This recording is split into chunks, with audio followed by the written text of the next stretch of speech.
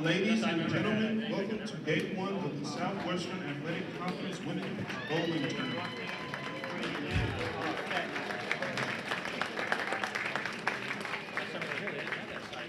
The conference encourages and promotes good sportsmanship by student athletes, coaches, and spectators. We request your cooperation by supporting the participants and officials in a positive manner. May bowlers please walk out on the approach and face the flag to your left for the playing of the national anthem.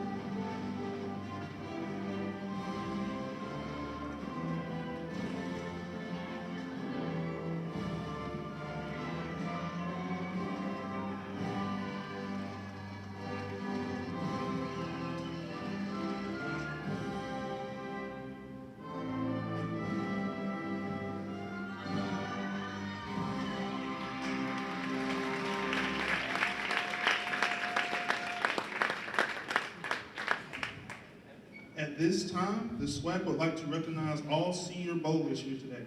Take a bow. The conference would like to thank you for your hard work and dedication.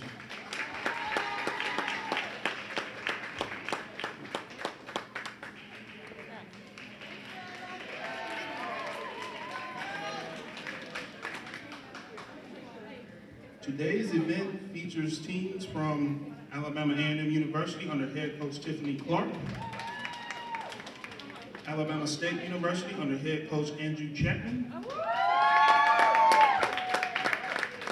Grambling State University under head coach Kenneth Myers, Jackson State University under head coach Michael Boykins, Prairie A&M University under head coach Glenn White, and Texas Southern University under head coach Sabrina Rose.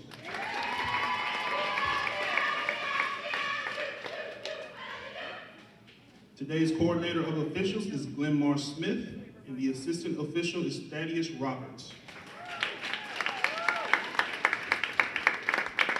We ask that you all please stick around for the conclusion of Day 1's events, as we will announce all conference first and second team as well as the individual yearly awards. Bowlers, you may now begin.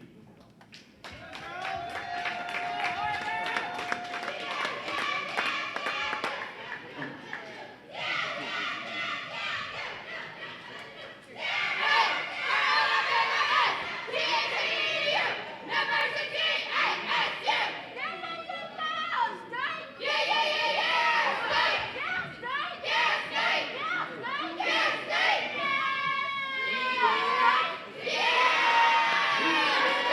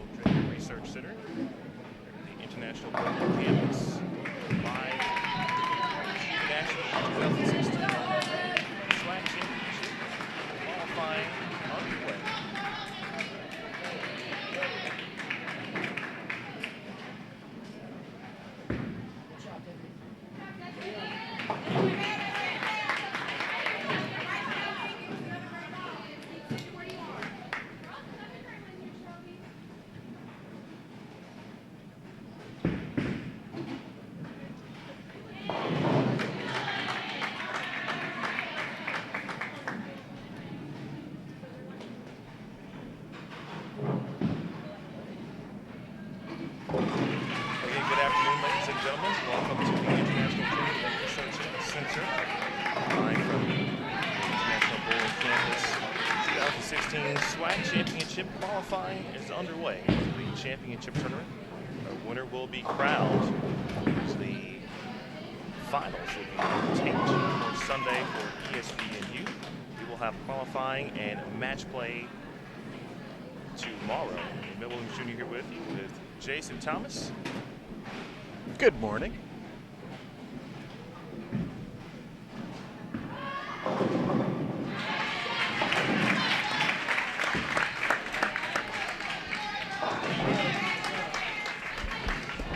And we've got two teams here on our live stream pair here right now.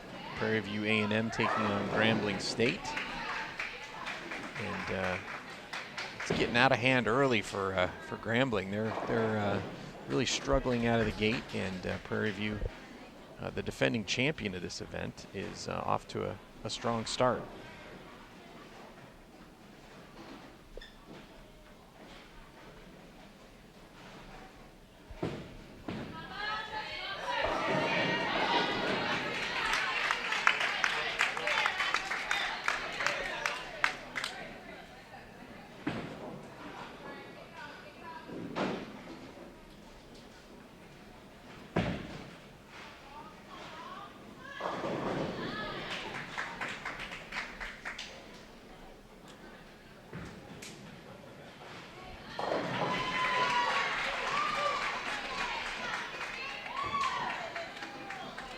Well, 6 teams here to do battle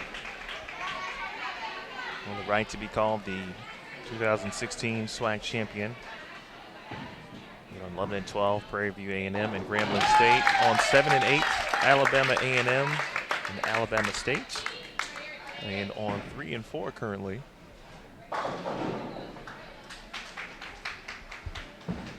Jackson State and Texas Southern.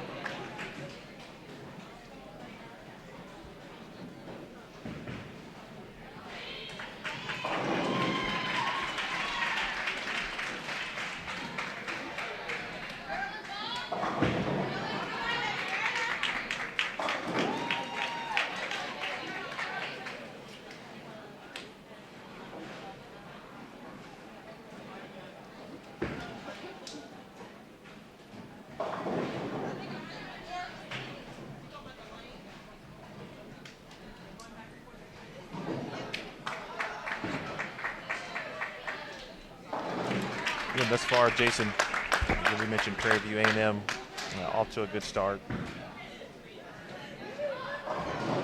All clean, all but 2. The bowler with a 3-bagger as they put another spare on the board. 9 spare for the leadoff. As the defending champions, of course, want to get off to a good start, qualifying, looking for the top seed tomorrow, get a bye as well into match play. But of course, you can't win the tournament today and you can't lose it today. So you want to get yourself a good opportunity to get started, feel good, maybe get some confidence as well, and come in tomorrow, of course, and really hit the ground running. Yeah, I agree. Today, in a lot of these tournaments, you're really just trying to get a feel for the pattern to set yourself up for tomorrow. or give yourself a bye. And anything can happen in those one-game matches. That'll happen tomorrow. Today we bowl 5 games of qualifying. The entire teams, 5-player teams will bowl individually, and then at the end of the day we'll rank everybody according to their pinfall, and then we'll set up the bracket for tomorrow. And then we'll have more live streaming coverage then, and then on Sunday, ESPNU coverage of the finals.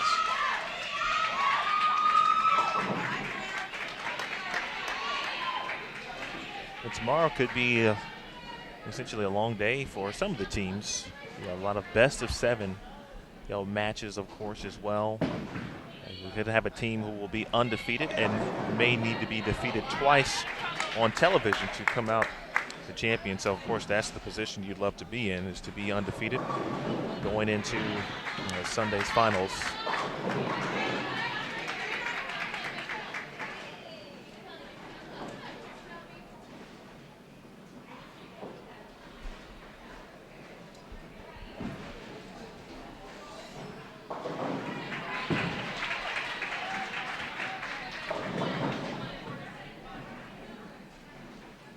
Grambling looking for their first double there, and not quite able to get it. Got some harsh critics on our Bowl TV chat. I don't think Grambling has much of a chance.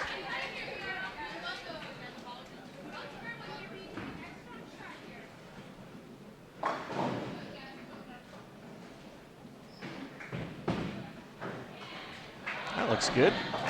Nice spare on the 2-8.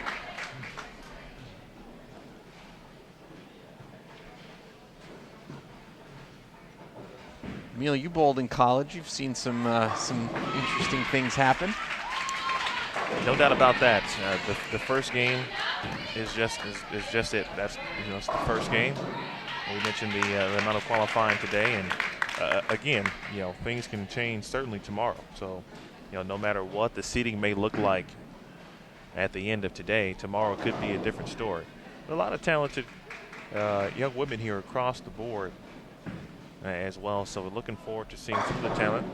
We will be streaming several pairs throughout the day as well.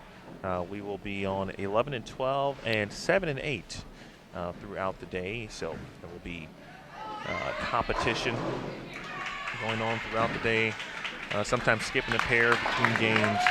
So there will be some dead pairs, and of course we'll have live pairs throughout as well. What we'll have is be able to bring it to you. We'll look forward to bringing some more exciting coverage here all day and tomorrow. Of course, a champion will be crowned on Sunday.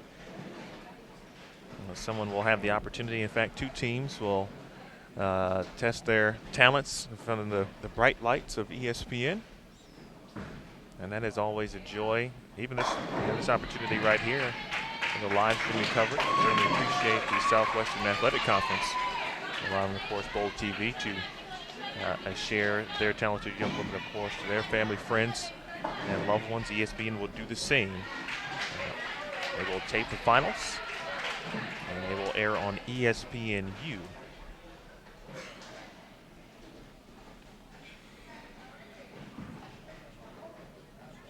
So Ashley Reed off to a quick start. 4-bagger, anchor bowler for Prairie View A&M University.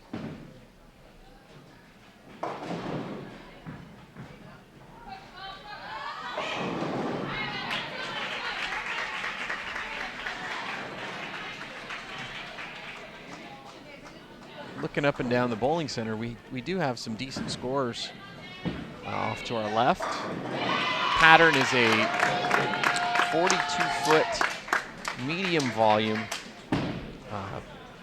pattern that was created by Kegel, so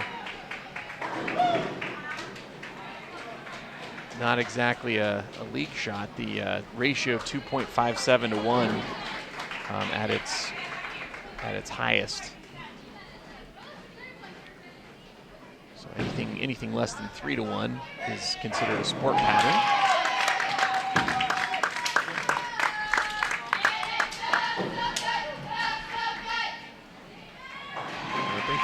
no doubt there will be whoever is crowned champion at the end of this will have indeed did what they needed to do on the lanes. You talk about the pattern. It's certainly not an easy one. And so to combat the 40-foot pattern, you'll need to make good shots. I think most importantly, for all the teams, of course, filling frames is the most important part. The second shot, making spares, keeping yourself involved in the game is always important when you can catch a double. And as the case, of course, for Prairie View A&M, if you can catch a four-bagger and get off to a good start that way, that's always a plus. Yeah, just looking up and down the bowling center, obviously Prairie View handling Grambling pretty easily, but some other scores in the building are more similar to what we're seeing with Prairie View.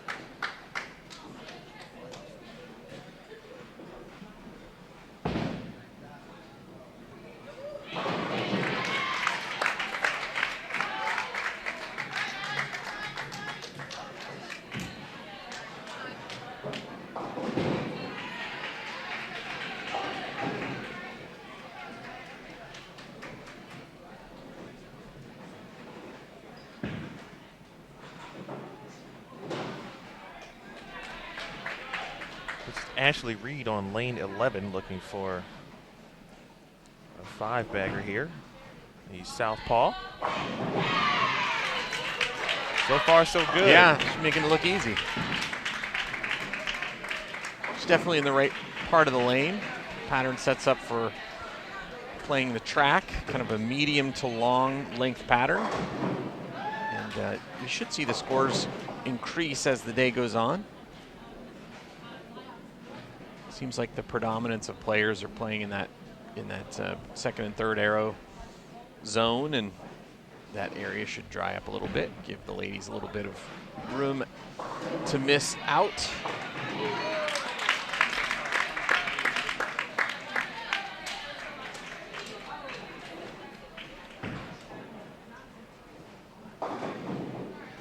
And we'll be switching back and forth between a couple of different pairs throughout the day. And this match, obviously, our game one featured match, but we've got six teams total in the competition. So we'll get to see all six at various points throughout the day. Each game takes about an hour, midway through game one.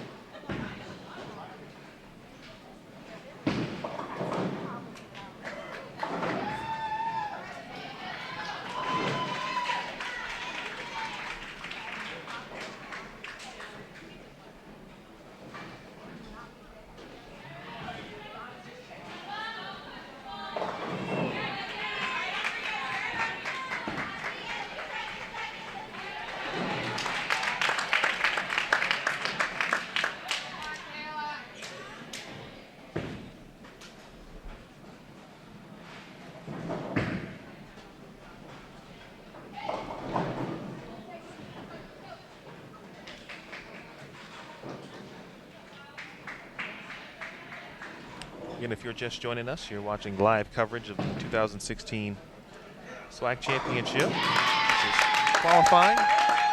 5 team games today. Of course, for seeding purposes, the bracket match play tomorrow. The finals will take place here as well. They will be taped for viewing on ESPNU.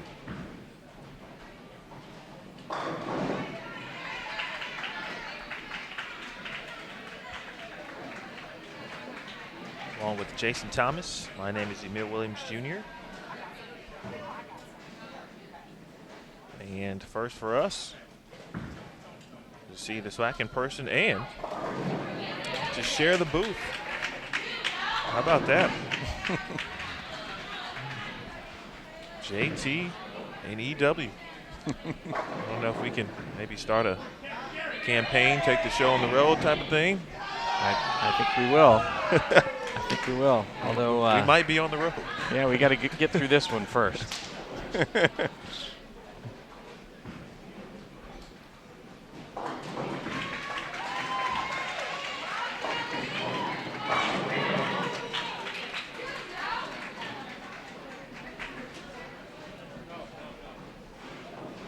Prairie View definitely has some good players.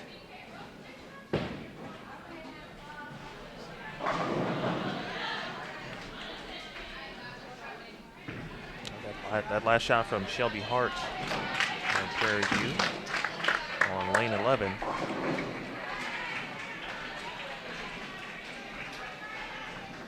Ten pin up for Grambling State. Shelby looking for her first mark of the game. That was a pretty good shot.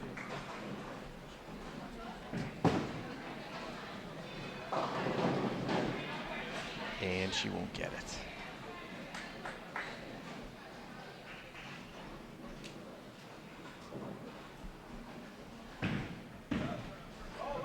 Grambling State with roster 5, Asia Walker, Tabitha Nankia, Laurencia Harmon, Helen Ayem, and Lemurio Thrower.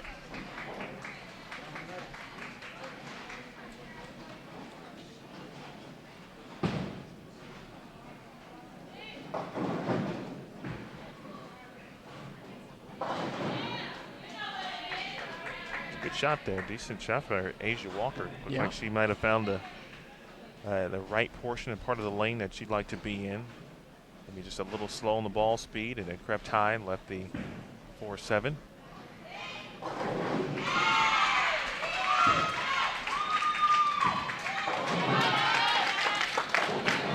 the carry. Carry working for Prairie View A&M so far. Senior Ashley Reed, make it 6 in a row. Wow.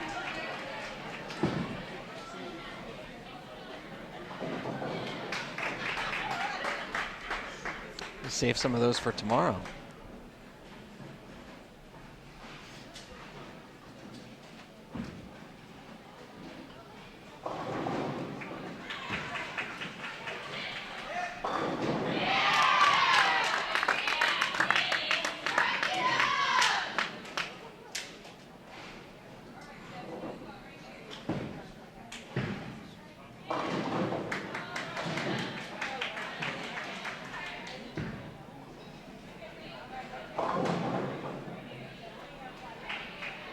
Close. 2-4-5.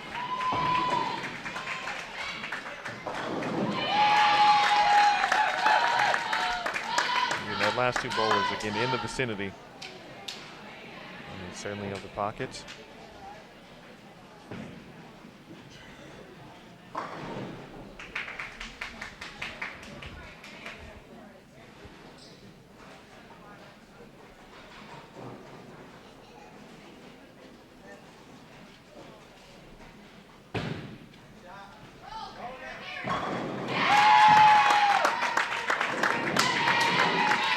Nice cover on the 2-4-5. And we'll switch lanes. Prairie View with a huge lead here in game number 1. there's really no distinction winning this game. It's just total pins. So.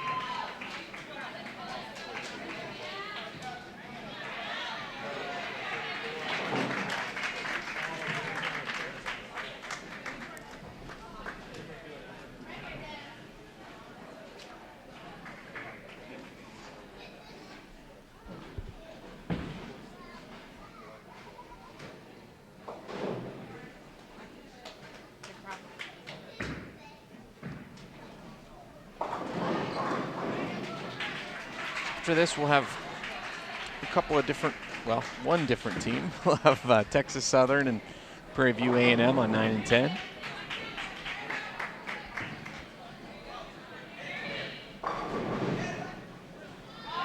Texas Southern bowling down on lanes 3 and 4 in game 1.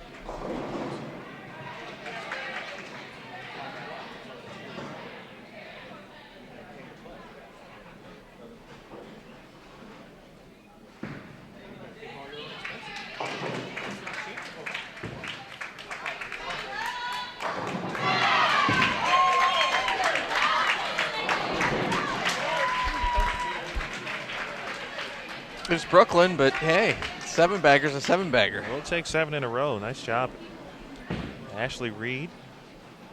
in the senior from San Antonio, Texas. All 8 on the roster for, or 7 of the 8 on the roster for Prairie View A&M from this great state of Texas.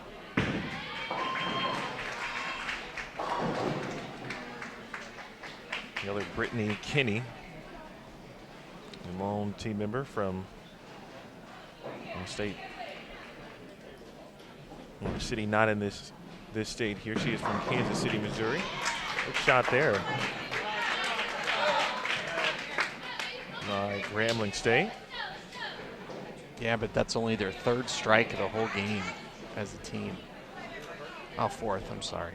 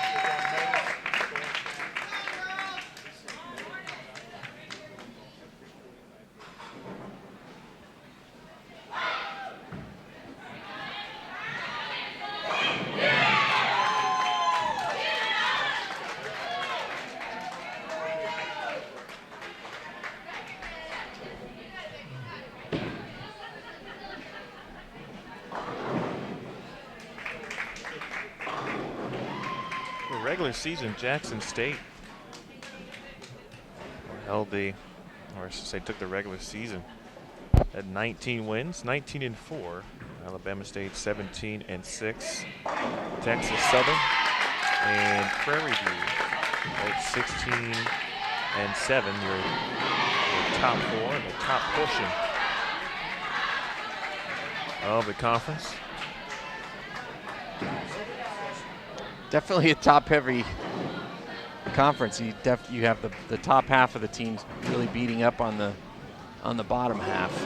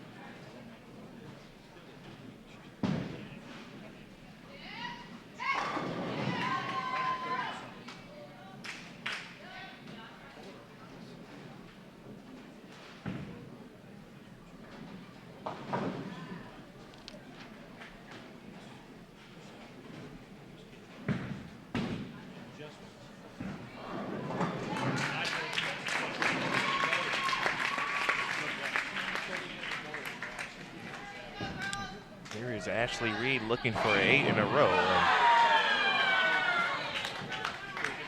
And he's a 7-pin. Good run for Ashley. She's the anchor bowler for Prairie View A&M.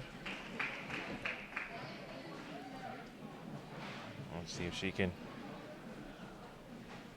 almost get back to basics, if you will. Make sure she picks up the spare. Get on a nice string of strikes. You see the pins go down, you're feeling pretty good, and all of a sudden a spare is left. And make sure you double down mentally.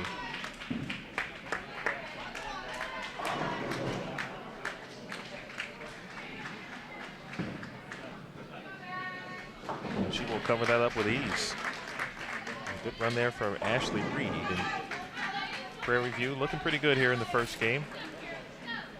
Again, no wins and losses here. This is all total pins, qualifying for seeding purposes, which will, of course, take place tomorrow. Match play.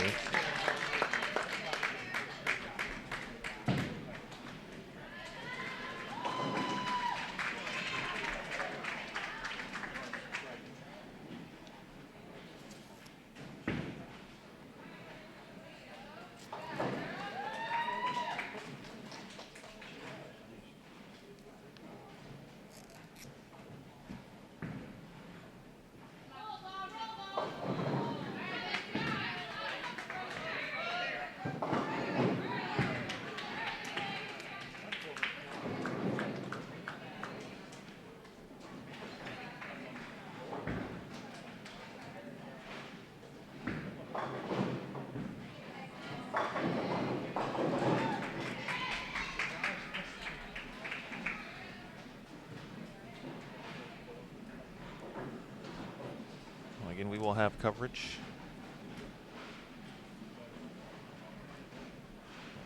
11 and 12, 7 and 8, and see what we can do about maybe at some point what's going on the left side here at the ITRC. You know, 3 and 4, 1 and 2. And if we have the ability to do that at some point in the next couple days.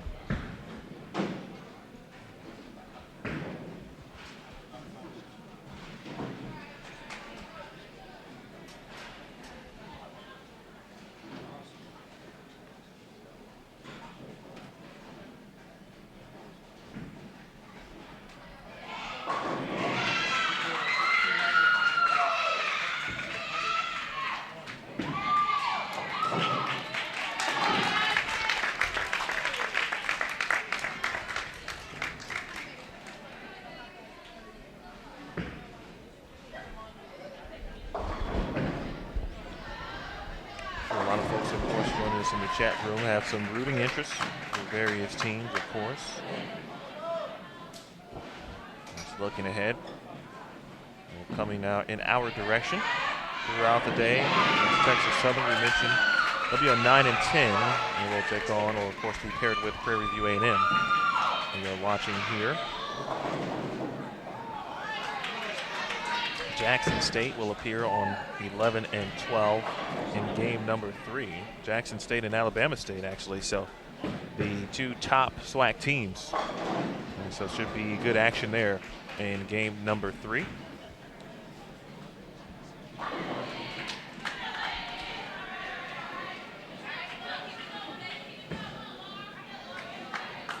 It's Alabama A&M University switching across as well. Right now they're on 7 and 8. They'll end up on 1 and 2, and they'll make their way to the right side here where we are towards the end of the day as well. So should be able to see every team at least once during qualifying.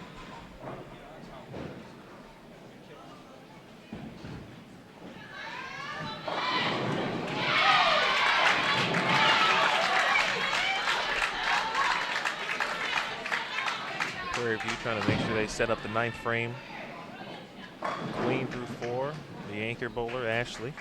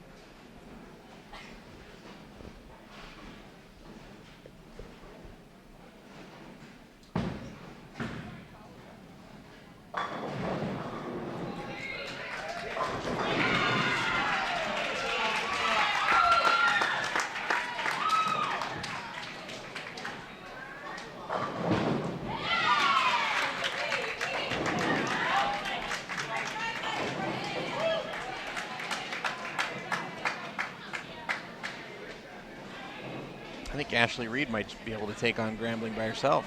Well, 8 out of 9 isn't bad. Yeah. Certainly on max 279.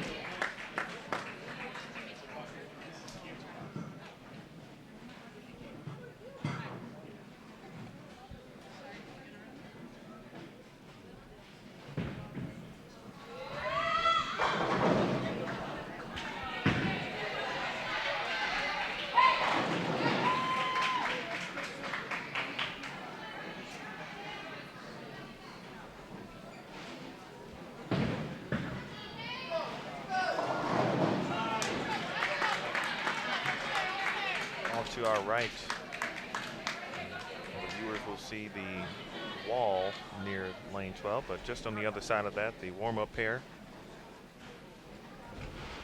for bowlers, of course, on the roster, not in competition at the moment. Get an opportunity to throw a few shots. See if they might be able to, or if they will be going in, of course, in the next game.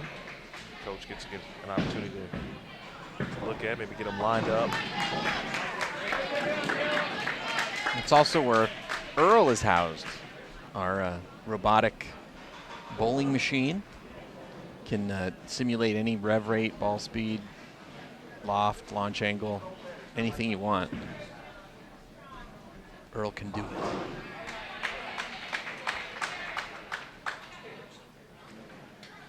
Earl is legit. He is, yeah. There was actually a great video on Bowl TV where Earl takes on Chris Barnes, one of the more popular videos that we've ever done on Bowl TV. And it's a lot of fun, so check it out. It's kind of similar to that Rory McIlroy playing against a robot golf commercial that's been popular from about a year ago. But we did it first.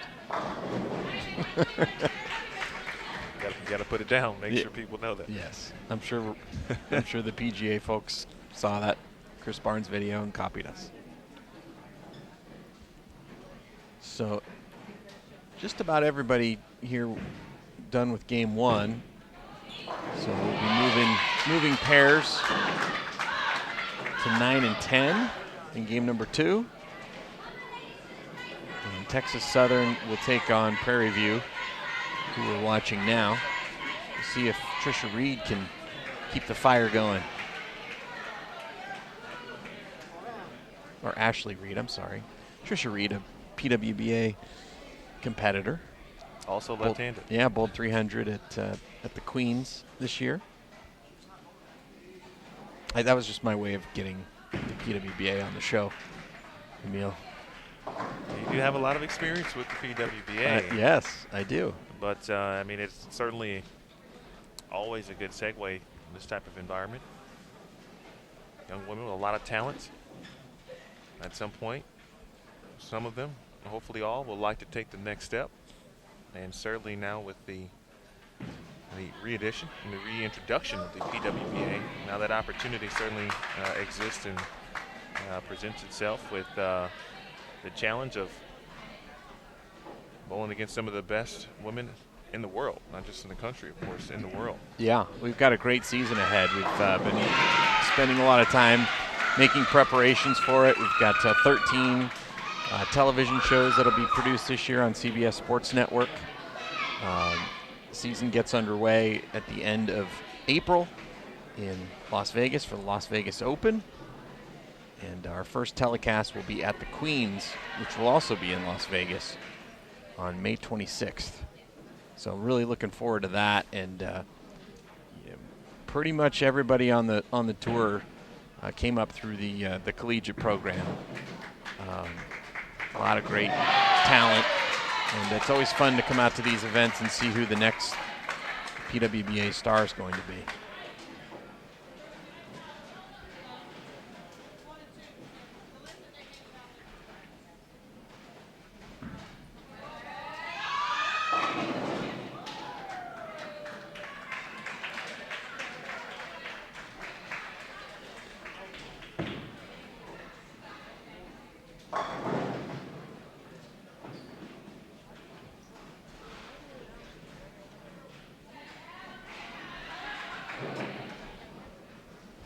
Wrapping up things here on 11 and 12. We're here in the 10th frame. Prairie View A&M, Grambling States.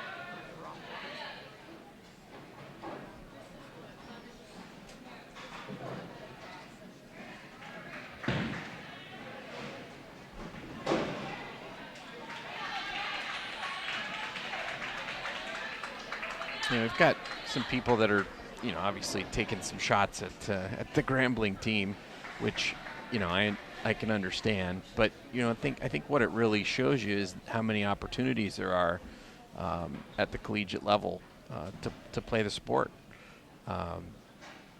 You're watching, a team that's obviously inexperienced and, needs some seasoning in order to, compete at the higher levels that we see, in college bowling, let alone, PWBA competition.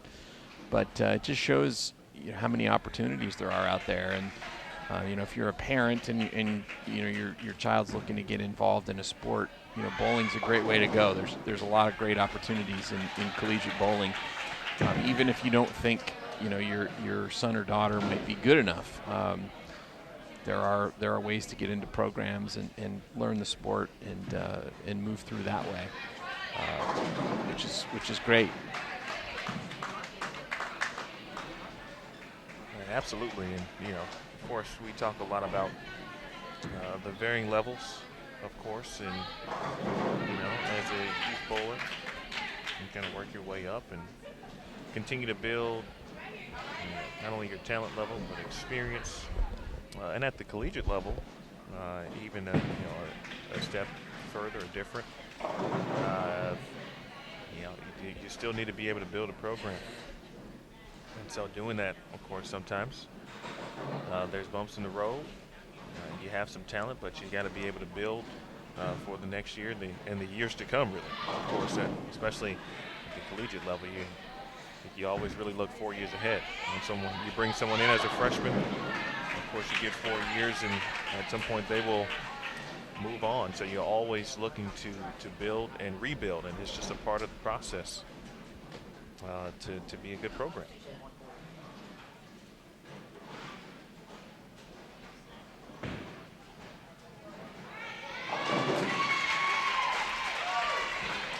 So two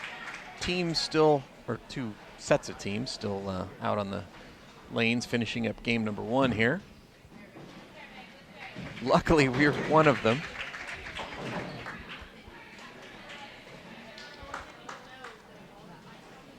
We get to see if Ashley Reed can finish off a big 279. She's certainly been fun to watch here in game number 1.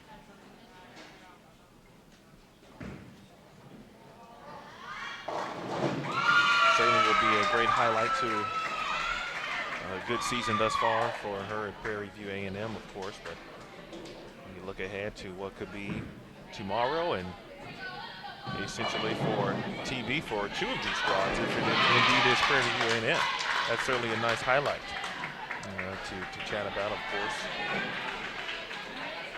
for TV purposes as well, but it's a good squad here, certainly some talent. And I expect them to be near the top as far as seeds go after today.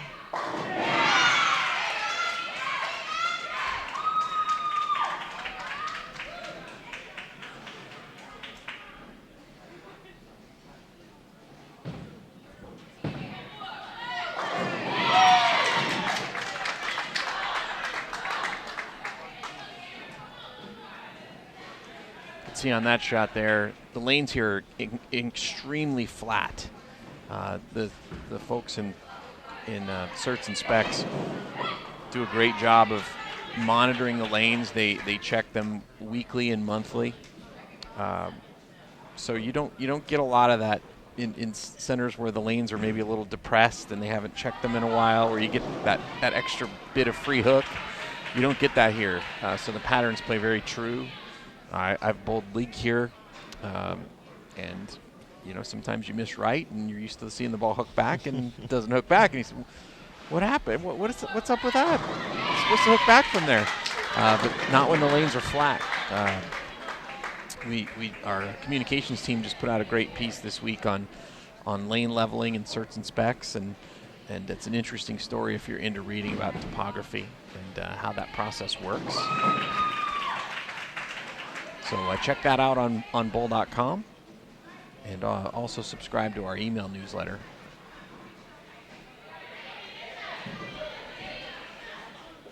And check that story out. You can also check it out on our social media accounts. That's right. Check us out on Facebook. Like our Facebook page, Sport of Bowling USBC. On Twitter, follow us at USBC as well. Give you an idea of all the happenings, of course, on social media and of course bowl.com.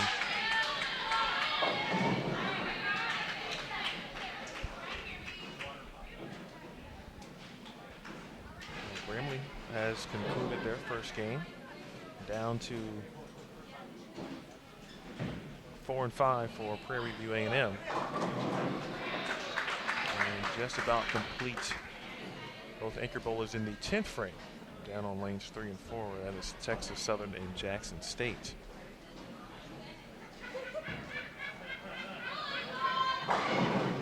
Ooh. 8-10 on a pretty good shot there.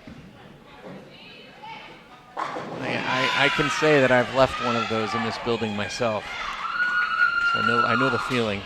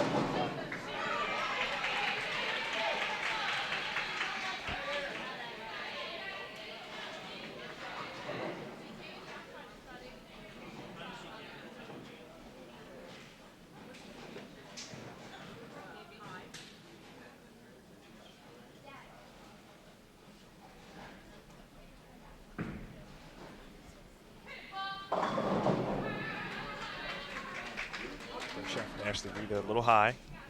Able to get out of the 2-7 combo. So the 2-pin. Able to clean that one up. Yeah, it looks like she's starting to see a little bit of early hook. She's the only one on the left side, but she's using a lot of surface, and it's not inconceivable that she could be needing to make a move at this point. And certainly something to keep an eye on, of course. Across the pairs, we've seen a couple of lefties. So interesting to see how not only her look, but the other lefties' looks, of course, continue to pan out.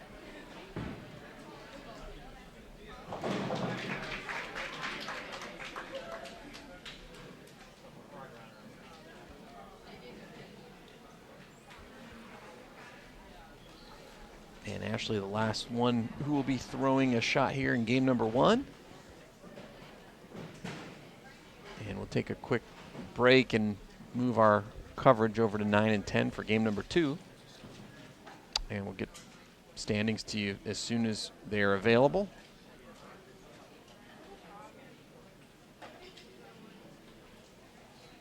Looks like Prairie View will be somewhere in the mid-900s for their score here in game number 1 on the strength of Ashley's 250 plus here. 259 for Ashley Reed. Great score.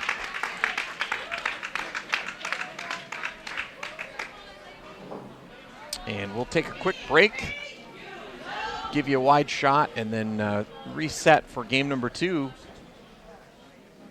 We'll have Texas Southern taking on Prairie View A&M.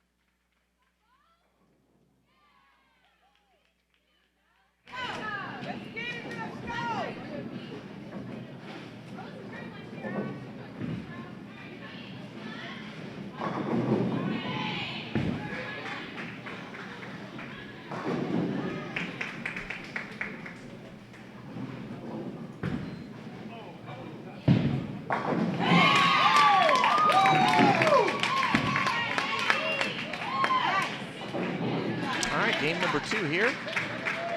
And see the conversion of the unusual 1, 2, 3, 5, 10.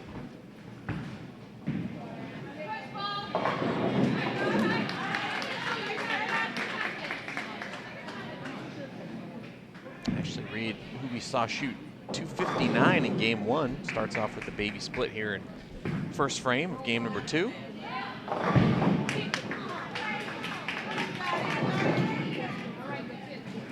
Got Texas Southern University on the left lane, and Prairie View A&M, who we saw in game number 1, on the right. Teams have all shifted different lanes throughout the center. This is a fresh pair of lanes. There's no one bowled on this pair in game number 1.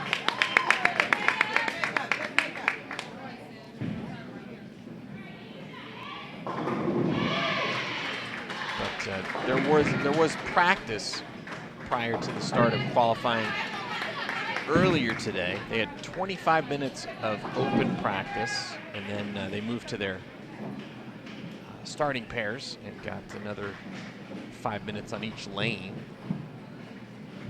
So this pair has had some play, but it is fresher than the pairs the players just came off of.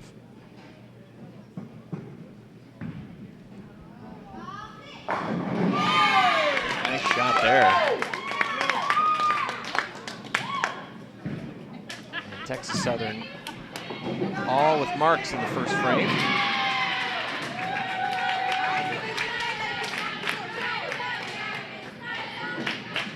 Ashley Reed getting some work done on her shoulder. Looks like she might be a little stiff.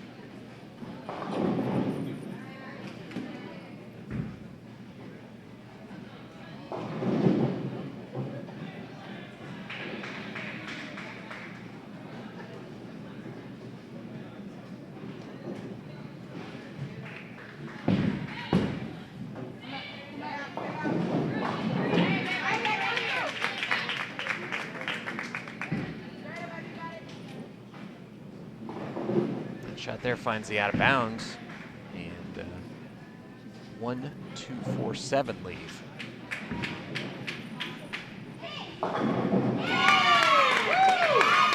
Texas Southern with their second strike of the game.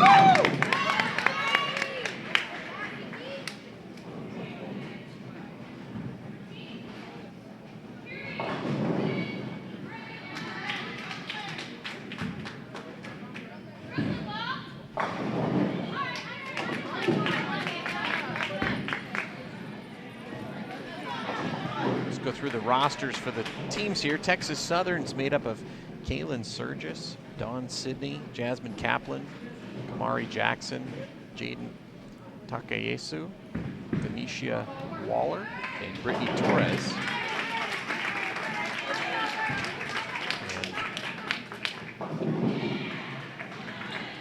And Dawn Sidney was actually named to the SWAC All-Conference second team.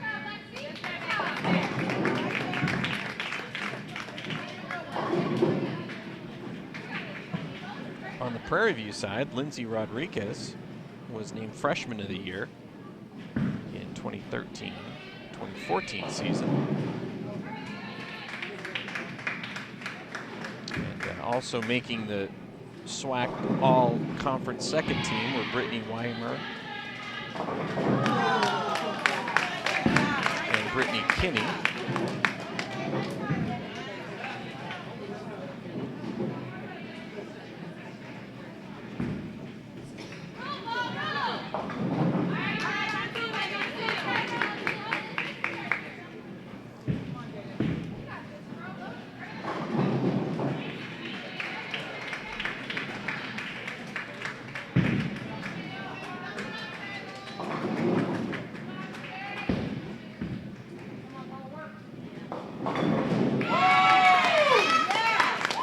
Another strike for Texas Southern.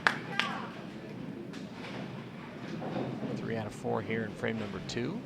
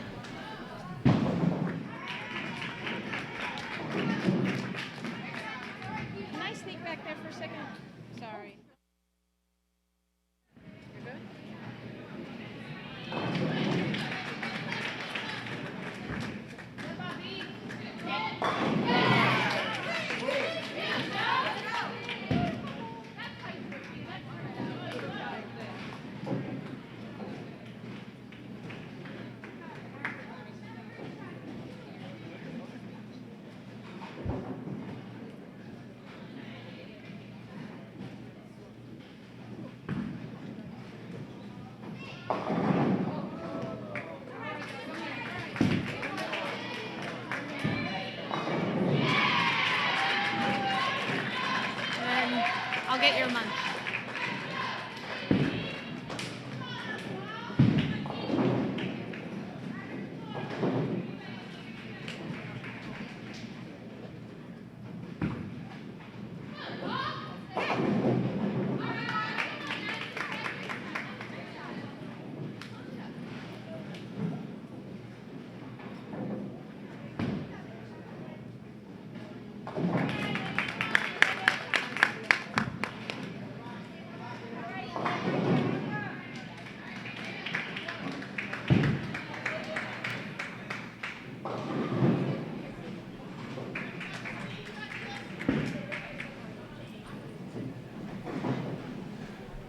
Just about midway through game number 2.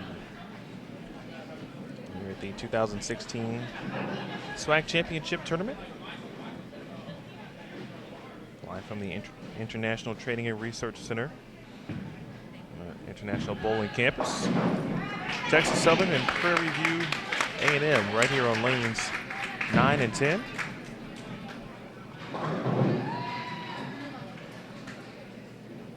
Two of the top squads in the SWAC. Ashley Reed cleaning up the spare. Had a big 259 game. Game number 1 on 11 and 12. After one game, Jackson State leading the way as far as qualifying, of course, at 988 the first game. Prairie View A&M followed with 954. Texas Southern 948. Alabama State 928. Alabama A&M and Grambling State rounding out the seedings after one game. Again, 5 games of qualifying if you're just joining us. Teams will be seeded based on total pinfall, and that will set things up for bracket match play. tomorrow. Top 2 seeds getting byes. Of course, and setting things up for the Sunday finale where champions, or a champion, I beg your pardon, will be crowned. Under the bright lights of television, taped for ESPNU. Emil Williams Jr. along with Jason Thomas. We are here with you, pleased to bring you some great action. And as business is starting to pick up here on lanes 9 and 10.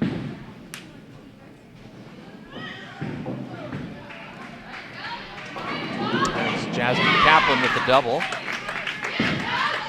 for Texas Southern.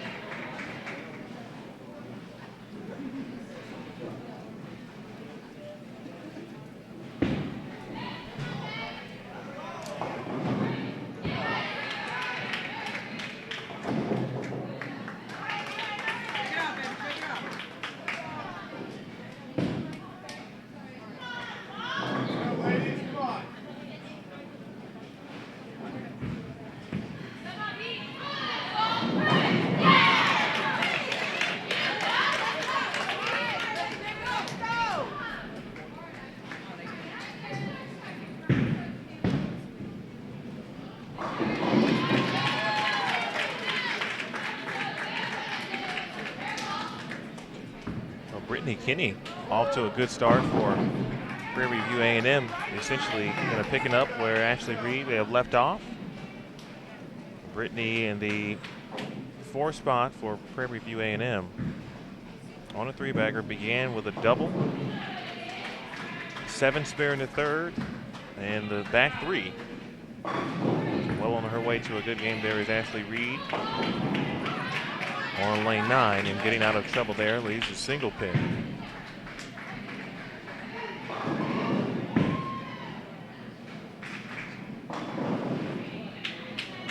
6-10 to deal with here for Texas Southern's Jaden Takaisu. And she will spare that. So far, just some good bowling here. All lanes 9 and 10.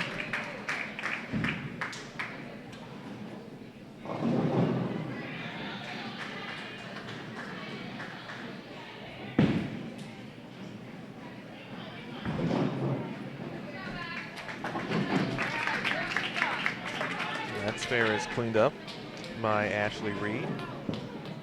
We mentioned the 259 game from Reed earlier in game number 1. Down to Bakar, Jackson State at 228. Kayla Ryan from Alabama State 222. Laura Uzell from Jackson State 213. Alicia Walker from Texas Southern only at 2-0 as well. 5 players going plus. Game number 1 of the individual standings. Of course, the team standings.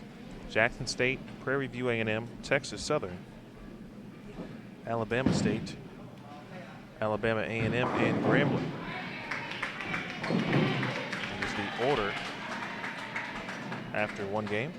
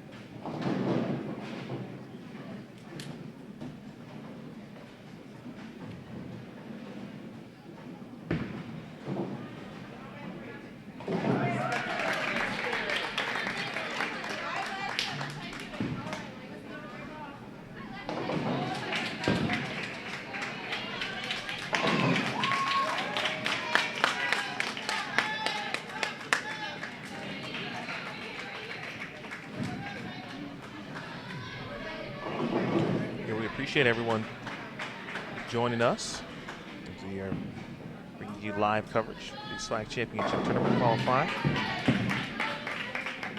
Live from the International Training and Research Center, the International Bowling Campus, USBC BAA.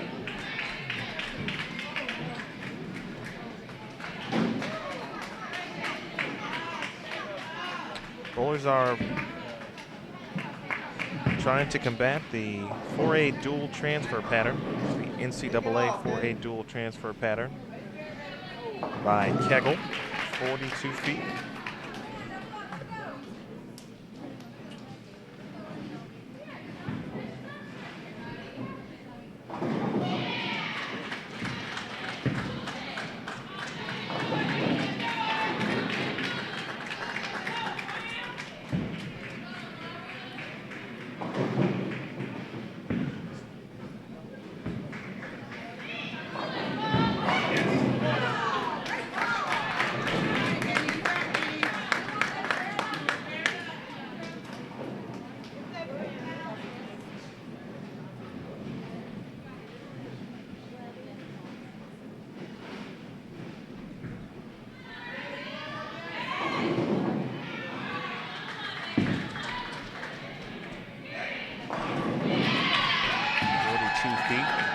So, of course, on the fresh in game number 1, having success, Prairie View's Ashley Reed. The southpaw had some surface, pretty direct up the lane.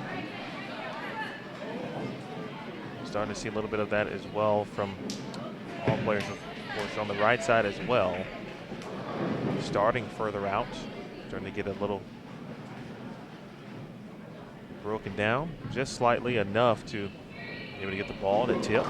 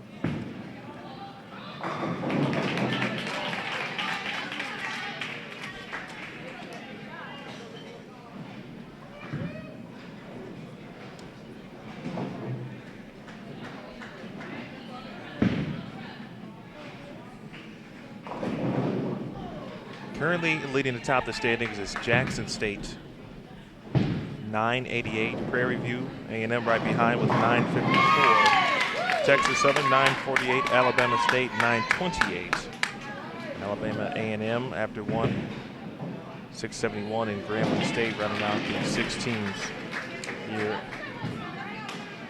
at the 2016 edition of the SWAC Championship at JSU. We'll see Jackson State. They're in game number 3. Jackson State and Alabama State on 11 and 12. That should be a fun one. The top 2 teams standing-wise in the SWAC conference this year.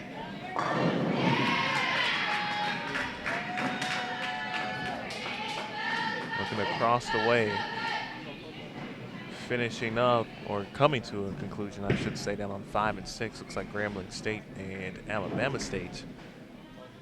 Down on 1 and 2, Alabama A&M and Jackson State as well.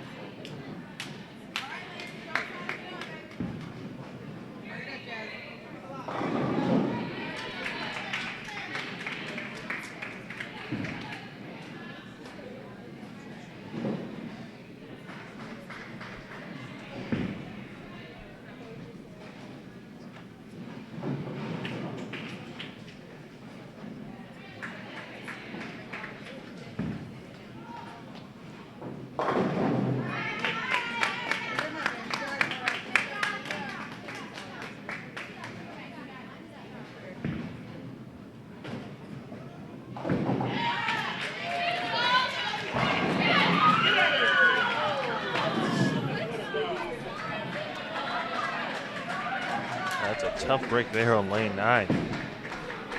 Good shot from Destiny Velez.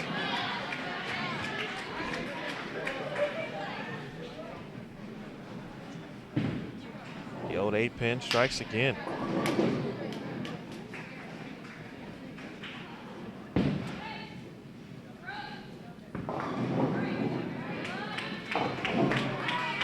Talk about splitting the 8-9. The ball touched it. It just did not tip over.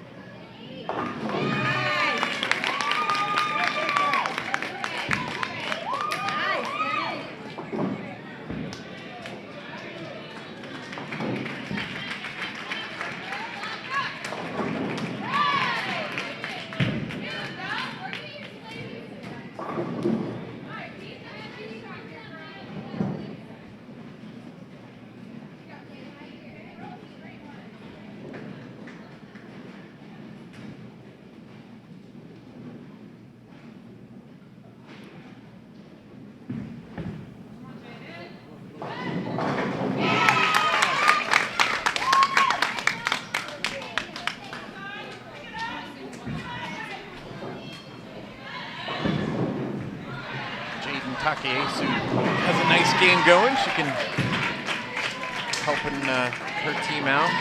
She can shoot 222. She's one of the attendees of the Combine here at the ITRC.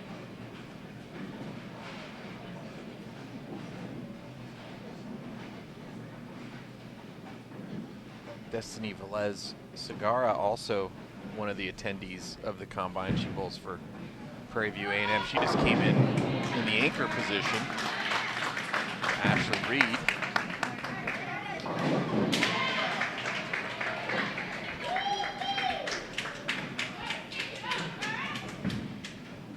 Also Miss Puerto Rico. Did you know that, Nabil?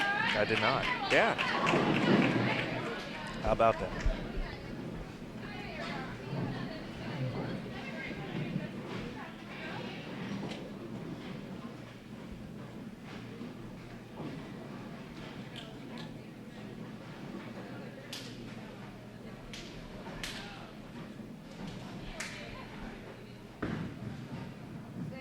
Speaking of Combine, Alexis Burton for Prairie View's attended it 3 times.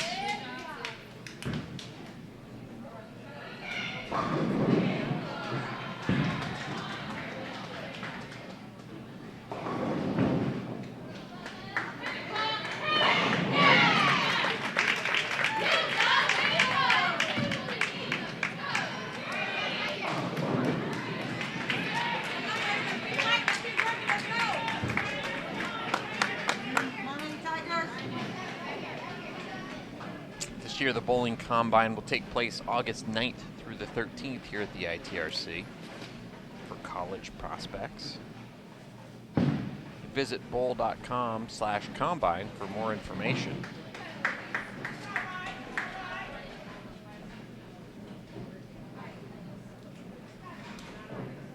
Very cool program there. Great offering. Interested in, of course, bowling collegiately. It's a great opportunity to kind of get measured, if you will.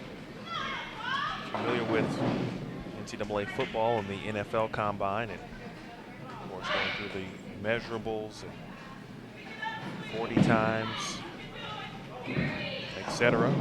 It's very similar.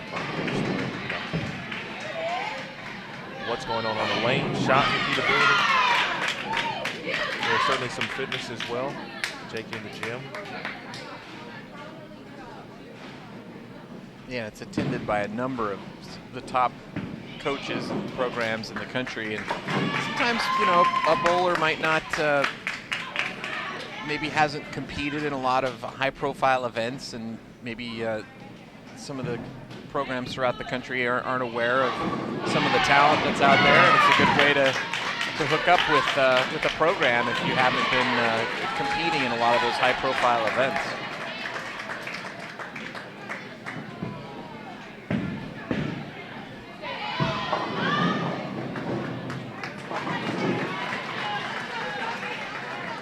Coming down to the end of game number 2 here.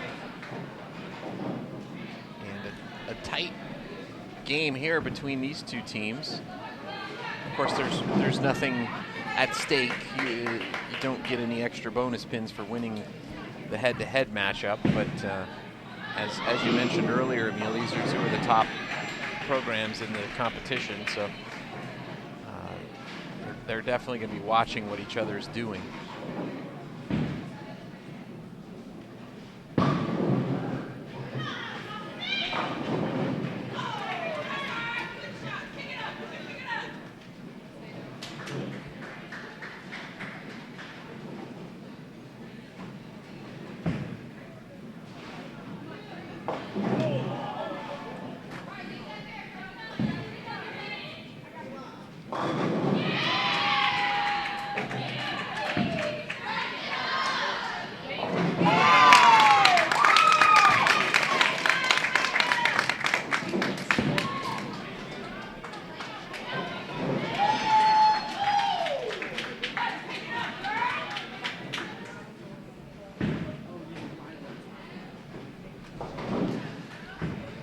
Both teams trying to build on a solid start. Game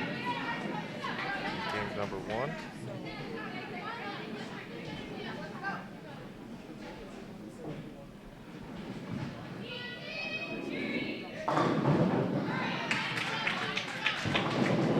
Also trying to set themselves up for success in the 10th round.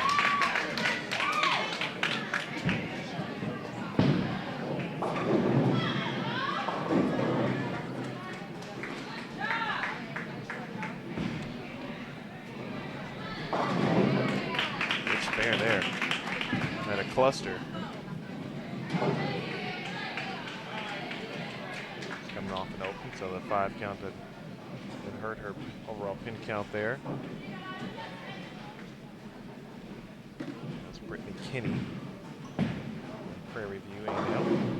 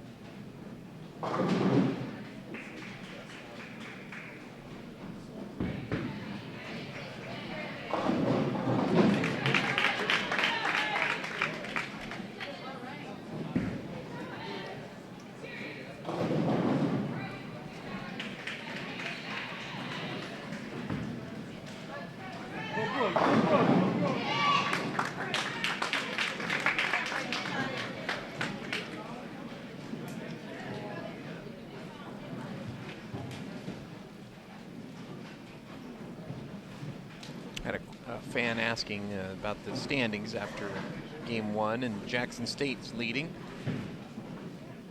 988 in game number 1, which is in 197.6 average. Prairie View A&M in second, who we're watching now. Texas Southern, who we're also watching, is in third, shot 948 in game number 1. So these two teams here, the second and third place teams after one game. Goal here for the top teams is to get one of those 2 first-round byes heading into tomorrow. Alabama State in fourth at 9:28 after one game.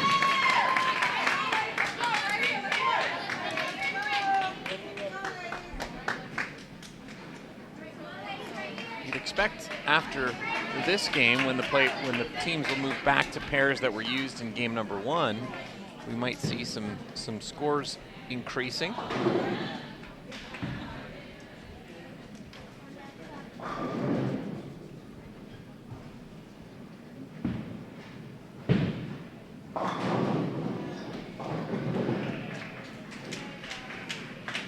Game 3, we'll get to watch Jackson State take on Alabama State. So the team that was leading after game 1 and the team that was in 4th. So another matchup between 2 of the top teams coming up in game 3. But first we've got to wrap up this one.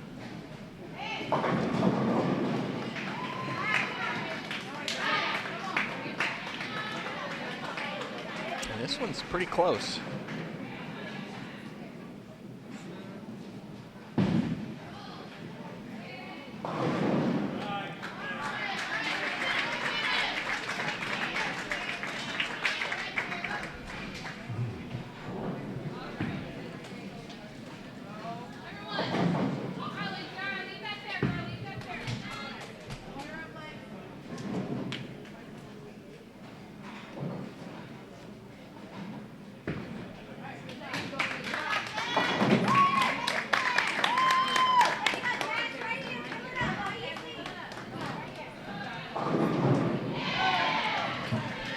Kaplan can shoot 203 after making that spare in the 10th.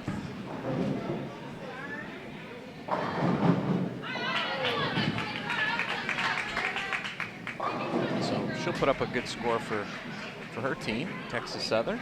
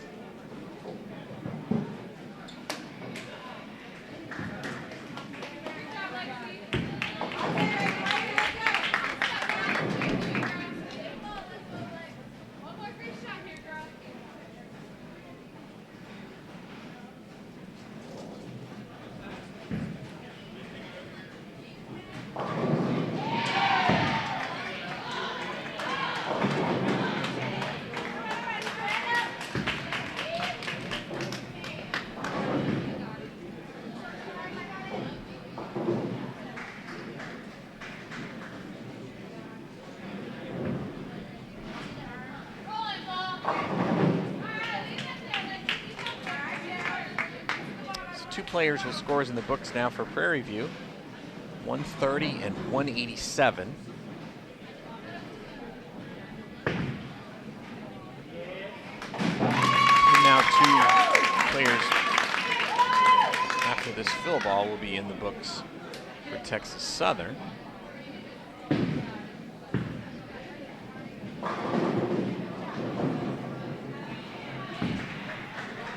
Nice shot there.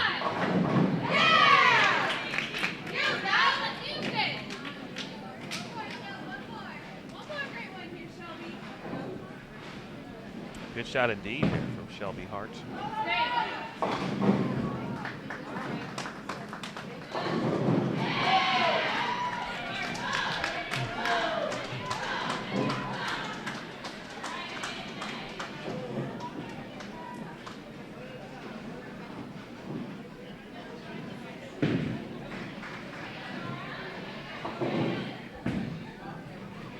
Another good-looking shot.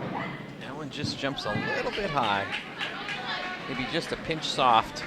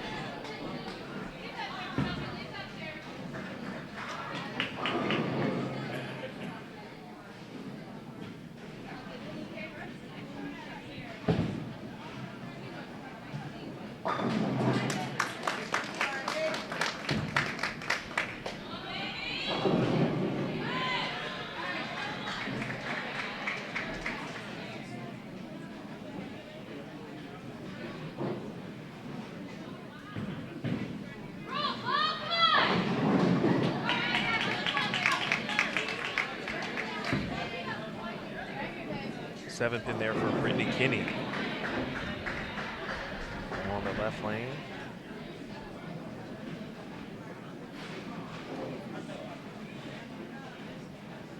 A slight advantage for Prairie View in the game score.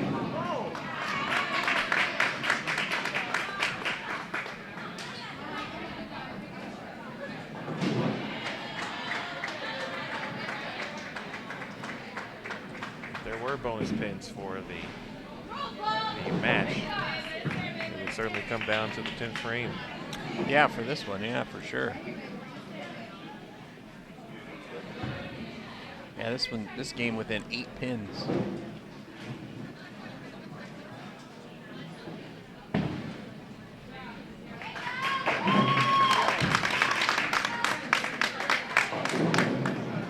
Spare from Jaden on the other side for Texas Southern.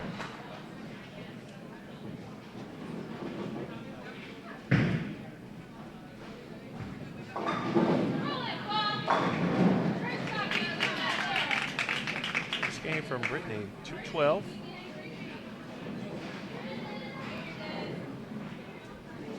Team sitting at 842 currently with one bowler left.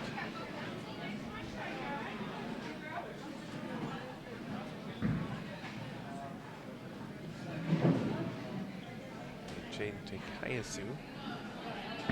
It's her field shot. We'll get the carry. Nice job there. She'll finish with 201.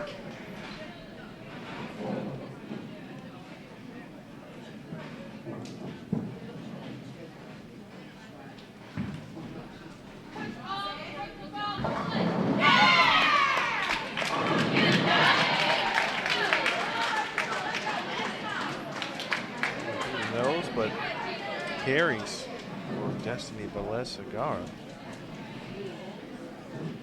Well, she's left 2 ring 10s on the right lane, so she was due. She came in and threw some good shots early on. The original substitute, or excuse me, the original player in this beginning this match was Ashley Reed. Off a nice 259 game in game 1. Destiny doing a great job. Coming in, staying clean.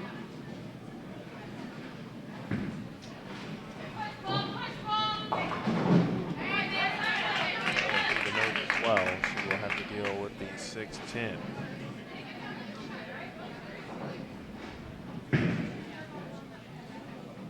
Either team will get to 900 this game.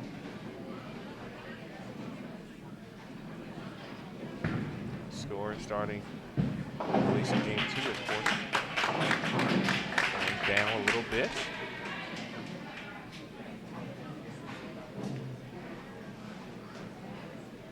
Dealing with some transition, but also this was a pair, essentially that was a fresh pair. No one bowled on 9 and 10 in game number 1.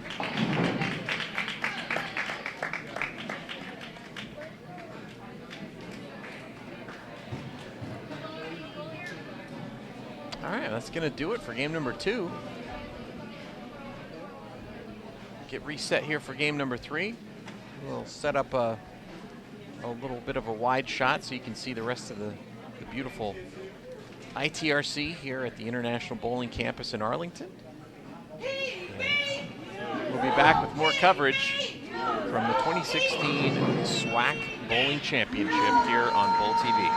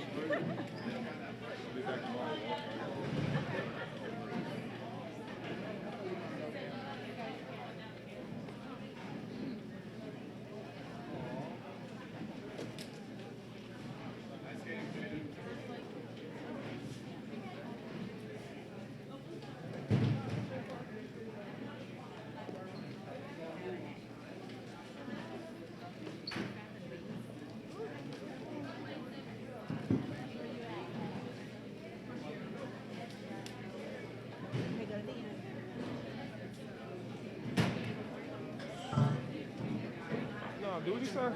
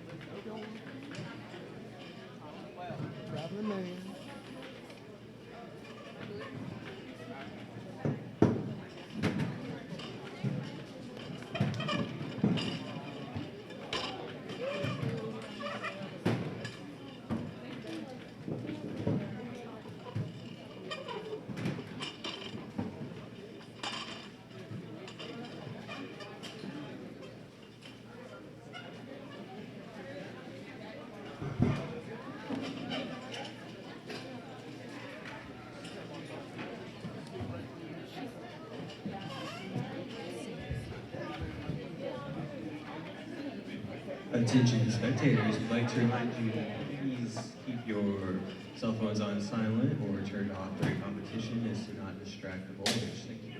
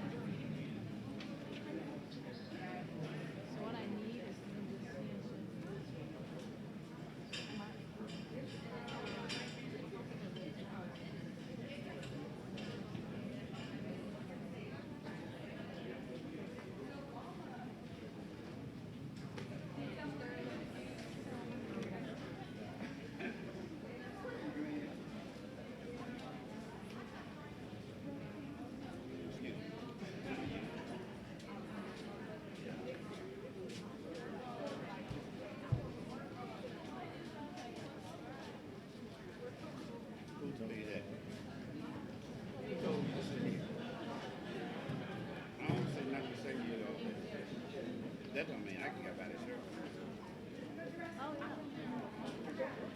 I mean, I saw you with this fancy rig and all, but I didn't know.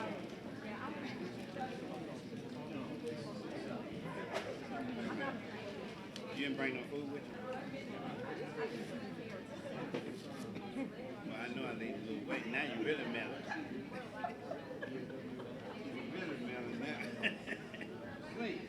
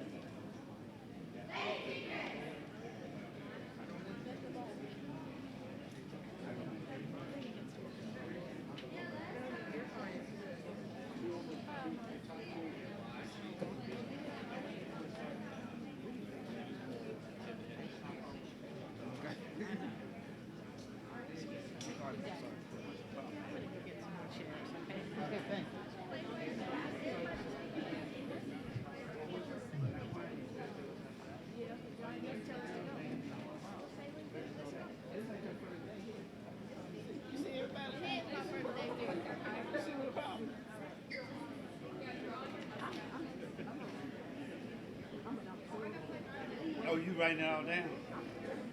Take that.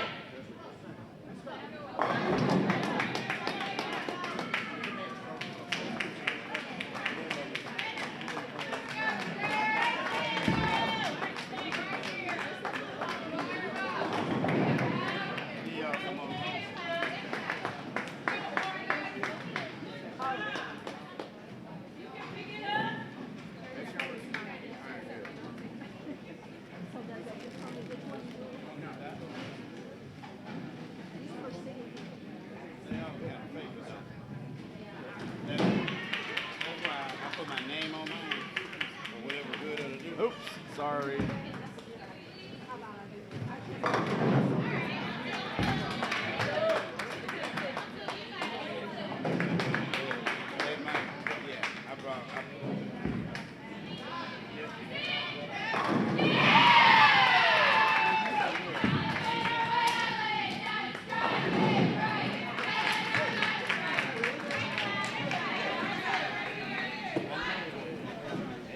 And game number 3 underway here at the 2016 SWAC Women's Bowling Championship. Jackson State taking on Alabama State. Jackson on lane 11 to start. And this is game number 3, scheduled 5. As soon as we have our updated standings, and we do. Jackson State currently leading, 189 average for 2 games. Alabama State in second, 1863, 186 average. Prairie View A&M, who we just saw, is in third. And as we've been mentioning, top 2 teams will receive a bye in the bracket tomorrow. So all 6 teams that were bowling here right now will make it into the finals and will be seeded according to their qualifying totals, with 2 teams receiving byes in the first round.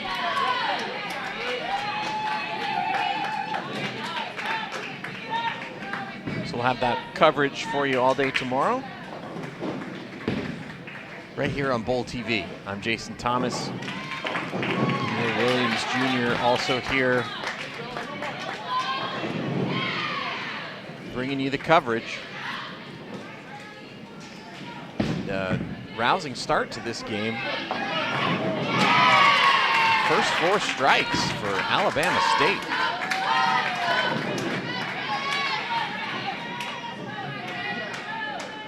They're on their way to a perfect 1,500.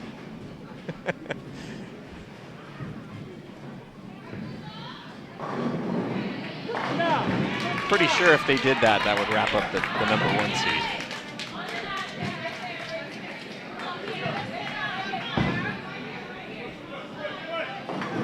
Ah, there, first miss. She owes everyone a soda.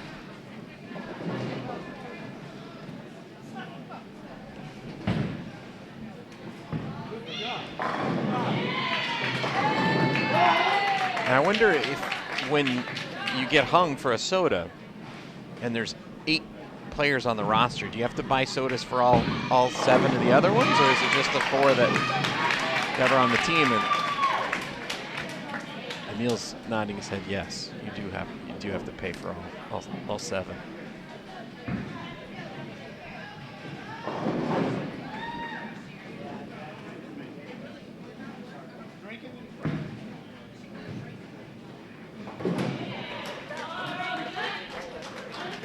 So Jackson State staying clean. 3 spares and a strike, and now their anchor player. A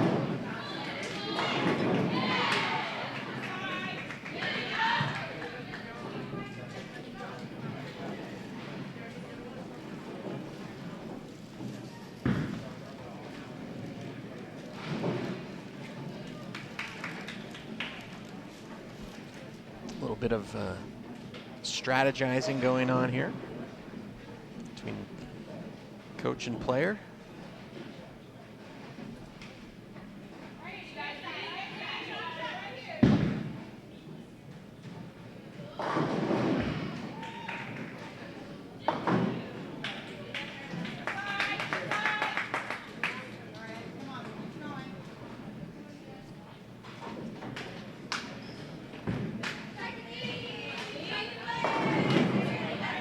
I thought that was a really good shot. You know, a lot of times it's just a guess when you haven't bowled on this pair, and you've seen a couple shots go down the lane, but you just make your best guess. And to me, that looked like a really good shot. If I were her, I'd probably just move maybe a 2-and-1 left and that should get her right flush in the pocket. Of course, you got to repeat. She's got the Danielle McEwen rehearsal going on.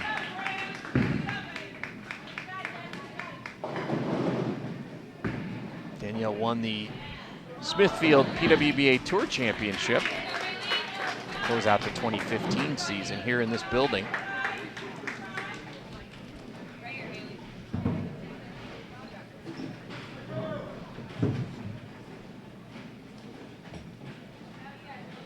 Just 2 lanes over from here.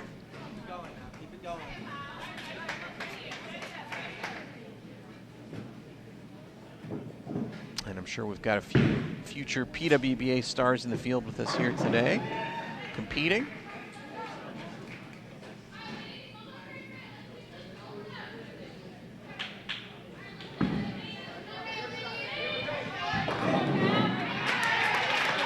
Good shot there, fast 8.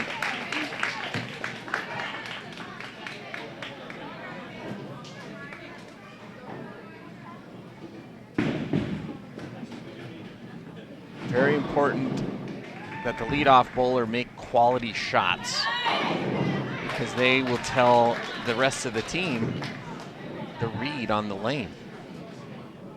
And it's hard to get a good read if you don't make a good shot.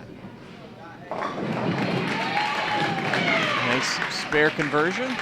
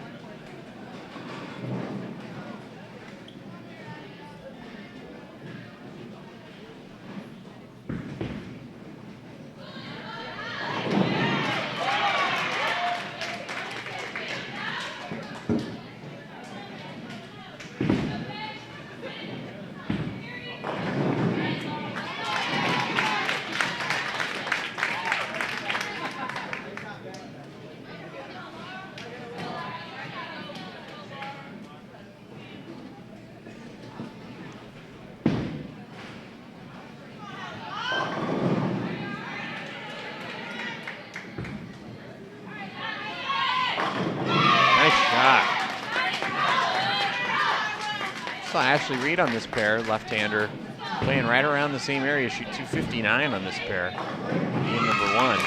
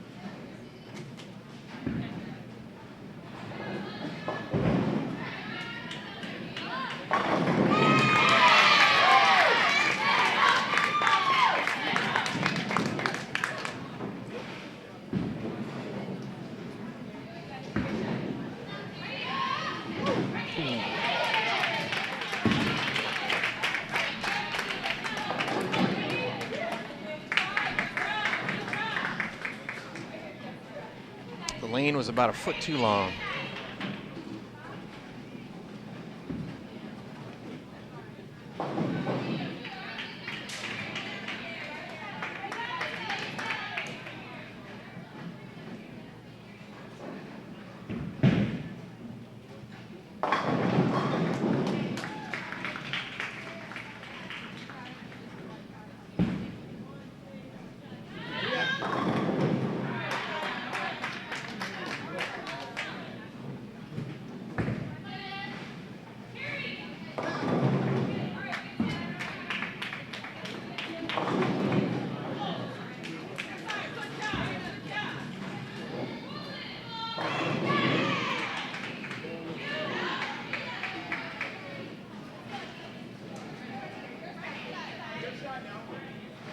Two of the players on the Jackson State team attended the TNBA youth camp here at the ITRC. Brianna Reed and Laura Uzel.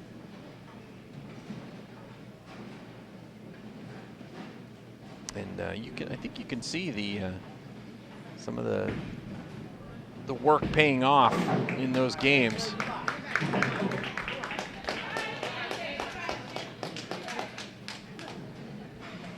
Diana Baker missing the 4-pin there. I've seen a few missed spares today. It's really important on a pattern like this, a sport compliant pattern, to make the spares. This pattern is called the NCAA 4A dual transfer oil pattern.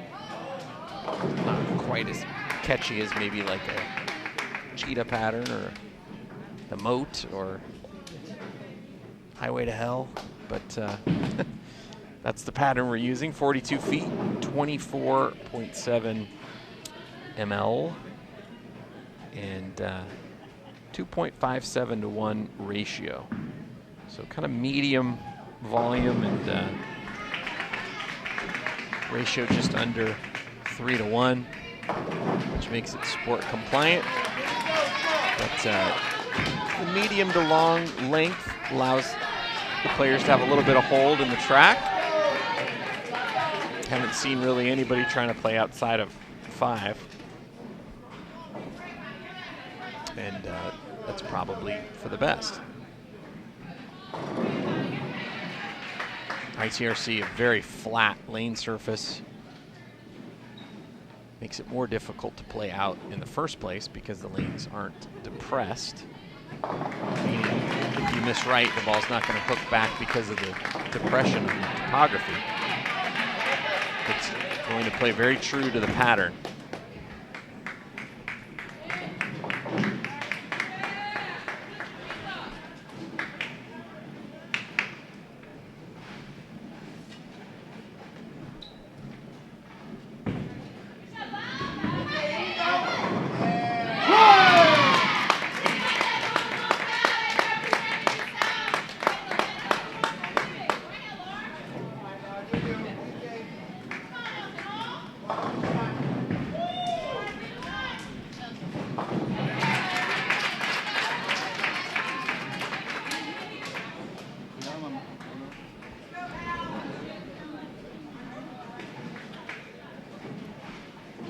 So these two teams, the top 2 teams in the competition so far after 2 games.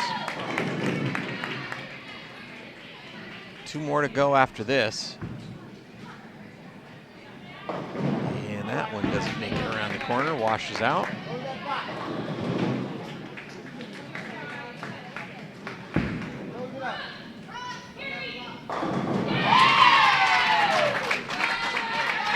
Also, no coincidence, top 2 teams in the conference in the regular season as well.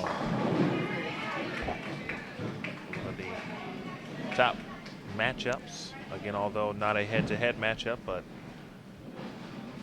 still exciting to watch. 2 top teams, the top teams will share a pair together. Yeah, maybe a preview of the finals coming up on Sunday. Although last year Prairie View A&M took home the title. Sure they'll have something to say about it before the weekend's over.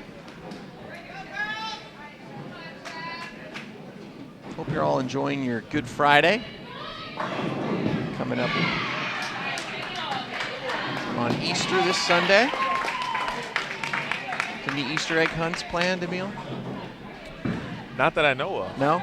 Although this is new territory for me, so if they are, or if there are some Easter egg hunts, be a part of that. I think I've only been a part of a couple during my childhood. Didn't have that many, or didn't attend that many, I should say, as well. So, how about yourself? Oh yeah, Thomas household. Yeah, there? there's definitely going to be an Easter egg hunt going on, and we just got to figure out a way to let the 7-year-old win.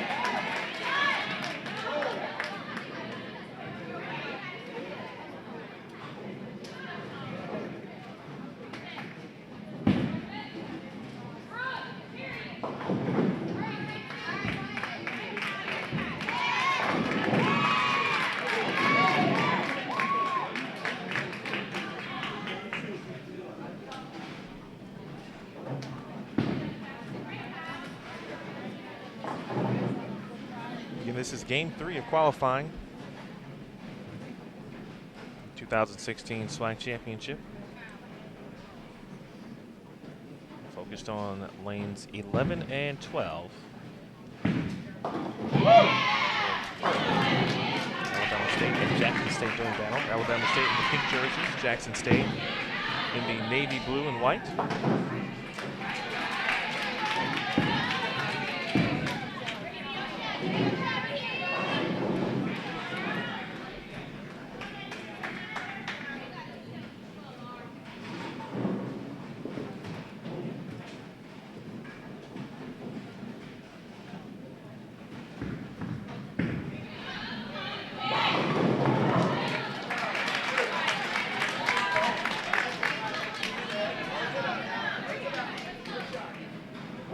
Solid bowlers across the tournament. Several on this pair here. Two of the top teams in the SWAC during the regular season.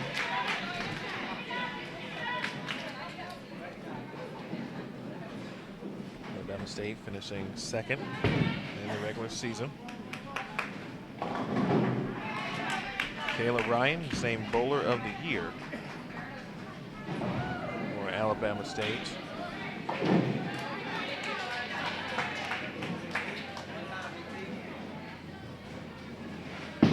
Jessica Sawmiller and Haley Young, including the trio, top 3 individual bowlers in the conference, again all from the Lady Hornets.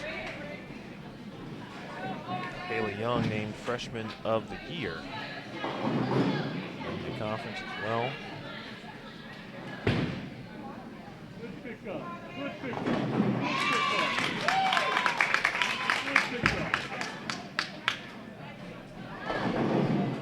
Back for Alabama State, they have had the bowler of the year in the conference for 3 consecutive seasons.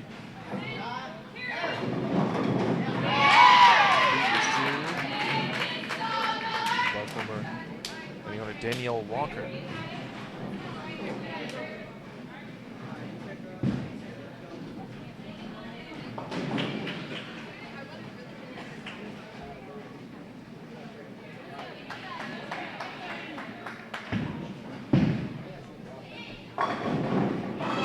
Kayla Ryan all over the record books as well. Being named bowler of the year, she also was freshman of the year back in the 2012-13 season.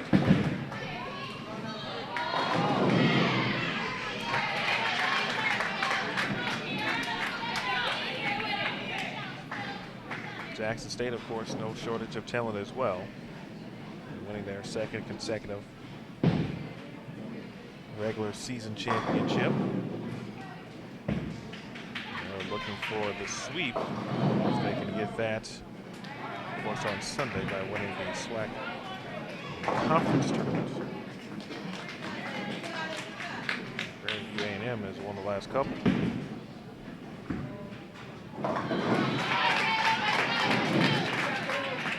They won last year's.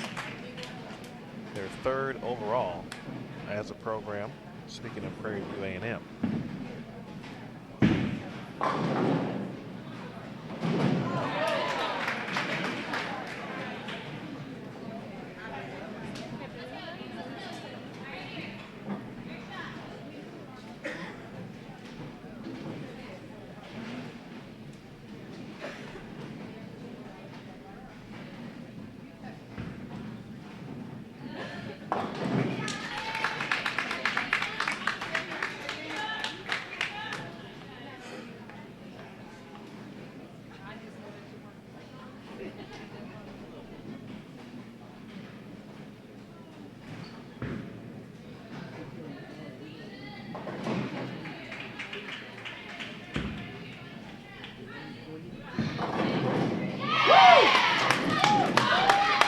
Shot there by Diana Bakar. Bakar, sophomore from Singapore.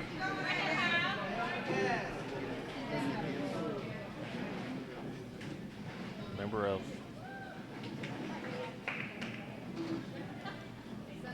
Singapore on the youth side. Jackson State with other bowlers with international experience. Marcela Sanchez from El Salvador, part of both adult and El Salvador as well.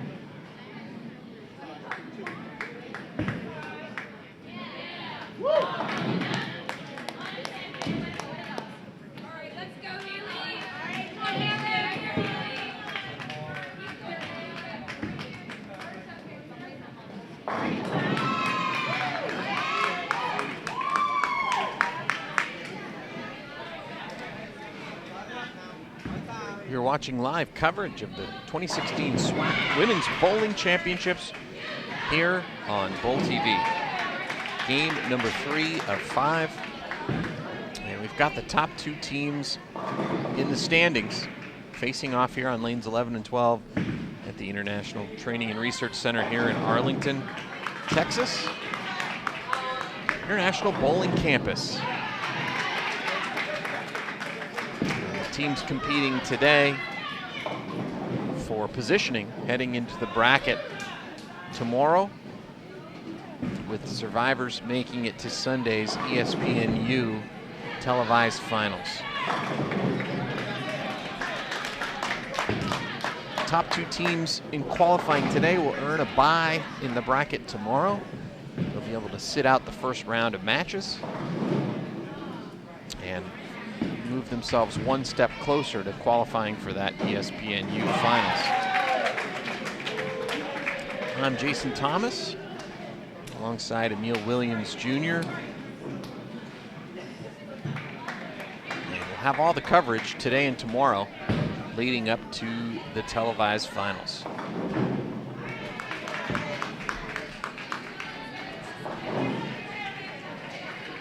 Pretty close game here between Alabama State, who's in the pink shirts, and Jackson State in the navy blue. It's within about 25 pins. Just starting off the 6th frame here in game number 3.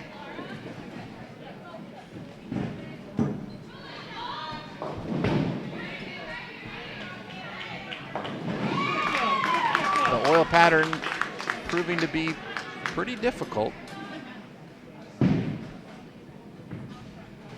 These 2 teams are, as I mentioned, the leaders in averaging 189 and 186 respectively. It's a good conversion there. 369.10. Older fans would remember that as the dreaded Durbin. Mike Durbin, Hall of Famer, who I just interviewed for induction into the USBC Hall of Fame. He's going to be inducted later next month, actually, in April, as part of the festivities for USBC convention. And had a chance to sit down and interview Mike last week. It was great to see him.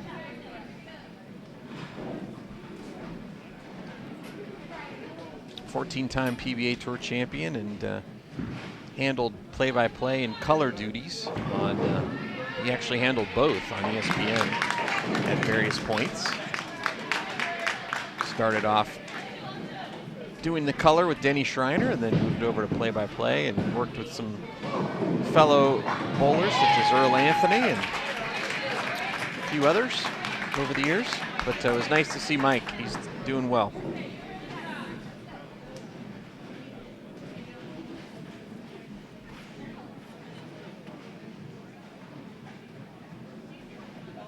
And it was great to visit with all the other inductees for this year's Hall of Fame as well, including Joan Romeo, Steve Klumpkin, who I got to visit at the Storm headquarters.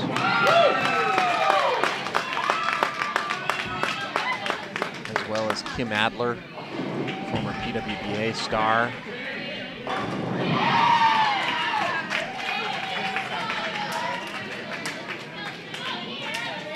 And Harry Sullins, the legend from Detroit.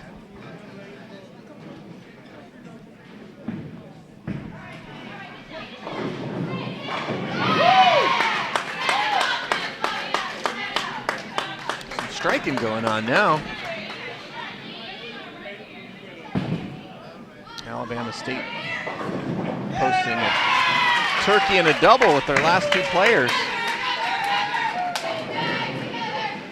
Trying to catch Jackson State for the #1 seed.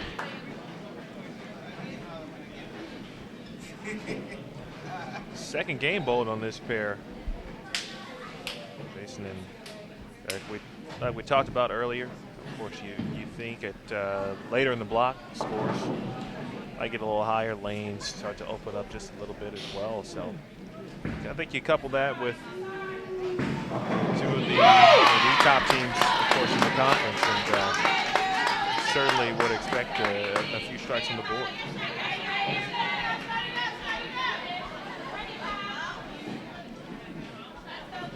Then you got the chants going on. It's the one thing that I missed in my bowling career, not getting to bowl in college, the team camaraderie. But you got to experience that. I did. Yeah, I did, certainly. A At the highest fantastic level. time. It was a great time. We talked a little bit about it, earlier, but just if you have that opportunity as a youth bowler, or even in some cases, even if you're past youth, maybe you're a young adult looking to go back to school or in grad school. If you have the opportunity, certainly encourage it. Bowl collegiately. Learn how to bowl with great teammates, team members, share memories, create memories. Certainly will have friends for a lifetime as well.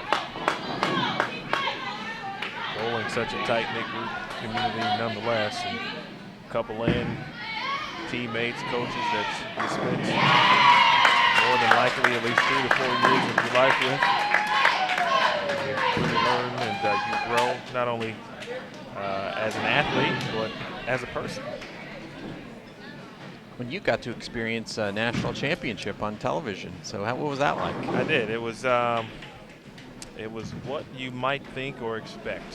The bright lights are certainly the bright lights, no doubt about that. But having the opportunity to just be there, one, and then second to win, was unexpected. But it's a moment that I won't ever forget. And I think certainly the folks that I know now and work with on a daily basis don't let me forget, which is good. Just like me. And but yeah, you're totally right about it. It's someone will have that distinction here, albeit not on the national level, but the conference championship is essentially no different. Getting that opportunity at the conference level to compete on ESPN and the bright lights as well. That's, someone will enjoy, remember that time. The NCAA National Championship will be televised, of course, as well. I believe next month also. And so it's a great opportunity, and one that get there. It's kind of like any other major championship in other sports. It's certainly not promised. So when you get there, you got to take advantage, make the most of the opportunity. You may not ever get back.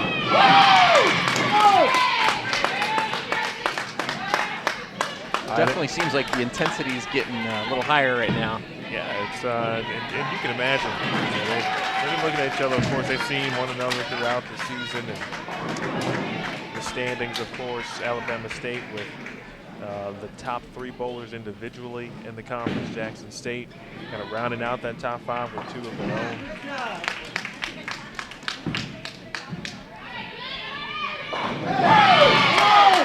This is one where you'd almost wish there was something to, as far as the head-to-head portion, something that was on the line in that regard. But don't worry, tomorrow. Yeah, no, it's win or go home tomorrow. Yeah, tomorrow we have 5 rounds of matches. They're going to be best of 7, and these teams will be seeded into brackets, and they'll take each other head on, and the survivors will make it to the ESPNU finals, which will be recorded here on Sunday, Easter Sunday.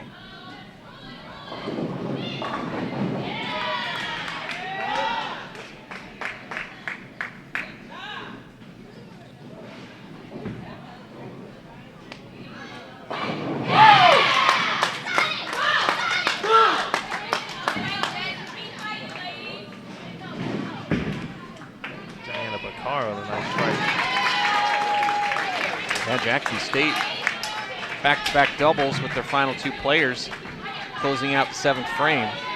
And this match is basically dead even. It's within 5 pins.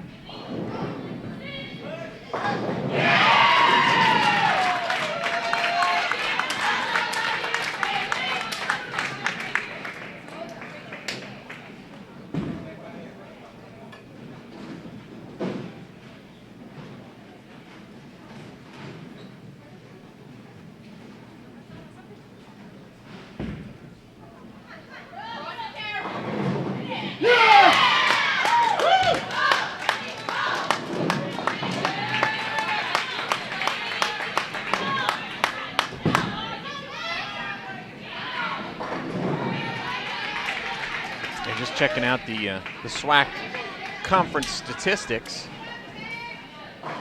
The top 5 players in average for the season come from either one of these 2 teams. Kayla Ryan led the conference in average, 193.3 for the season. And 2 of her teammates, numbers 2 and 3, Jessica Sawmiller and Haley Young, followed by Diana Baker and Kiera Smith from Jackson State. So, and then a player from Texas Southern, Denisha Waller, is number 6, and then another player from Jackson State is number 7. So definitely easy to see why these are your top 2 teams at this point, and also why they were the top 2 teams in the conference standings at the end of the season. Jackson State won the conference with 19-4 as their record, and Alabama State 17-6.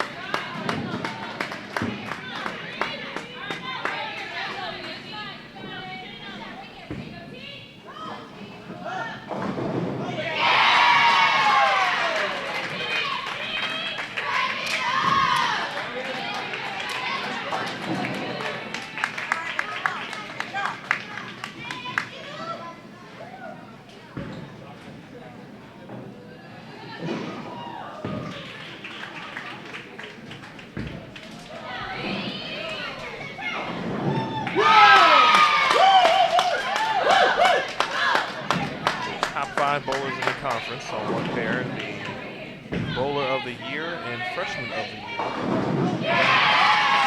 the pair as well. That is Kayla Ryan and Kayla Young. Kayla Bowler of the Year, Haley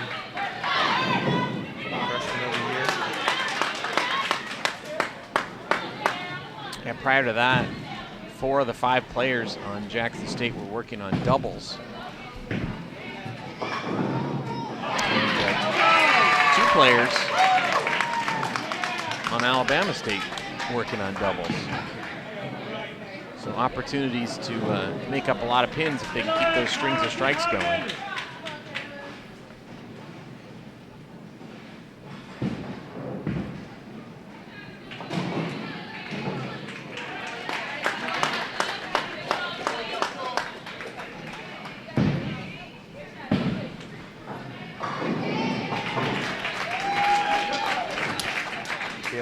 Cleans that spare up.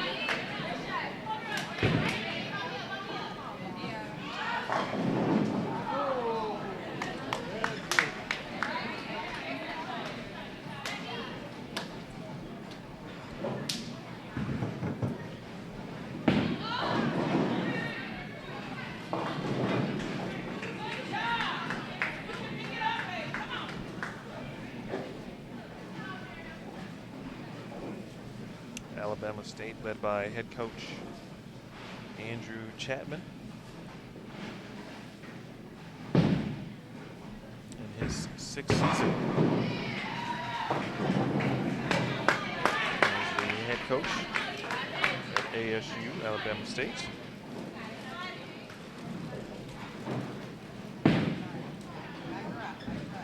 Former back-to-back SWAC Coach of the Year as well. If that honor has not been given already, I'd imagine he'd be in the running this season as well. Their team's success, of course, or his team's success this season, albeit they did not win the regular season championship that belonged to Jackson State.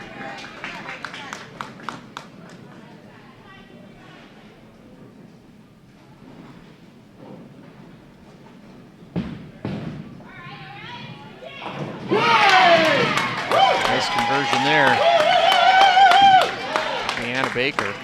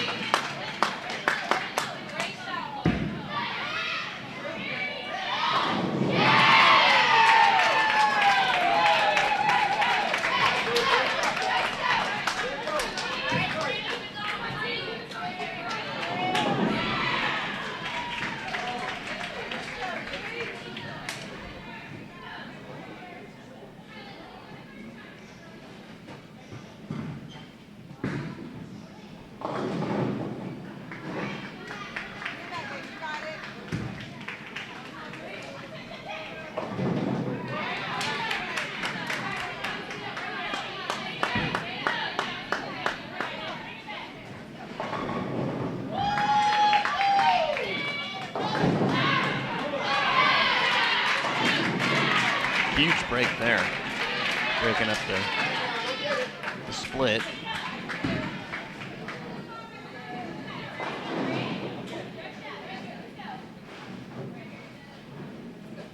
Now a huge spare conversion attempt here for Brianna Reed. Really a tough one, bucket plus the 7th. It's got a hook, and it doesn't, so little opening.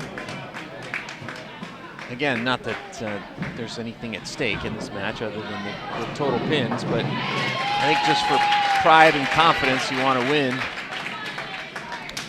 I think you're 100% right about that. That whoever gets the upper hand after this one can just have that little bit of extra confidence should they match up tomorrow at some point. Yeah, you can tell the intensity has definitely ratcheted up a few notches for this match.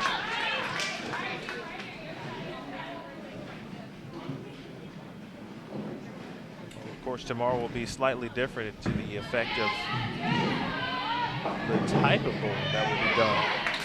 Not traditional regular team games. Tomorrow will be Baker. The Baker format, best of 7.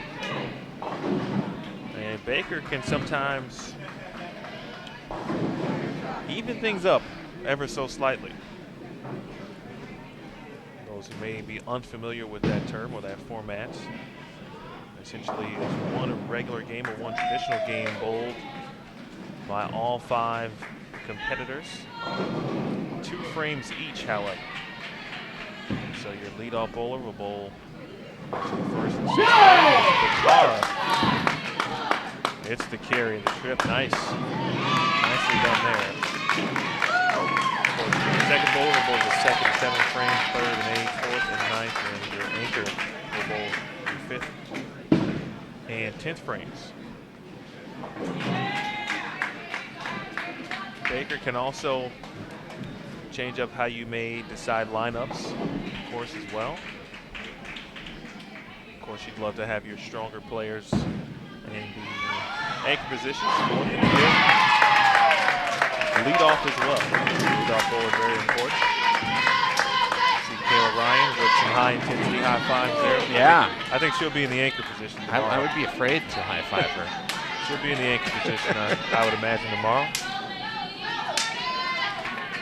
But yeah, pretty solid 9th frame for both teams. Although Jackson with a little bit of a slight edge. One of the players, leadoff player here, going into the 10th with a 3-bagger. And 3 other players on strikes going into the 10th.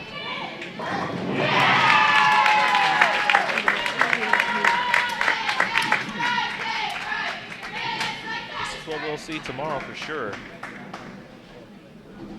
I think not only the quality of bowling, but the energy level certainly will be very high, not only for these teams, the entire building. There will be a different sense as soon as you walk in. You'll be able to feel that the atmosphere is just a little bit different when you know that it's win or go home. Yeah. Different mentality, the mindset is different. Plus, you know, with it being the end of the season, you'd think that would add even more to it.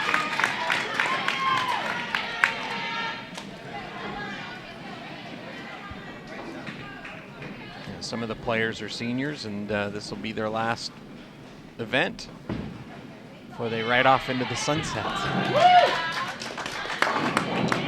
Someone like Kayla Ryan, a senior as well, for Alabama State. Now, of course, I could see her on the UWBA Sure. tour. We'd love to have her. I should go slip her an application before she leaves today. I'm doing my job, right? That's what I should be doing.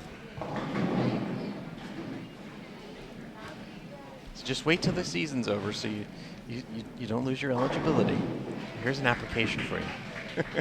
That is correct. But, I mean, that's, you know, it's just such a great thing to, when you actually think about it, you know, of course, last year, now this year, kind of the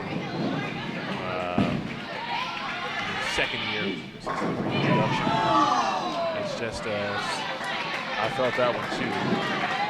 Solid 7. That was a terrible break, especially on a strike.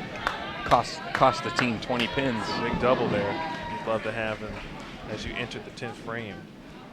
But to think about that these young women have the opportunity to continue and become a professional if they'd like to do so. It's just fantastic. It really is. Yeah. No, I mean that was the thought process behind bringing the PWBA back. The feeling was that with all the success of the junior gold program and the collegiate program, there would be a big market for women's professional bowling, and it proved to be true that first year. The tournaments were filled to 97% capacity. And entries are also looking good this year. So if you're out there thinking about bowling at PWBA stuff, get your entry in soon. You don't want to be shut out, although we do have qualifiers this year. So if the tournament does fill, there'll be an opportunity to win spots in the tournament the day prior to the start of the event.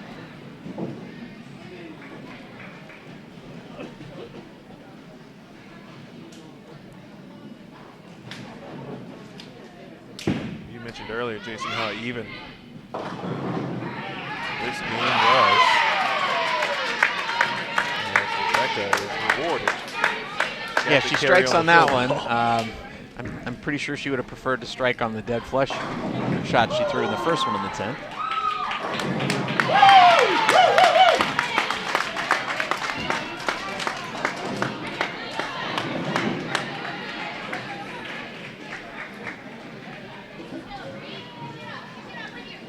Still too close to call this one.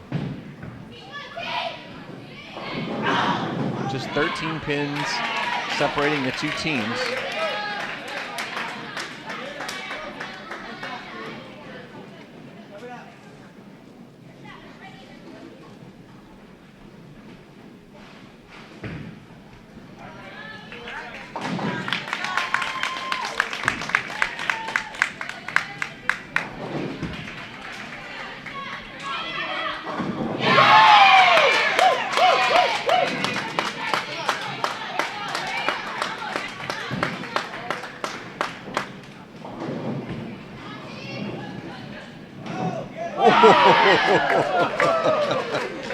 Wow. That was, that might have been the wind that knocked that one over.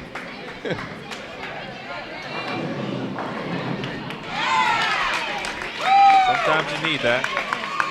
You missed a couple early. So when you see it go down, that sometimes just can be enough to relax the mind.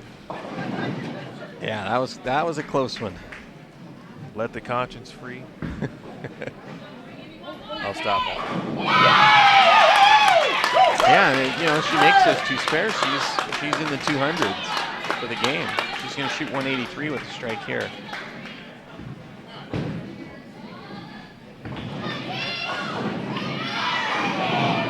Nice shot there. So 183.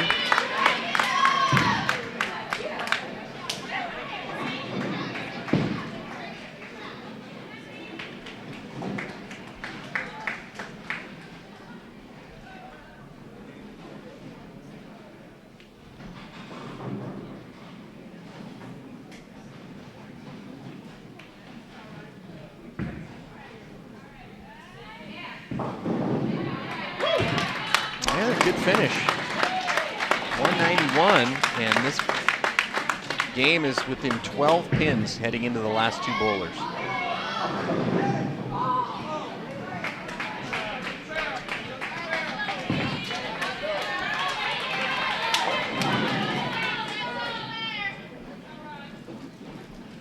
I don't think you could get more evenly matched teams No. than these two here.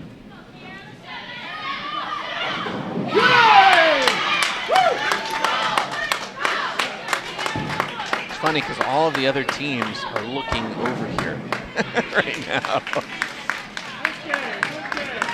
They are aware, kind of, except for if you're Prairie View. As the defending champs, I still think, and certainly, they have to carry themselves that the road to the championship still rolls through them until someone beats them tomorrow. They are still the champion, but I don't think there's any surprise. The eyes certainly are on this pair, and for good reason. Putting up what might be the highest scores of the tournament thus far. Jackson State rolled 988 in their first game. And they could certainly do that. They could surpass that. And are looking good to do so as Smith finishes things up.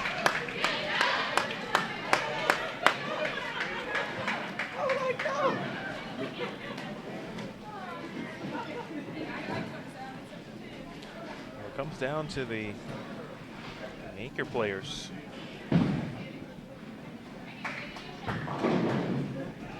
Kayla Ryan for Alabama State. And Diana Bakar of Jackson State. Both on the strike.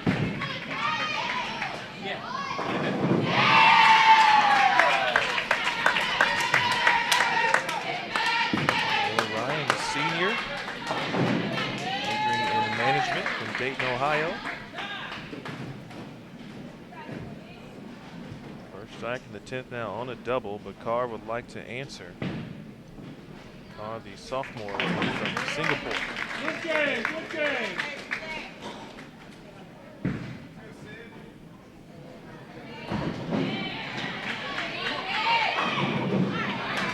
Good shot. Just can't bump the 10 out.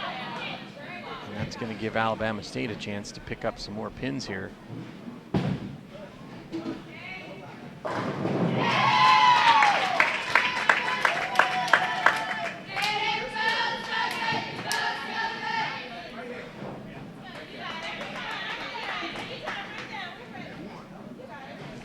Well, we looked at the schedule this morning after the teams drew for seats.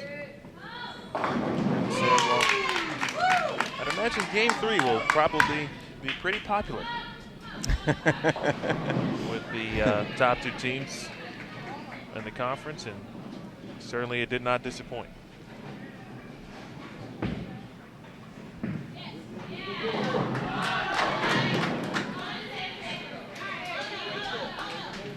Nice spare from Bakar. Taylor Ryan will finish it out. Wow. 9 Good spot for that. Absolutely.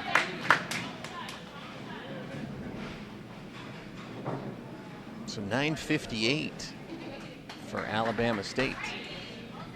Game number 3. And they'll lose a little bit of ground. But overall, it's a good score, and it keeps them within striking distance. And again, you just need to finish in the top 2 to get one of those buys. But looking up and down, there's a couple of good scores this game. Texas Southern. Yeah, they've got a chance to shoot 967.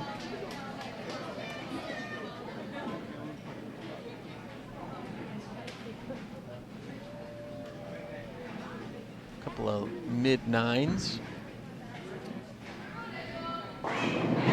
So we'll see after the game standings are updated what this game did to the numbers. 972 for Jackson State. So it looks like they will hold on to the lead and actually extend it a little bit. But 2 more games left to go. We'll get you a wide shot here while we reset for game number 4. And you're watching live coverage of the 2016 SWAC Women's Bowling Championships on Bowl TV. We'll be right back with more coverage in just a moment.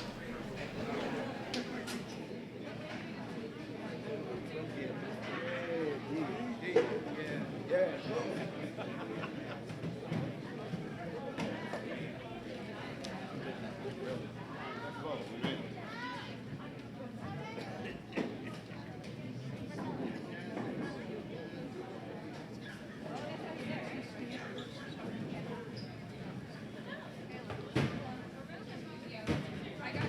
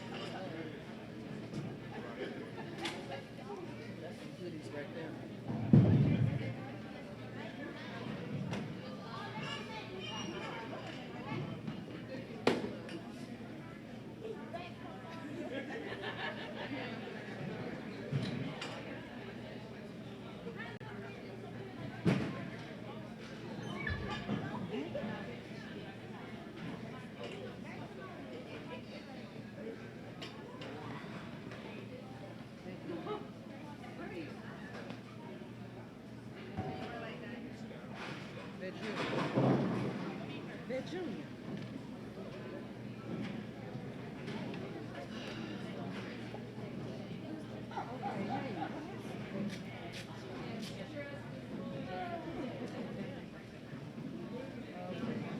She don't want a granola bar.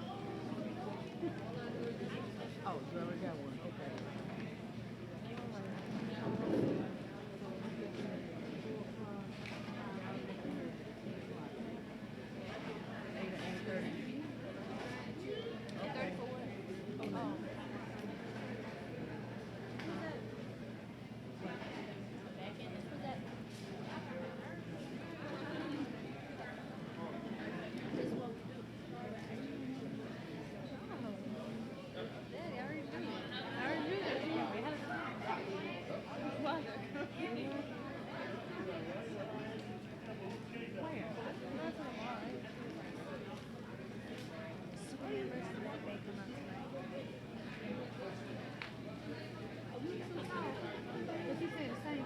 Really? That's my brother. That's my. I know. In the movies, the hotel IHOP movie, you can walk there. Oh, But but we're going to see one.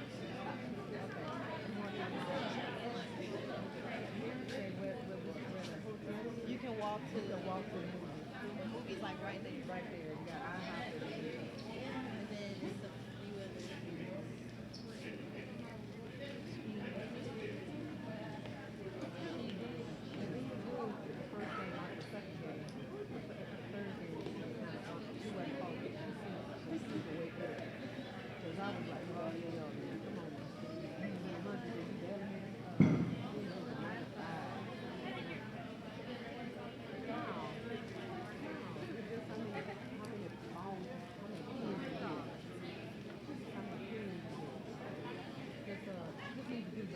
She got nowhere else to go but up. Text me when y'all leave.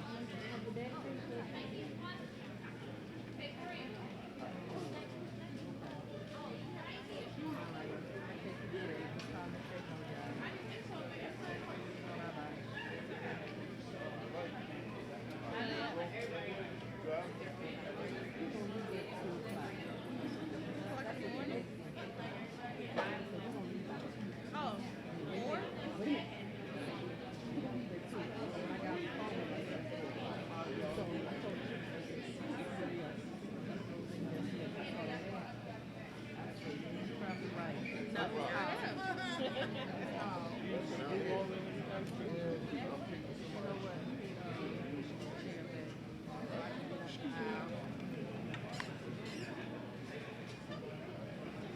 Okay. Yes, ma'am. I was just trying to get out the aisle. I'm just trying to make sure I see y'all on. Anyway. Anyway, so. And she said, so they left me. You know they ain't left me. They had it. We were trying to compare them to see right now.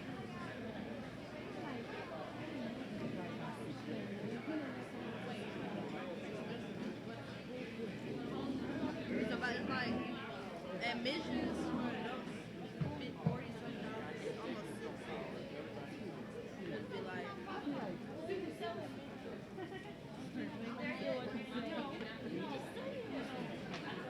that's why it's better to go as a group with a lot of people because you can get a discount if it's plus 10 people or 15 people.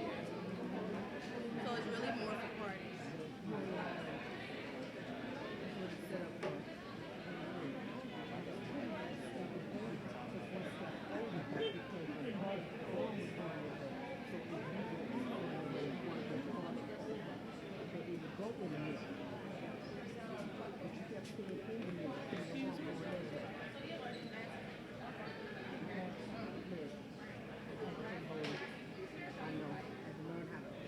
That was middle school. And then when I went to Grambling, I took.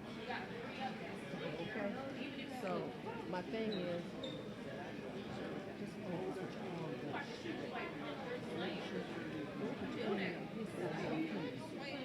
1 and 3, you got a better chance to get the strike than 1 and 2. Stay between 1 and 3. And look at your arrows on the floor. Oh, okay, I'm sorry.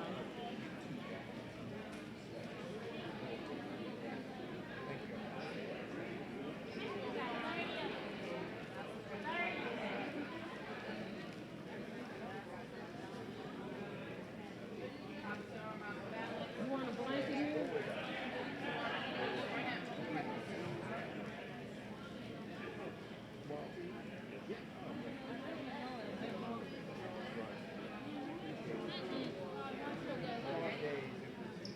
Running out of time. Let's see if we can get started.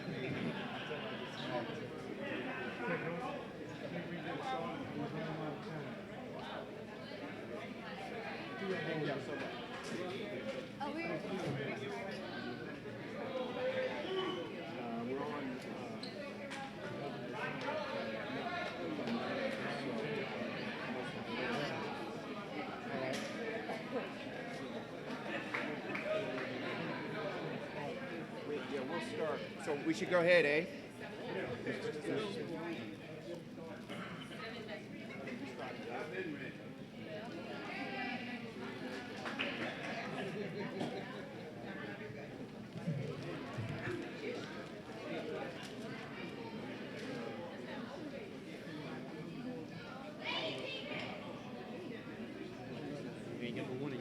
Hey, can you move this fella? Over there. I don't want to be in front of the table over there because I'm all in this man's way. Oh, okay. Well, I just wanted to make, okay. Thank you, boo.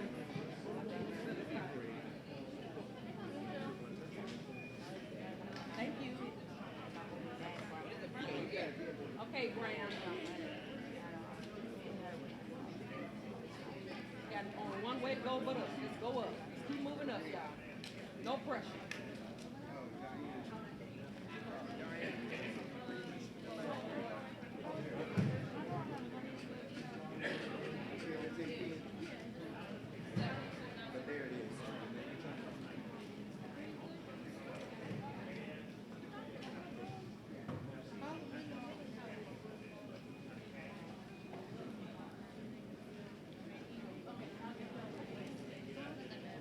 Do you need this sheet also? That's okay, thank you. Oh, yeah, I used to do that.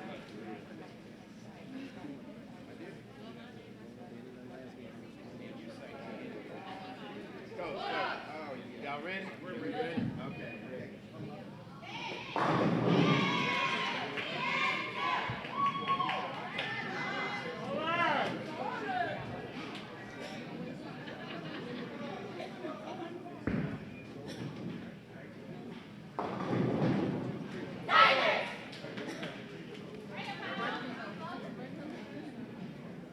Great color.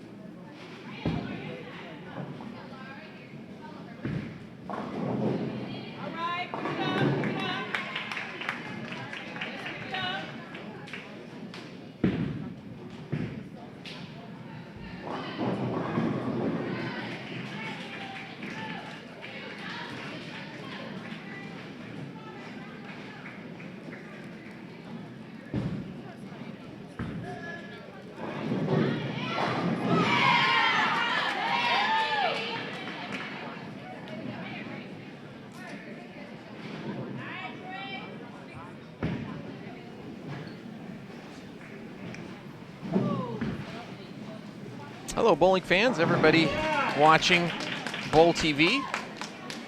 And we are in game number 4 now. Grambling State taking on Jackson State on our featured pair. Jackson State was leading the tournament heading into the last game. We think they still are. We're just waiting to get our standings updated, and we'll report that to you.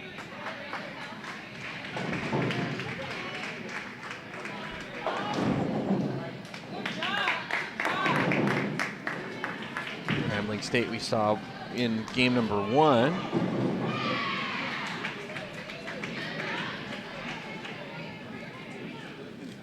And one more game of qualifying after this one. And we'll know who are the order of our top 6 teams for the bracket. And we'll cover that here on Bowl TV tomorrow. Top 2 teams after today's qualifying will earn a bye.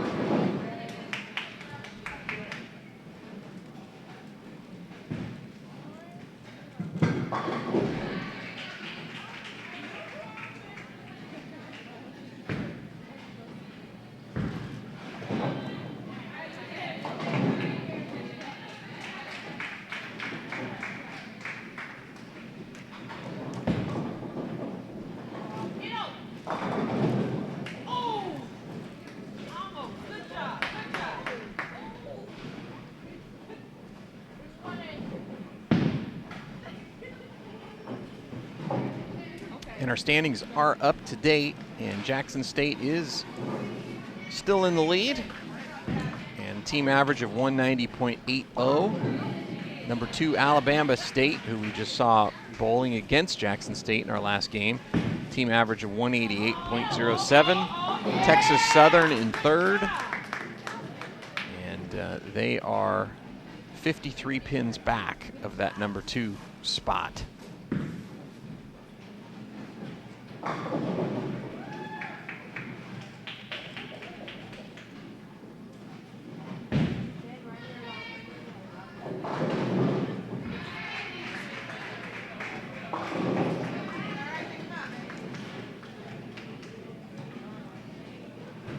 Defending champs Prairie View A&M are still in the hunt for one of those buys. They're 77 pins back.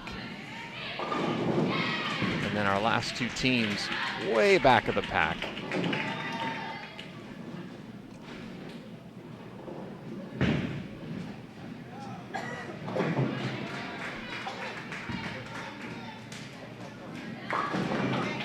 Kayla Ryan, who we saw bowl in our last game, is leading the individual scoring, averaging over 226 for her 3 games. So I think you're right about slipping her a PWBA application there, Emil.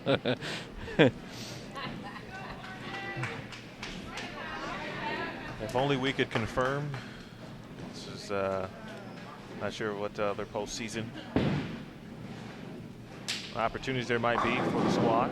Let's take a look at that so that we can find out.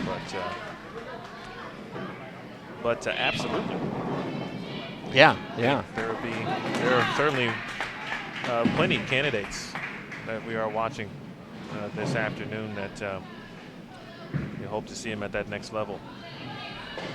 Diana Bakar, who we're watching here for Jackson State, she is averaging over 200 for the day. Anchor bowler.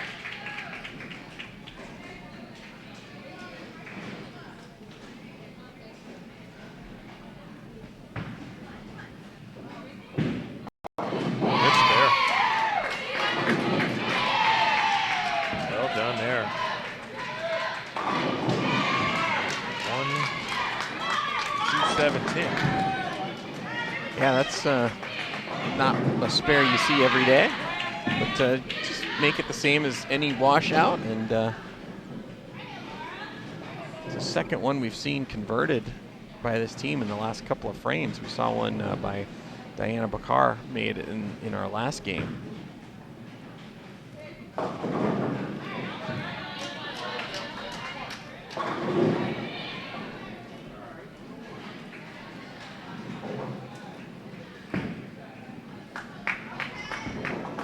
Not too hard to see why Jackson State is in the lead. They're a good, solid team. They make good shots. They make their spares. Pick up the occasional washout and split. And on a sport pattern, that's what you need to do. Grind it out. Sometimes as bowlers, and nature, but what you just described was so basic, but essentially that's all every bowler would love to do day in and day out. Make good shots, make spares, and generally you'll be in good shape. Yeah, I would even use a story from my own bowling experiences, Emil. Okay. I know everybody hates hearing about. Yeah, but we bowl league here in the ITRC. It's a company league, and I've missed quite a few weeks because of travel the last month and a half. And came down, bowled last week, and I assumed that we'd be bowling on a very easy lane pattern. And it turned out that they weren't so easy. And the scores went way, way, way down. Because when you come in expecting something to be easy and they're not, you're not thinking about making your spares and making clean shots. You're looking for margin of error, and guess what? I never found any. So that these players all know that this is a sport pattern, so they need to have that mentality going in. And I think it's very obvious that the Jackson State team does. I think the Grambling team just is very inexperienced. I mean, I think that's what we're seeing out of them. I think they'll definitely get better as they continue to compete and they're exposed to higher level competitions like this. And as time goes by, hopefully they'll stay in the sport and they'll get better.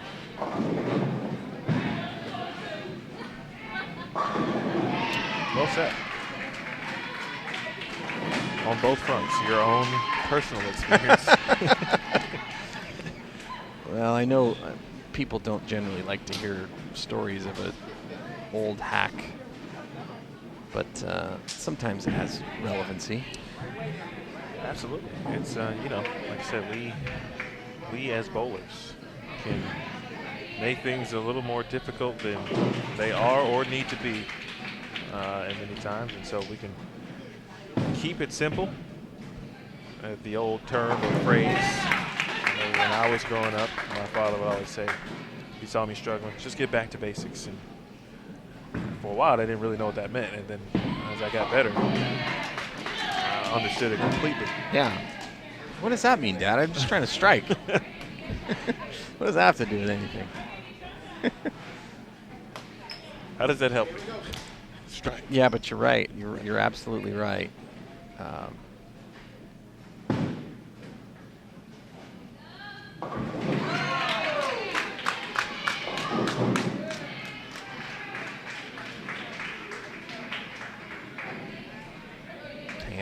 Bakar trying to get back to basics after the open frame in the first. She threw a pretty good shot. I think she was just surprised by how much it hooked and left a big 4.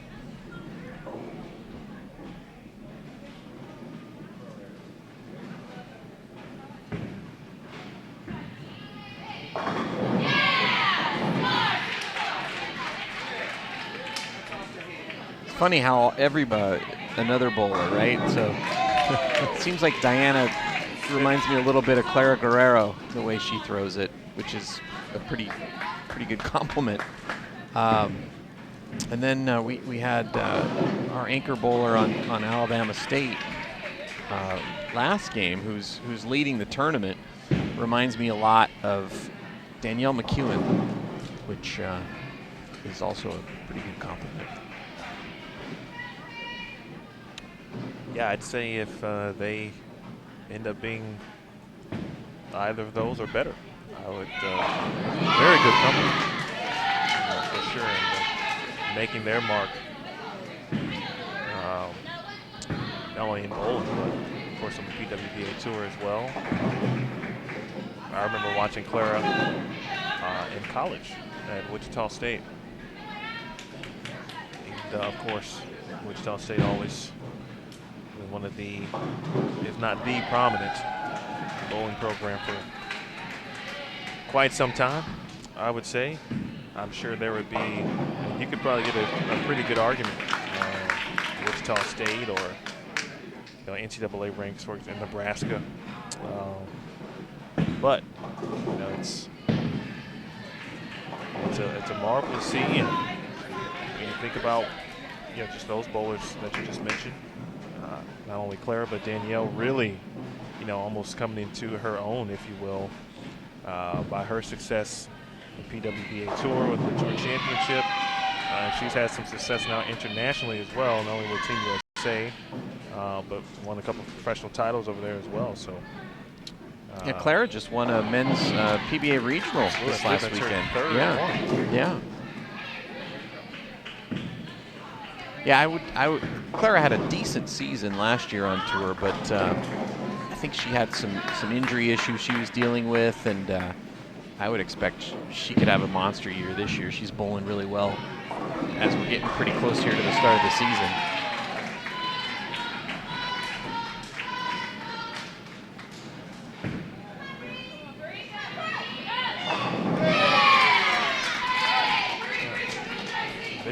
Those two and what we're watching today, still that same common denominator in many cases. Of course, there's a level that you start with as a youth, and there are some late bloomers out there as well who maybe start bowling as teenagers, prior to the 5, 6, 7 years old, or even 10 to 12. Sometimes it's 15, 16.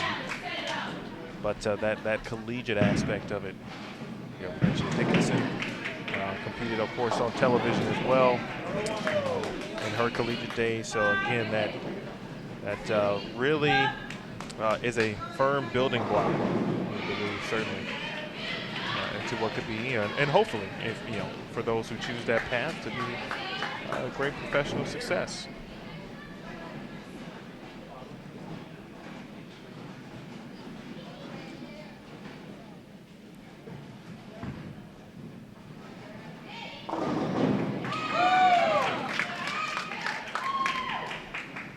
Keep an eye on Texas Southern, I think, Jason, throughout the rest of today, as Diana Bakar will take her time. She'll reset.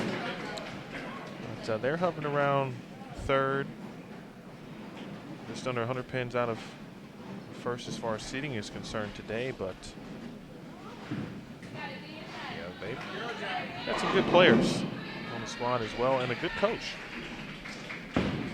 Sabrina Duncan Rose, no stranger to professional success as well. PWBA Rookie of the Year.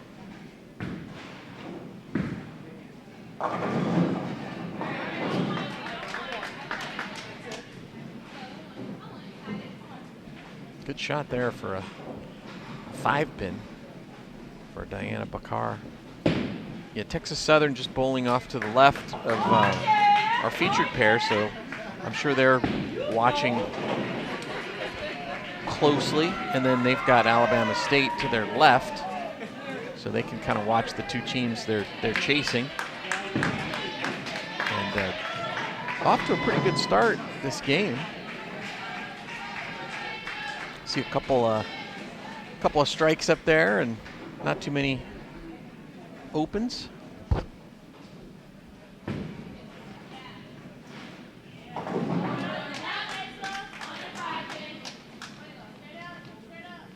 Jackson State, no doubles, but only one open so far through 3 frames.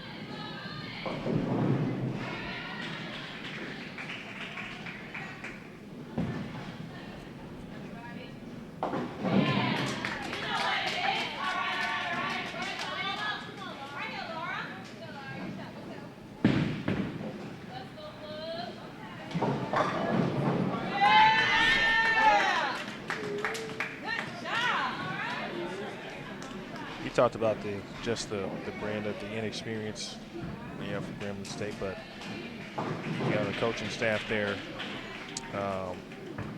still being a coach, and that's important. Always a teachable moment somewhere, and of course, when you're inexperienced, you're trying to get better.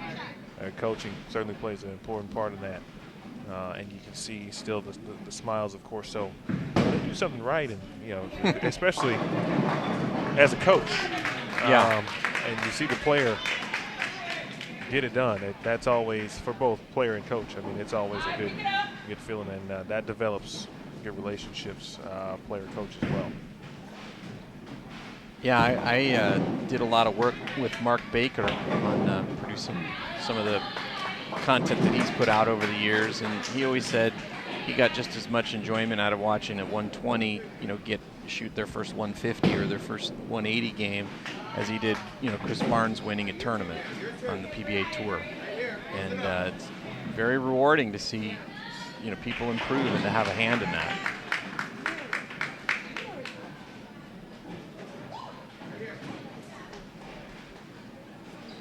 I think what you'd hope, of course, obviously in the coaching staff, but what you'd hope to see is that as they continue to build, as this program builds, continues to get better. Everyone improves, obviously, and they, obviously can see, around them and what's going on, and who's bowling well, and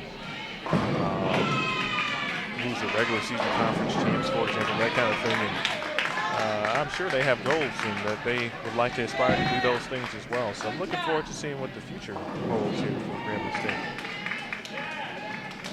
Yeah, they definitely have. They have a couple of players that have. You can tell they have some bowling skills, and the other players on the team are going to learn from that.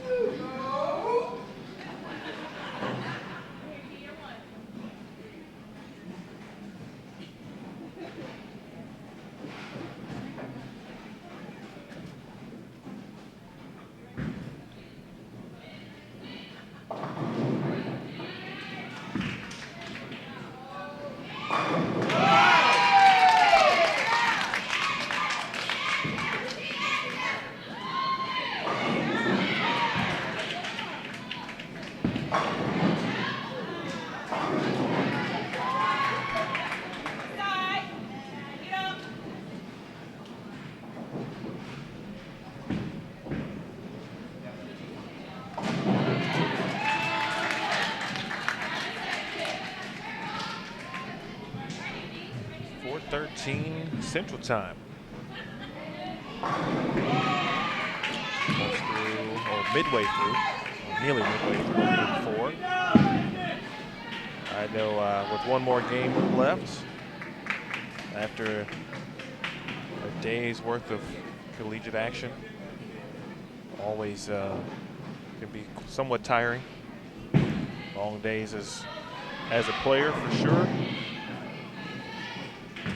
I was always looking forward to whether it was lunch or dinner. A meal? Depending on what time. Is that why your name's Emil? I don't know. I have to ask my parents. That's a good question. I have to ask my dad in particular. Emil's always looking for a meal.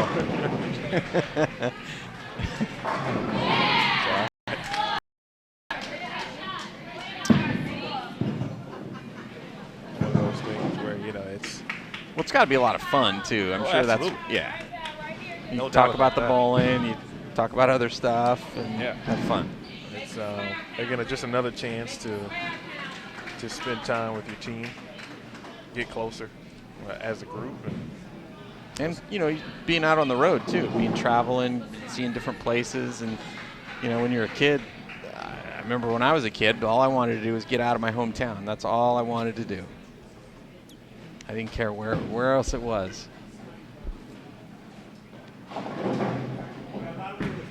And your hometown would be? Simi Valley, California. Home of the Rodney King trial.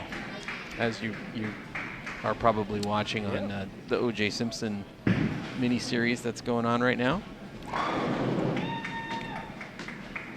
I have been watching that. Actually. You have? I have. Yeah, it's good. You're old enough to remember the trial, yeah. Yeah, I barely. I've learned a lot, Uh-huh. and then you take the time to kind of go back and actually research certain things that you see in the show. Yeah. I remember the trial, but definitely not the specifics as far as court depositions and those kind of things, of course. But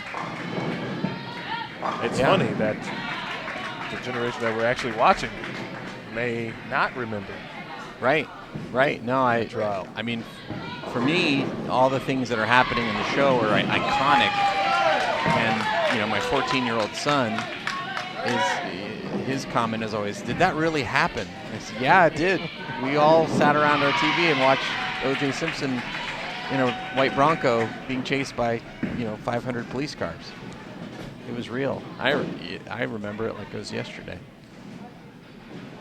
And then I was living in the area at the time, and when the Rodney King riots, or the LA riots happened around the Rodney King trial, I was going to school at UCLA, which was very close to where the riots were occurring, and I lived in Simi Valley. So I remember when the riots started, I went to drive home to Simi Valley, and the police were stopping everybody coming into town and making you show your driver's license to prove that you lived there, because they were afraid people were going to riot in Simi Valley. And then, 2 years later, you get the O.J. Simpson trial, which had a lot of similar themes to it, really.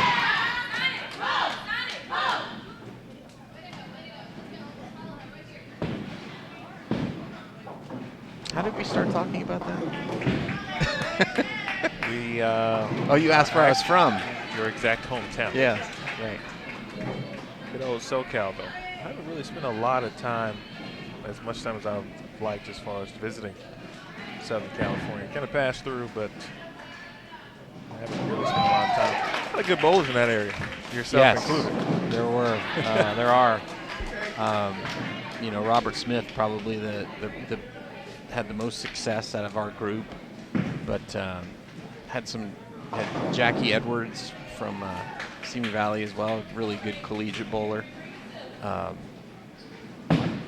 And then obviously Devin Bidwell's from there, and really great collegiate player, now on Team USA. I'm sure I'll forget a bunch of people, but there was a lot of good bowlers from that area. So I was first introduced to California in general, but really Southern California, when I met three actually teammates and friends of mine, all from that particular area, Ventura and Moore Park. Yeah, that's where I lived when I moved back to California. It was funny because I told you all I wanted to do when I was a kid was leave, and then once I left, all I wanted to do was come back. So it's funny how that works. Yeah, once we had kids.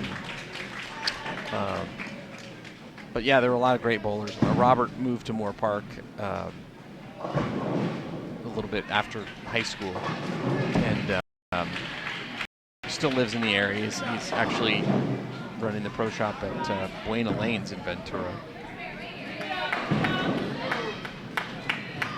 Yeah, that center sounds very familiar, just from talking with former friends and teammates. Yeah, it was a good tournament. It still is a good tournament center. They had PCB tournaments there, which were similar to PBA regional events. There was a West Coast Senior Tour double, which I bowled a few times. So it was a really great tournament center, and still doing well. Good league business, good pro shop business. As I mentioned, Robert runs the shop there. I know the junior bowling there as well. I imagine it's still just as good as it was. A lot of the JBTs and stuff I would listen to and talk to friends about while they were competing. A lot of good tournaments. Yeah. There and on the West Coast in general too. So it's always a nice area for bowling. Yeah, there's just so many great players, and there's players you've never heard of that were great, and they probably would have been tour champions had they continued on with their bowling careers. But I remember Mike Devaney, who I'm sure you know, if you follow bowling, everyone's heard of Mike Devaney. He actually decided to start bowling adult tournaments because he thought the competition in juniors was too good. He said, "Why should I pay $20 to try to win a trophy and beat, you know, Robert Smith and Billy Myers and Jason Thomas when I can, you know, enter an adult tournament and win money and actually have a chance to win?" So yeah, the competition was pretty stiff back when I was doing it, and I know it went on for quite some time after that. You know, Scott Norton, Missy Parkin, they dominated, you know, in the years after I left, and Robert graduated on to college bowling and then the PBA Tour,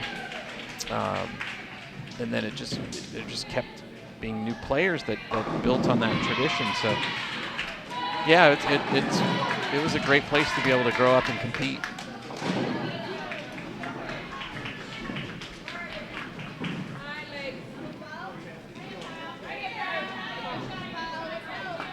We are through 5 frames here on lanes 9 and 10. Jackson State and Grambling State's game 4 of 5 as well. Of course, the seeding will be determined after 5 games today, match play tomorrow. Top 2 seeds get a first round bye into the bracket. That will leave, of course, seeds 4 and 5 and seeds 3 and 6 to do battle tomorrow morning.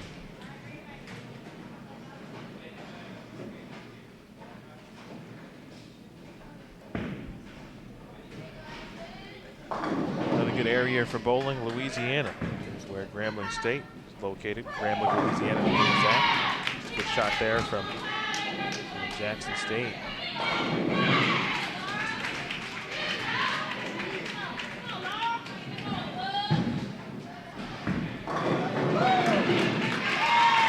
USBC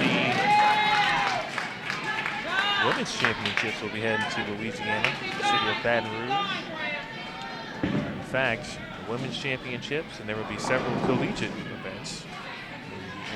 Collegiate team championships, USBC, NCAA championship as well will also be at the Baton Rouge River Center next year. So the Red Stick, and a lot of great bowling, and we talked about it earlier. Again, at every level. We think about the women's championships and the Open championships. Plenty of opportunity there also to make your presence felt, make a name for yourself, and enter the record books and win a title there as well. Also gives us an opportunity to eat some really good food. Couldn't have said it better myself right there. Could not have said it better myself.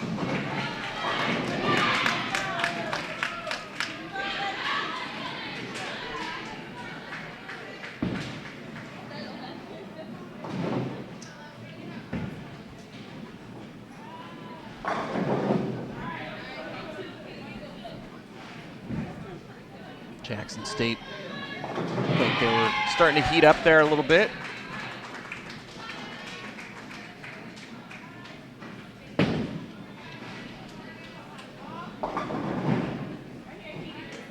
Got a good game going through 5 frames. Very diverse squad for Jackson State. A lot of international experience and flavor. Bakar from Singapore. Double Estrada from Mexico. And Marcelo Sanchez from El Salvador. It's interesting how some of these programs, they just pull players from all over. Probably Weber International is the most well-known program out of all that tend to have a lot of players from a lot of different places making up their team. I'd throw Wichita State in that mix as well.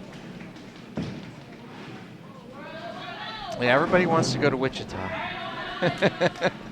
And I for know good I reason. did when I was And for good reason. Yeah. Someone who went to Lindenwood University, for example, but there's really not much you can say about Wichita State. That's a program where the numbers, the titles, the wins speak for themselves. So Yeah. they have been the Kentucky of basketball, or bowling, if you will, from a comparison standpoint. Historically, Kentucky basketball has been the program. There's always a the program somewhere, or the team in whatever particular sport. Wichita State has been the leading bowling program for quite some time. But I mentioned earlier, I'm sure, at least from the women's side, and several Nebraska Cornhusker men that I know, I'm sure would love to going to be a part of that argument as well. Looks like Diana's having a little issue with her feel or something. Yeah, I've seen that a couple times from her today. But I'm a fan of, if you need to reset, go ahead and do it. Instead of throwing what I call, I don't know if it might be my thing, maybe I should copyright it.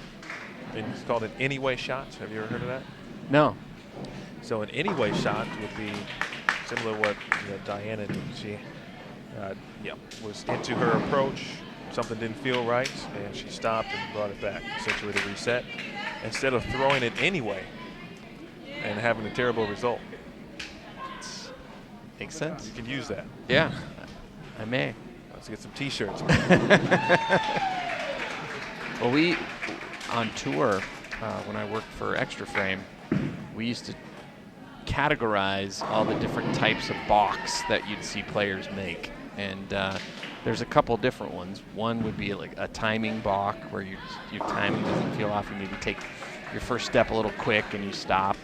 Another would be a feel balk, which would be, the ball just doesn't feel right on your hand for some reason. So you reset. And then there would be the distraction balk. And that would be, a noise happens somewhere in the building. And then there's just the psycho balk, where you're just overthinking and overanalyzing, and so those were kind of the four. I think a couple players on tour have invented new ones, but I'm guessing Diana's were feel related. It seemed like she was making motions towards her hand, and just ball didn't feel right. It could be anything. It could be a piece of tape rolled up in the ball a little bit, or maybe it's getting a little slick and you need to change the tape. Or yeah, it is a game 4, 4.5 at this point. So we've seen the fans, of course, in the settee area from the players. So I imagine, of course, it's a little warm down there. Obviously, the competition starting to heat up. In fact, they just came off probably was the most highly contested game, if you will, between them and Alabama State. So, the emotion certainly. Well, it doesn't seem like they're letting down, and that I would, like you're saying, that would be the worry, is that they came off that game where they were basically bowling against the second place team, and there was so much intensity, and now they're bowling against Grambling, who's in 6th. And isn't really a threat. And it's hard to just keep up that intensity level, but they're doing a good job of it. Shooting another good game here. 4-bagger there for their number 2 player.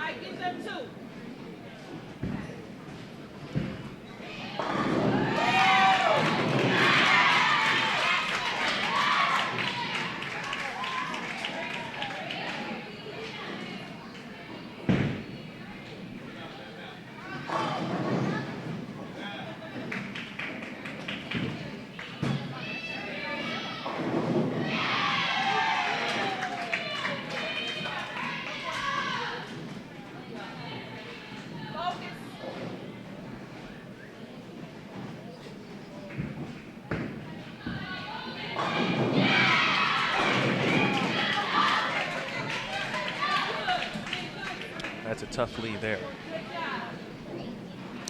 Yeah, it's not your typical everyday spare, but basically hit the pocket.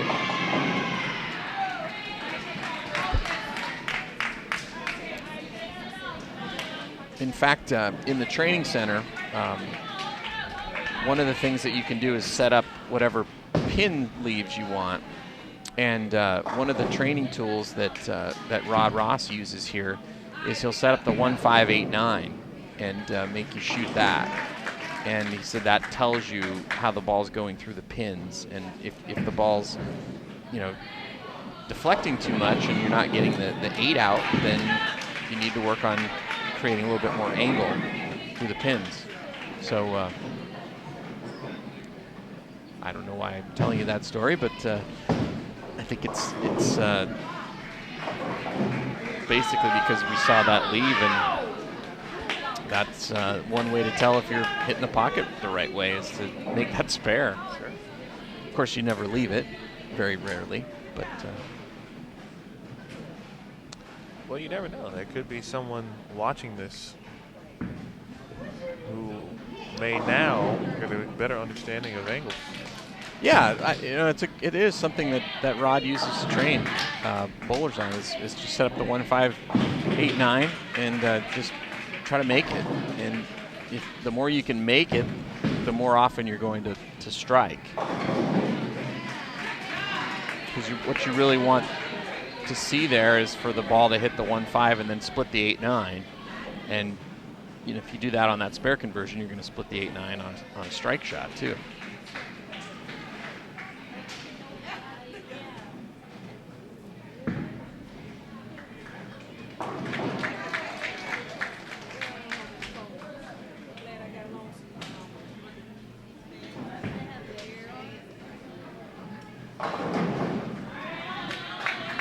That one just dead hooked.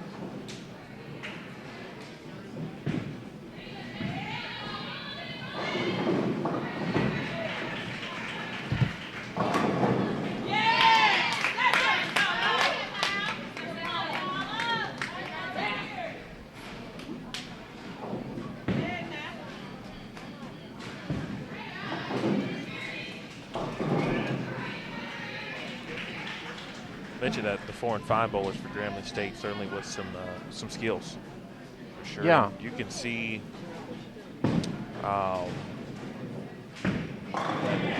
their talent, and just thinking in my head, some of the if I put my coach hat on, if you will, and you say, "Oh, she goes pretty good," let's try this. So I'm just thinking like that's how those type of things think. And coaches always chatting and watching their interactions with their coach, and just talking about the same thing as well. depending on here, so we get some confirmations on their years in school. Certainly some of that skill and talent and will, as you said earlier, going to rub off on the rest of the program and the team, and we'll get an idea of what they need to do to get to the next level. Well, it's pretty clear what the number 4 player needs to do. Just looking by her score this game, she's missed 4 out of 5 single pins. I mean, that's 44 pins thrown away. You know, she's shooting 190, 195 with 4 conversions there. But she throws a good strike ball, and she's not missing the single pins by much. It might just be something as simple as having a different strategy for aligning. There's some good tips on that in the Bowling Academy. I know Kim Terrell Kearney, who's here today, has put together a really great spare shooting system that you can watch on the Bowling Academy. Check it out. There's a lot of great free videos, but there's also some premium content that you can subscribe to as well. There's always promotions going on as well. If you follow us on Facebook or you subscribe to their newsletter, there's always great promotions that can get you signed up for the Bowling Academy premium content. But if you want to just check it out, just go to bowl.com and find the Bowling Academy and check out the content there.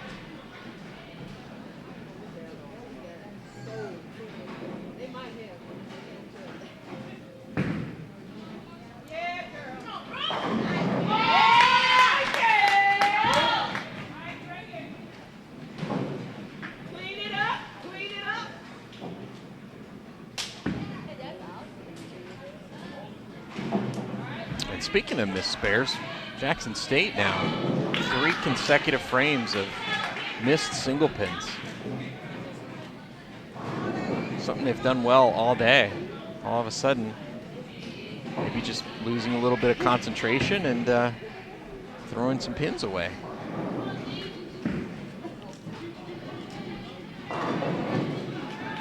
Yeah, that's one thing you don't want to see, of course. You want to be able to fill frames, and especially single pins. Single pins are phrase I came up with during my competing days as a collegiate bowler. Single pins are like free throws. Just don't miss them. Yeah, no, I was thinking the exact same thing. It's no one's guarding you. You're 15 feet away. You just have to touch it.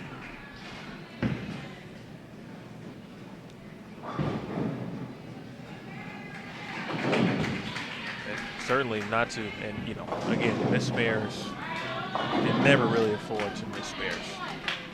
If there ever was a situation where necessarily it doesn't hurt you in the long run, today would be that day, simply because no one can go home from the tournament today. You cannot win or lose it. From a seeding standpoint, however, those pins, if you want to be the top seed, if that's a goal, as a team, then that's something certainly that's going to affect that in particularly potentially some capacity, I should say, with Alabama State, hovering around that top seed, and mentioned Texas Southern not too far away as well. After 3, they were just under 100 pins from first as well. So tomorrow, however, not only because of what's at stake, but the format with Baker and 2 frames per person, any unfilled frame is detrimental. Yeah, no, it makes a huge difference in a one-game match, and you see that in pro bowling on television. It just so often a player will miss a single pin, and you'll see them lose a game by less than 10 pins, and that ultimately is what costs them the game.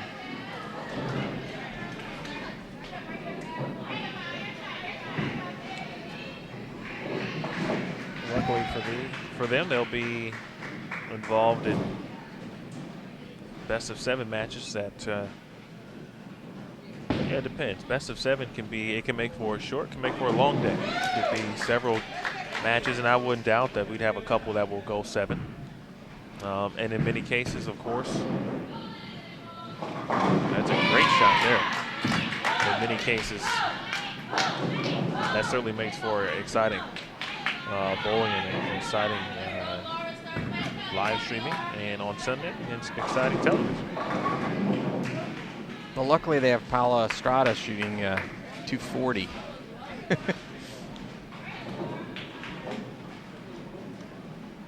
Yeah, I just got finished interviewing all of the Hall of Fame inductees for the USBC Hall of Fame coming up next month. And Mike Durbin, one of the things that he said that he used to do, said he always was grinding it out. He never felt like, things came easy to him. And he said one of the games that he used to play to keep things interesting for himself in the tournament was he would track how many splits he made versus spares he missed. And he would always try to be positive at the end of the tournament between missed spares and converted splits. So it's a good game to play with yourself. To sometimes it's not fun to just make your spares, but if you add separate goals for yourself on shooting spares. I mean, one of the most interesting things that came out of the World Series a few years back was we used Lane Talk to provide statistics. And one of the things we found out about Belmonte, we had assumed the reason he did so well was because his carry percentage was higher than everybody else's. And what it turned out to be was that he was actually the player who made more splits than anybody else. And I just thought that was so interesting because adding extra pins when you don't account for them, essentially. And then you see him on television. He's won quite a few tournaments recently on very difficult conditions because he's made splits on television. Was it the 2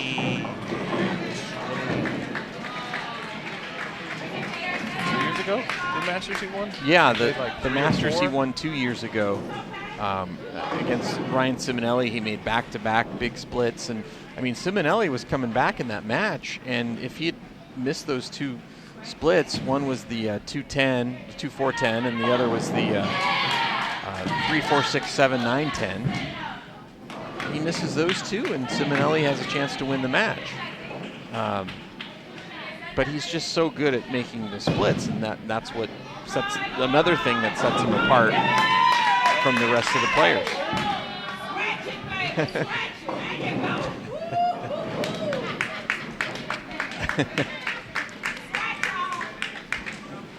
Ultimately, Jason, when you kind of just take all of this away, what the smiles that we see is really what the sport is about. Yep. Yeah, exactly. And it's nice to see them, still having fun, even though they're being put in their place competitively.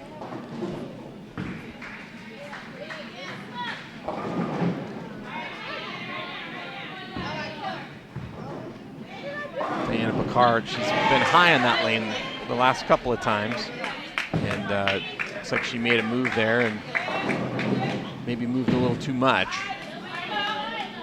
She's in that looks to be that tough zone where it could be the ball, it could be a minor adjustment. She just made a move and lose the bucket. That's that zone where you say to yourself as a bowler, that's not what I wanted to see right there. Yeah, that's a ball change. High, move, light. I think it's time to change balls.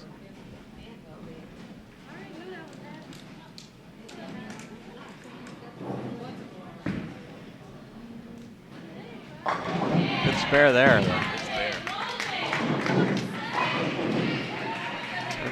Pretty well set up for the 10th is Jackson State. They've got a couple of strikes, one player on a 4-bagger, and 2 spares.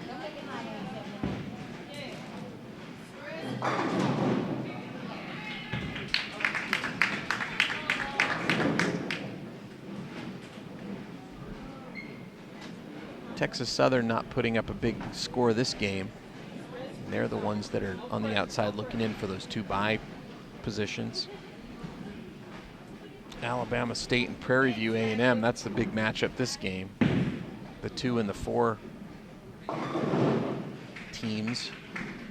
And they're all the way down on 1 and 2.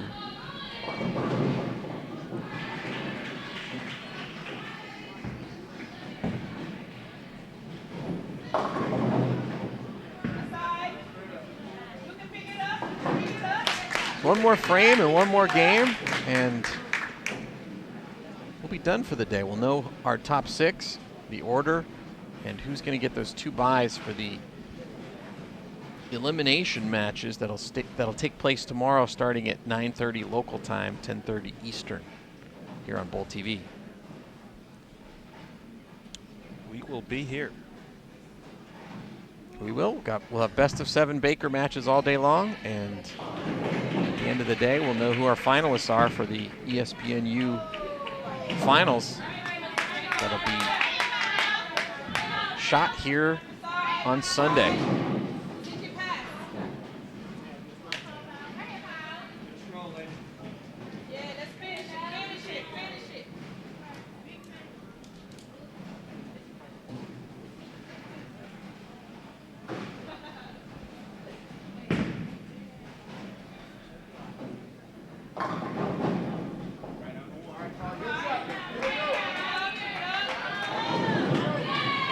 Quiet here at the ITRC. Teams just about finished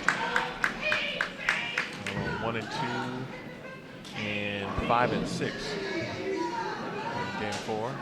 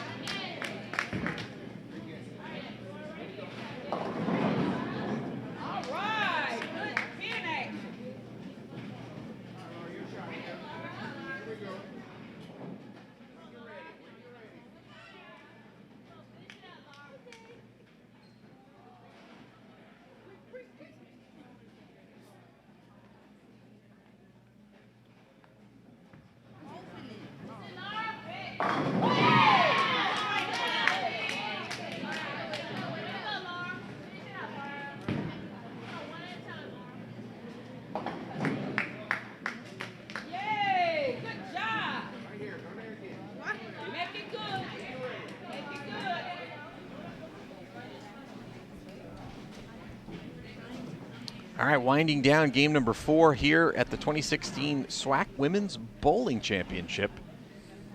Jackson State taking on Grambling State here. Jackson State is our tournament leaders. They're looking for one of those first-round buys in our elimination match bracket for tomorrow. And putting up a good score.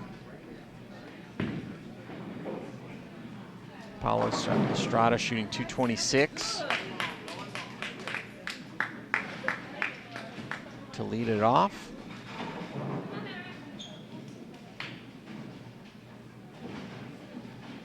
They've got a couple players with strikes up in the 9th who can bail out 180-plus scores.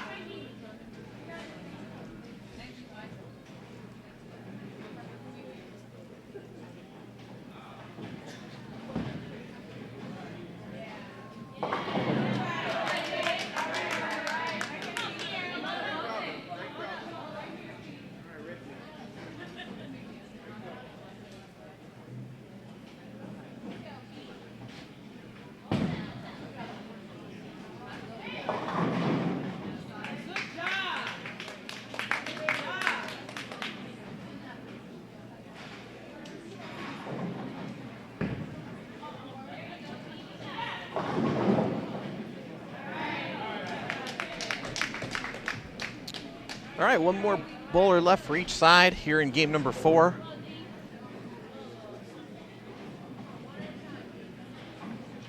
And then we'll take a short break and bring you the final game of qualifying here at the 2016 SWAC Women's Bowling Championship here at the ITRC in Arlington.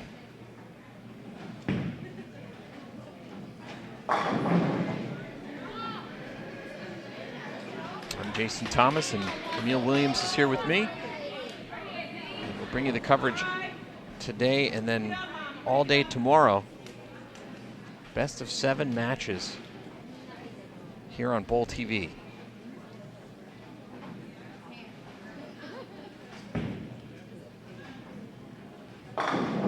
Great shot there by Diana Bakar.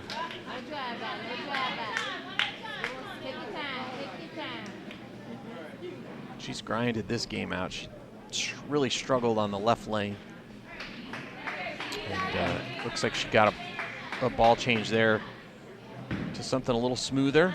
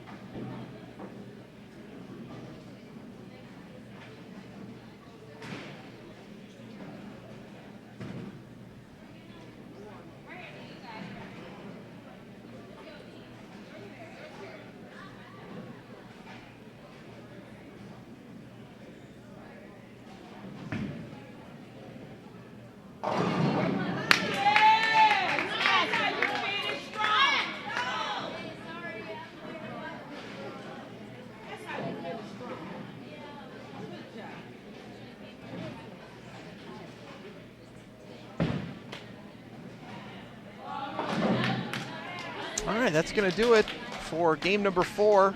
Jackson State finishes with 946, so another good solid score for them. And we'll have our updated standings at the beginning here of game 5. We'll take a short break to reset, and we'll bring you the final game of qualifying here at the 2016 SWAC Women's Bowling Championship here on Bowl TV.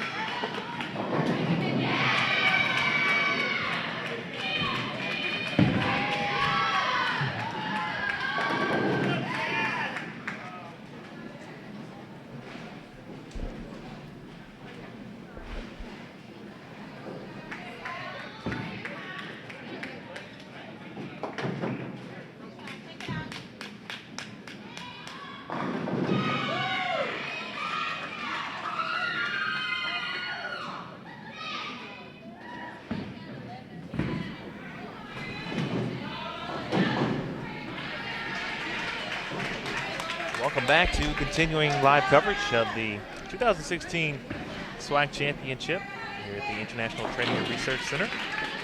Daniel Williams Jr. with Jason Thomas. Terry Bigham in the building now as well. Our final game of qualifying. Lanes 11 and 12, Grambling State and Alabama A&M.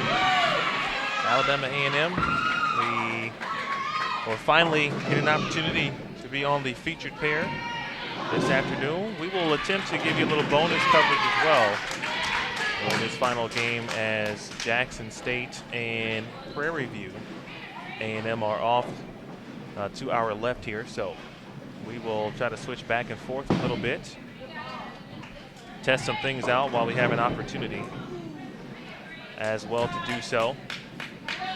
We should be getting updated stats, of course, after 4 games of qualifying. We'll let you know who stands where and essentially what may need to take place for either team to be named the top seed. And essentially the top 2 seeds will get a bye, of course, into tomorrow's match play portion.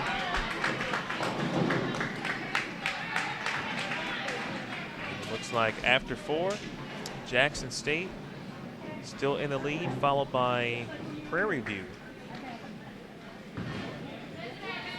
Jackson State 38-08.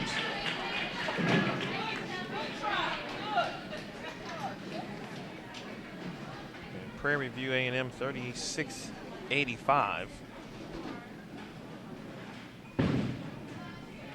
So right now, didn't get a good opportunity to see the rest of the scores, but they will it's close. There's 10 pins separating Alabama State and Prairie View, and then 41 pins behind is Texas Southern. So really, it's a 3-team race for 1 spot.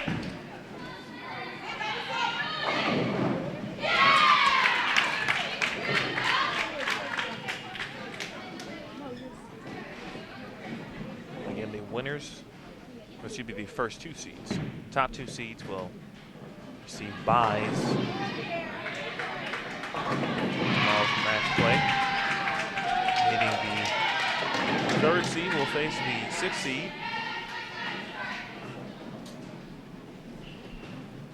And the 4th and 5th seeds will do battle.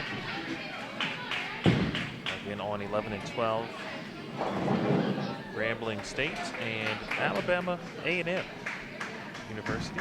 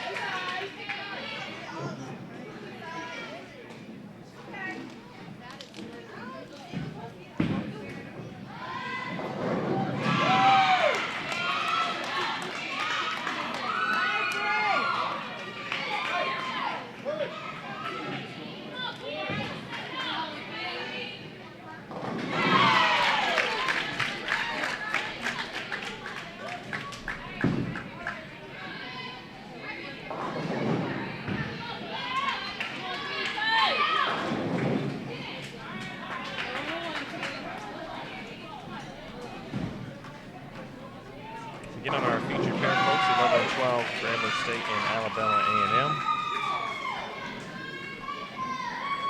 And we will attempt to get you some bonus coverage here while they work out some scoring issues. So in this pair, we'll head over to 7 and 8.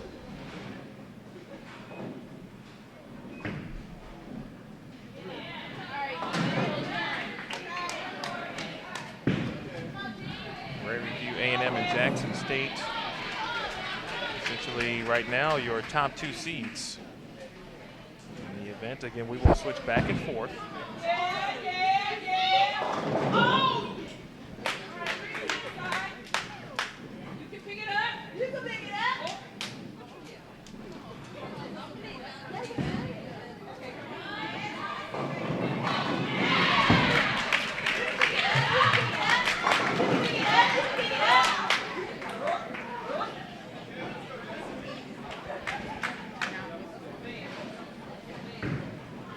Yeah, over on 7 and 8, we have a matchup between the 2 top teams in the competition.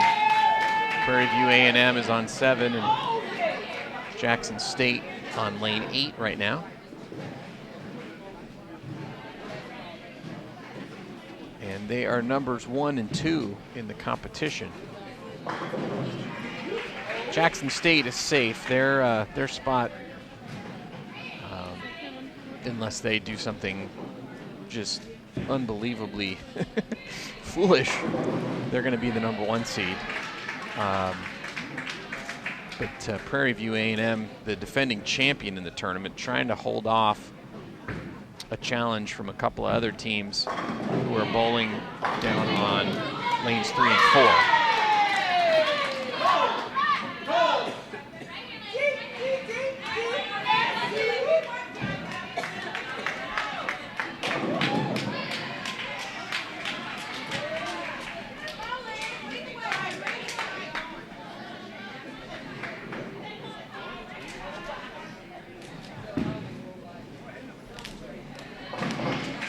And by the looks of it, Alabama State's off to a quick start. They've got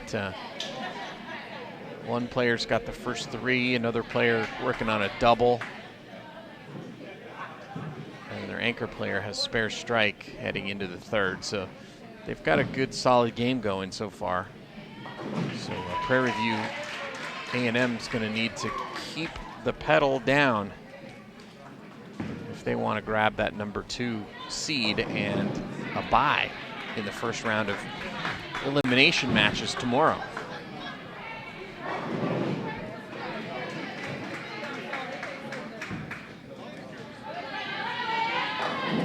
And a little Brooklyn.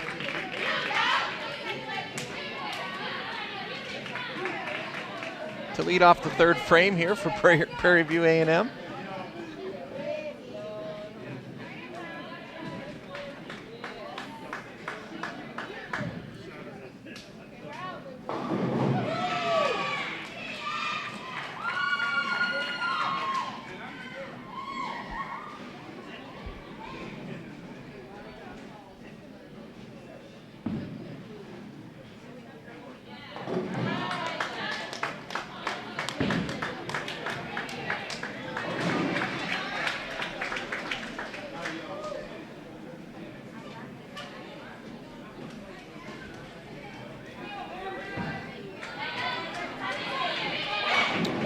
Perfect shot there.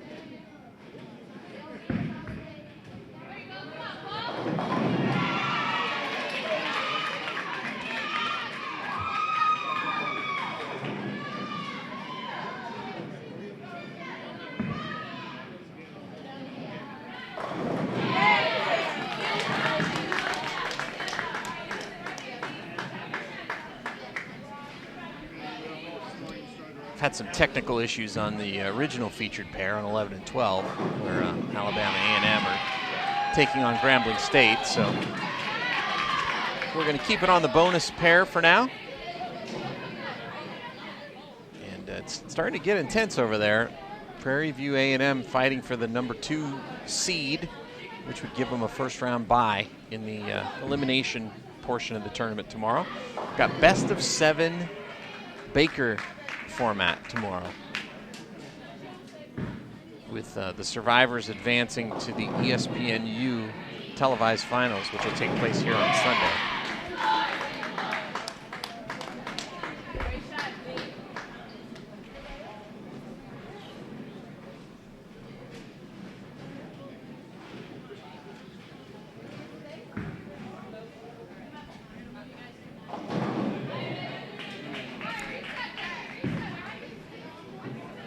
Destiny Velez-Segarra has continued to occupy the anchor position for Prairie View A&M. She took over in game number 2. Ashley Reed gave the team a 2:59 to start the tournament off there in game 1. But we saw Destiny take over for the anchor spot midway through game number 2.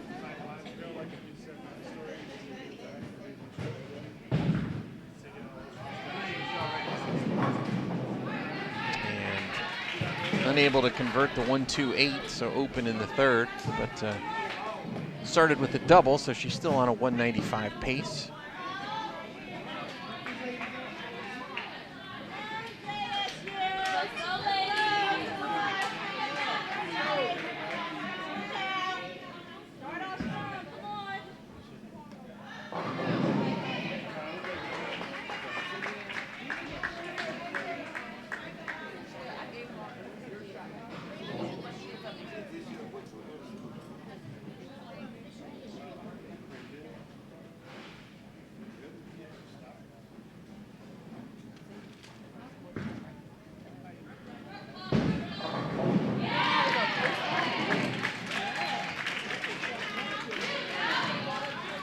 Runaway Brooklyn for a double. Leading off frame number 4 for Prairie View A&M.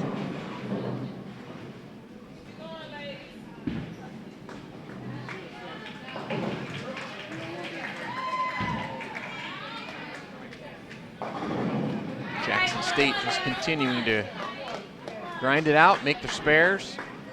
Only 2 open frames for the entire team through 3 frames here in game number 5.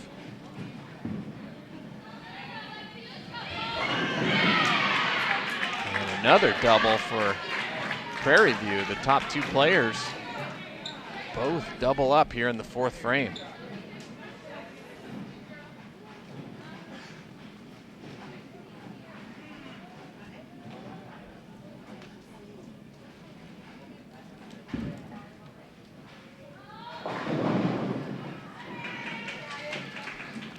Like the Alabama A&M and Grambling State match is going to move over to 9 and 10.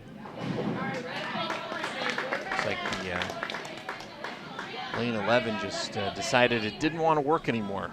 Had enough for today.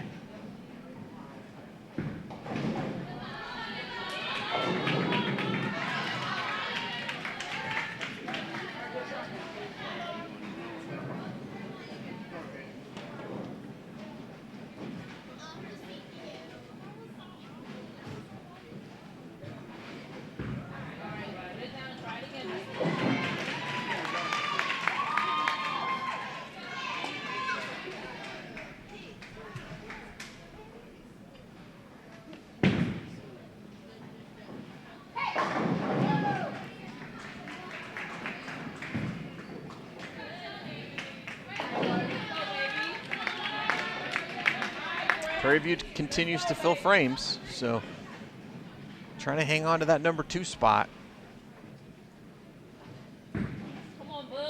Just 6 more frames left.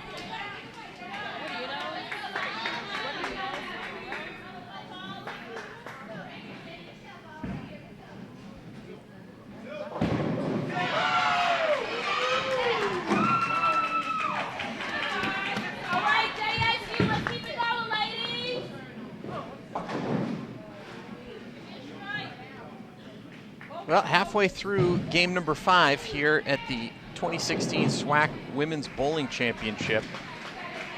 And Jackson State is putting on a run here this last game to extend their lead. They're going to be the #1 seeds heading into tomorrow, and they're going to get that first round bye. The question that remains is who will get the #2 spot. Prairie View A&M bowling right alongside Jackson State has a decent game going. But off to the left, 2 teams are chasing them.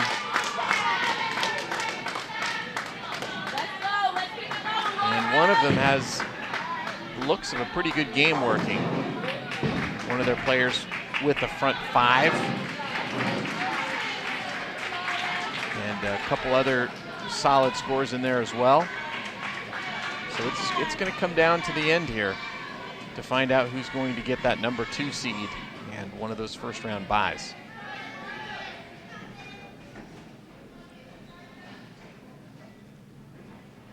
Grambling State and Alabama A&M, who started off this game as the featured pair,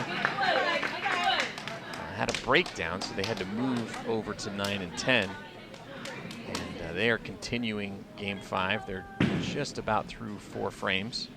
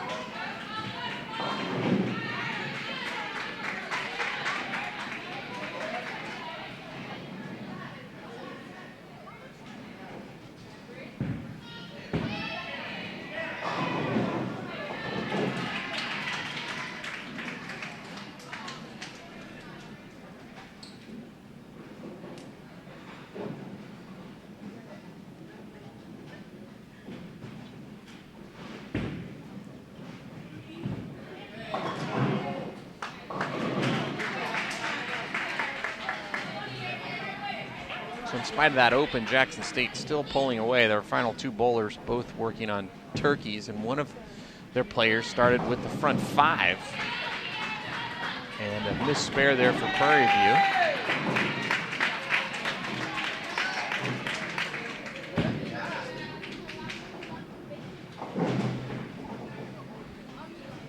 And again, they only had a 10-pin lead over Alabama State heading into this game.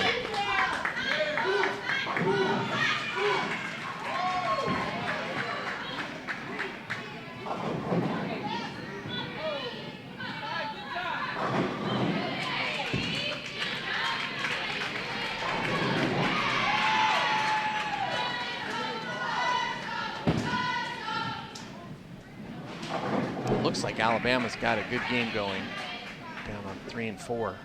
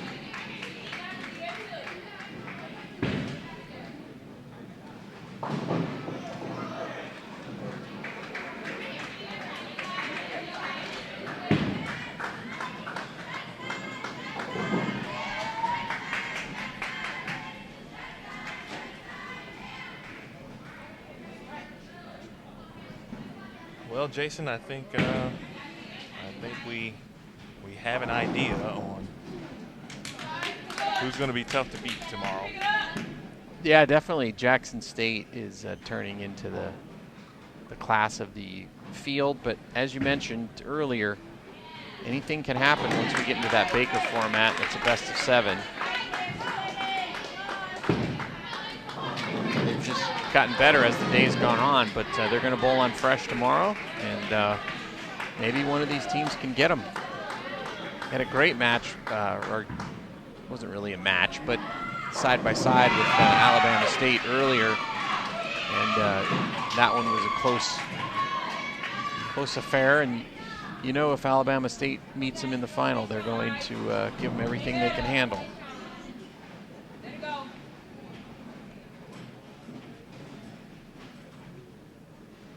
Certainly a good game being put on by Jackson State. So, as you peruse down, looks like 3 and 4. A nice little string of strikes there as well. Late in the block now, 5th game. Broken down a little bit, opened up for some. These young ladies have now bowled on this pattern, of course, for a few games, so some understanding of the characteristics of what they're bowling on, how to attack it late in the block. I think of course, the opening rounds tomorrow will be important, just simply from a fresh oil standpoint, I think. And being able to combat that after seeing it for the first time today. What type of adjustments will the teams make early on tomorrow to get off to the best start possible? And then we get to this portion, essentially, of the day tomorrow, the combined games. Depending on, of course, how many games deep a match may go. You see some higher scores, and that's always fun. I've never been a part of a Baker 300, but watching them and just seeing some of the highlights I know we've had on Bowl TV. In fact, I know several teams have bowled 300 Baker style on Bowl TV, so that would be certainly a cool and great highlight to see if that happens as well.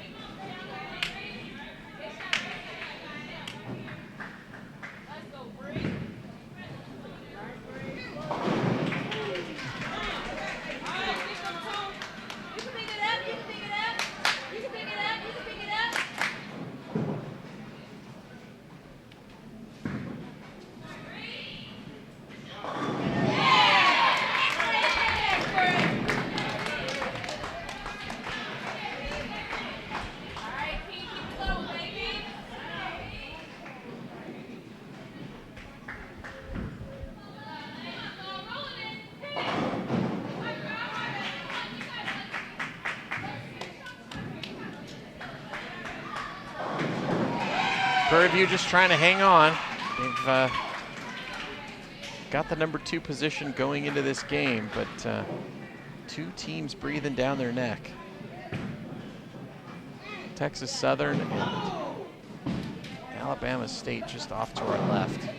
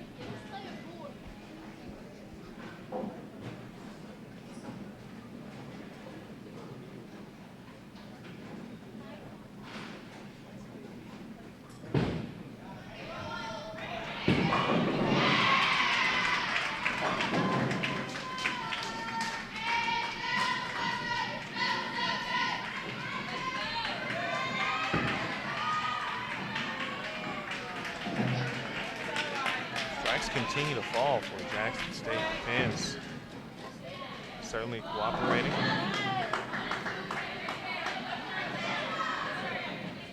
Some of the things that I think I've learned, and you take a look at, get an opportunity to see the teams. We saw a couple teams more than most just from the way the lanes were drawn and the random, but some of the characteristics, of course, of certain players and the way the teams kind of shape up. Should be a good Saturday tomorrow. I think I wouldn't be surprised if we saw a surprise.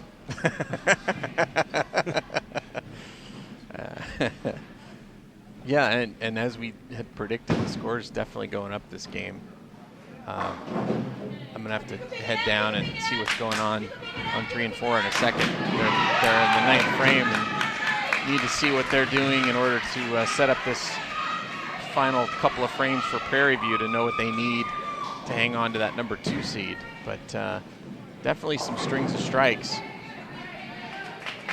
There's a live 7-bagger on 3 and 4.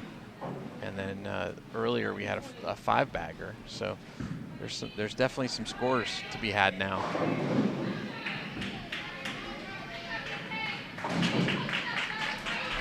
Jackson State, 2 players with 5-baggers this game. Of course, they don't need it. They're already in soft, as they say. There'll be all tournament team honors, of course, once the tournament concludes. Factoring, of course, into those teams, those performances, I should say, of course, today and tomorrow. So the individual portion of the qualifying may have somewhat of an effect on an all tournament team selection. Ryan or Estrada. Plus, after 4 games, Taylor Ryan Goal of the Year in the SWAC from Alabama State, Paulo Estrada. Jackson State roster as freshman.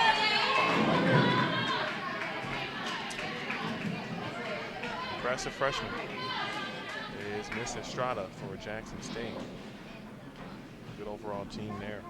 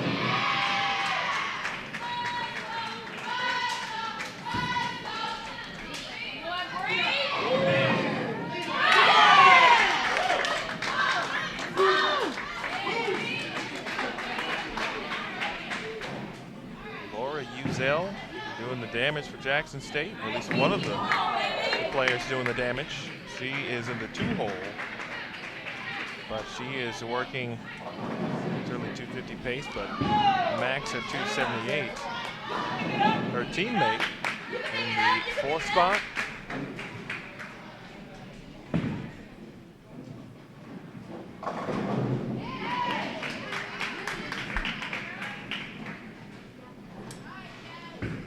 Kiera Smith. That one a little wide. She was working on a 5-bagger after opening with 2 spares. Momentarily at a 269 max. Good shot by Brittany Penny for Prairie View A&M. I like Brittany's energy. Look forward to seeing her tomorrow, because that was one of those strikes where you kind of let the other team know that you're still around, even though they're bowling well, but give a little emphasis on your strike to say, hey, we're still here. Yeah, it's still going to come down to the last couple of frames here. I mean, Prairie View, they're a little behind right now, but they've still got time.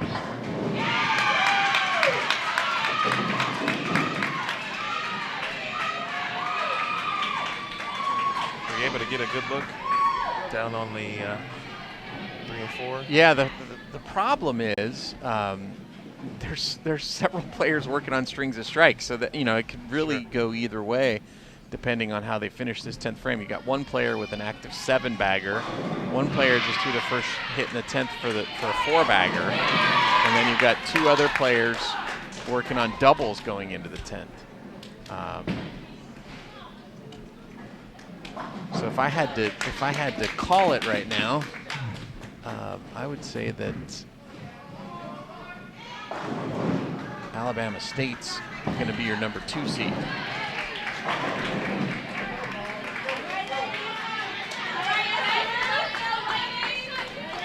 So Texas Southern is on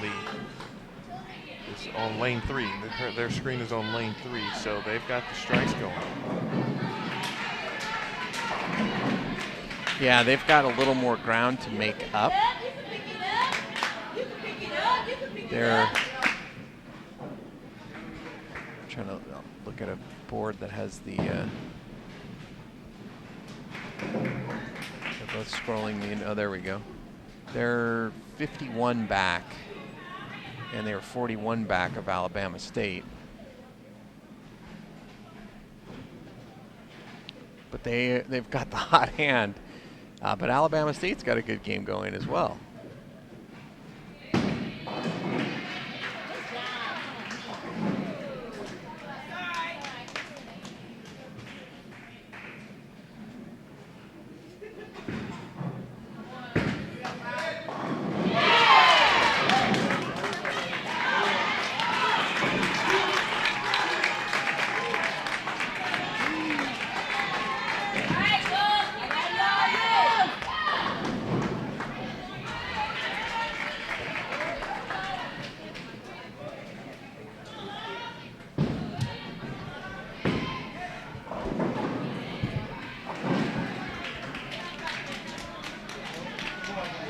Texas Southern, if you're watching, coming into the left side of your screen there, I believe that is Kamari Jackson. He was working on a 7-bagger. Went high a little bit, and I believe that is a 3-6-10. Looks like a 7 count on the scoreboard.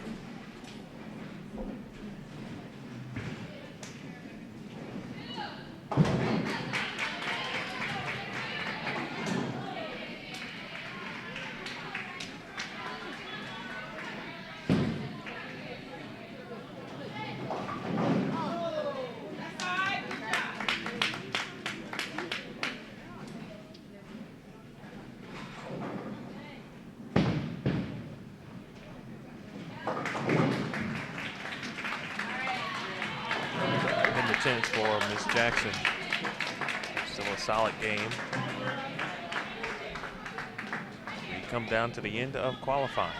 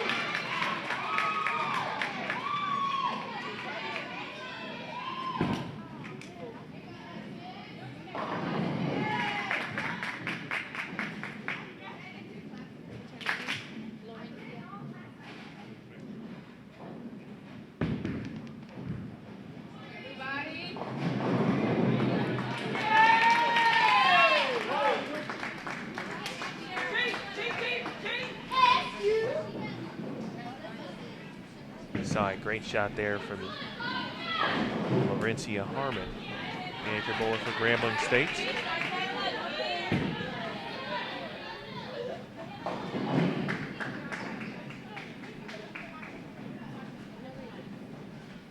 Talked about the scoring pace increasing. Certainly has done that. Not uncharacteristic of get later into a block.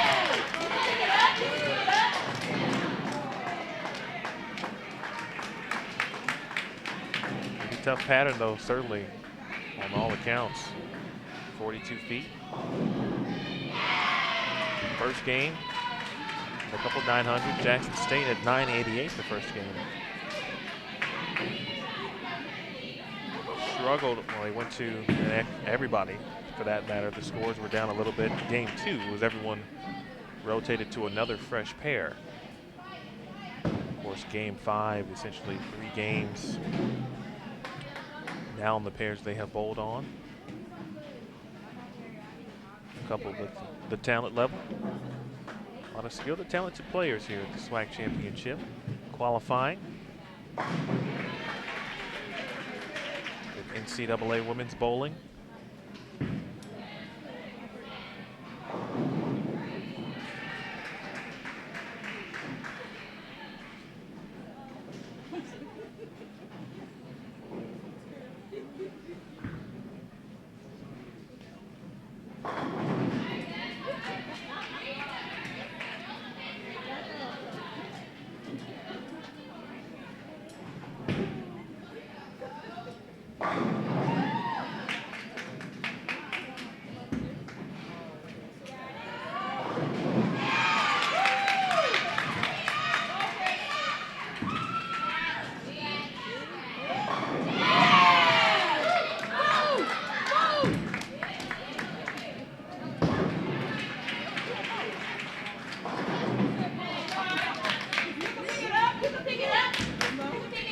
Started out with our coverage on 11 and 12.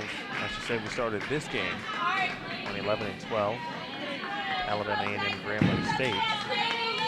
And we're able to set up cameras to get some bonus coverage of the lanes, of course, that you are viewing now.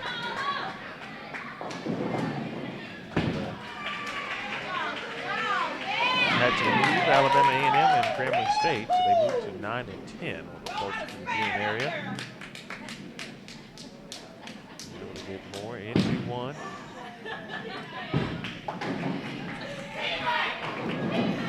Again, this is essentially a position round as the battle for the top seed concludes. And it looks like on all accounts Jackson State will take the top seed.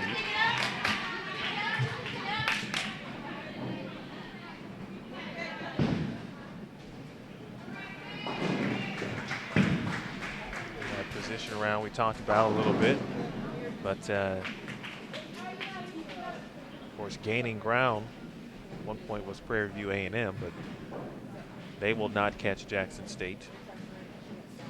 But whoever gets second will also have a bye, so an important finish for not only Prairie View A&M on lane 7, but also Alabama State and Texas Southern. I'm not sure if the teams, of course, drew for lanes or team seeds essentially this morning in the coaches meeting, but the way it worked out is essentially a position round to the T. First and second on 7 and 8, third and fourth on 5 and 6, or excuse me, 3 and 4, and fifth and sixth on 9 and 10. Yeah, I don't think Prairie View's got enough pins left to be able to take the number 2 seed. I think Texas Southern, with their big game 5 here, is going to move into that number 2 slot and leapfrog 2 teams.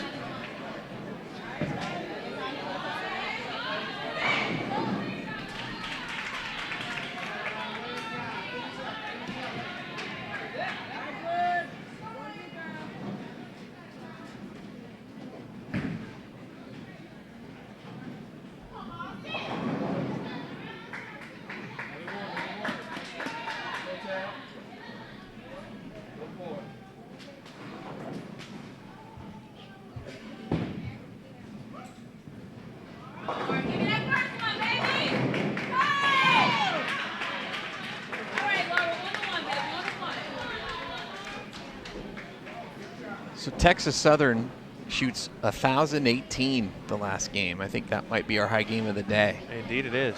Well done. Well done. And they are going to take the number 2 seed. What did I tell you earlier, JT? Keep an eye on Texas Southern. or I thought you were going to say that you wouldn't be surprised to see a surprise. That was good.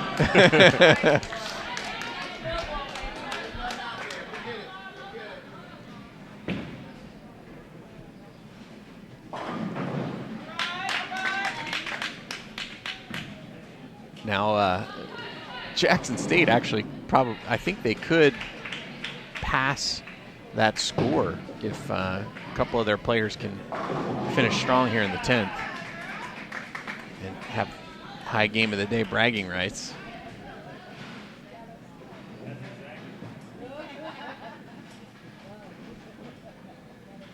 But Prairie View just going to come up a little short. They had a lead on both Alabama State and Texas Southern going into this game, but both those teams bowled solid scores, but Texas Southern with a big 10-18, the high game of the day so far. Looks like they're going to leap into second place.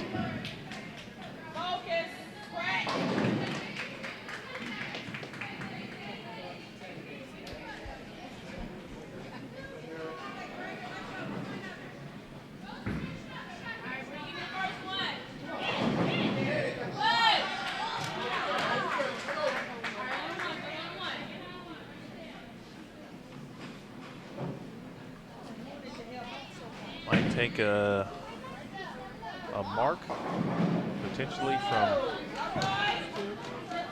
at least a mark, I think, from the 4 spot, and maybe a strike on that 5 spot as they're on a double. And they'll take the extra 30 there in the 10th, and that might bring them, or essentially should do it as far as high game honors. Yeah. Sounds easy enough, but still got to bowl with frames. Wouldn't be surprised to see a surprise. TM, man, TM.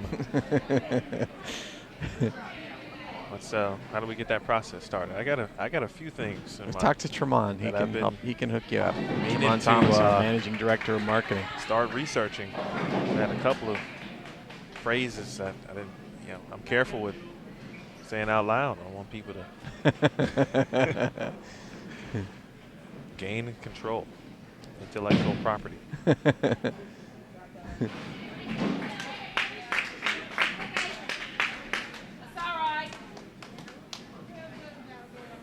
Yeah, I think you're right. I think a couple of marks for the bottom two players would do it as far as high game of the day honors are concerned for Jackson State.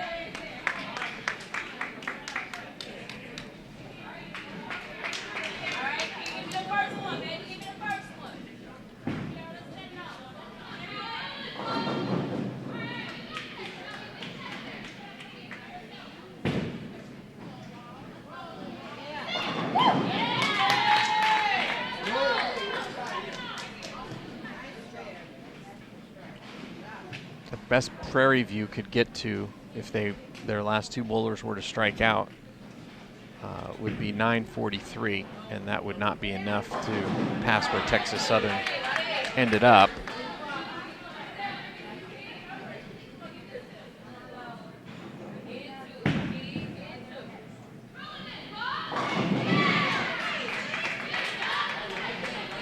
They're still fighting though.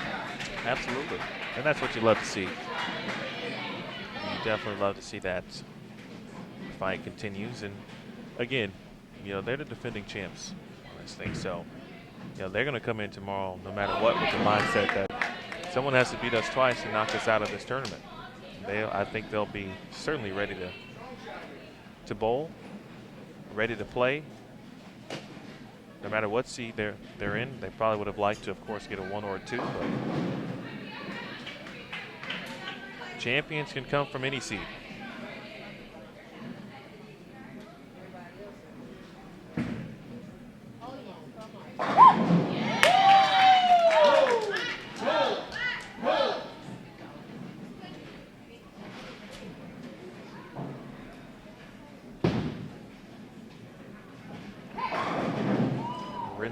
Harmon, we'll be able to see the final frame of Grambling State and Alabama A&M here in just a second. Rencia Harmon, the anchor for Grambling State, on a triple.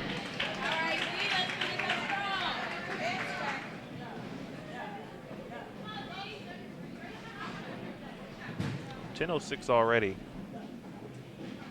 And the anchor on a double. That is Jackson State. Yeah, she just needs a couple pins to take over high game honors for the day. And that is Diana Bakar.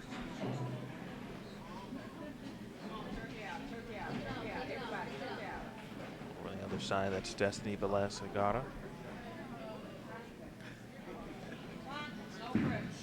Prairie View A&M.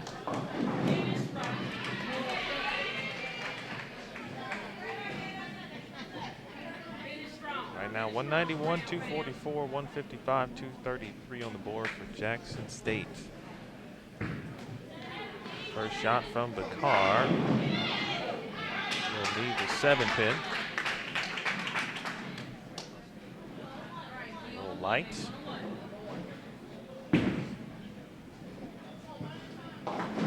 That's enough to give them the high score of the day.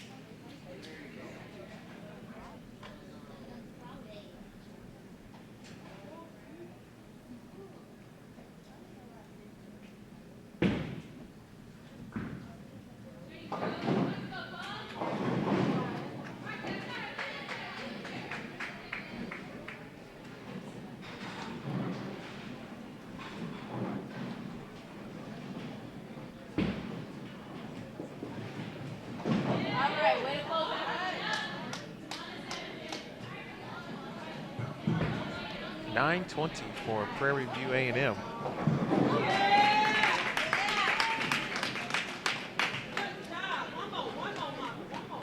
Make it good. Make it good.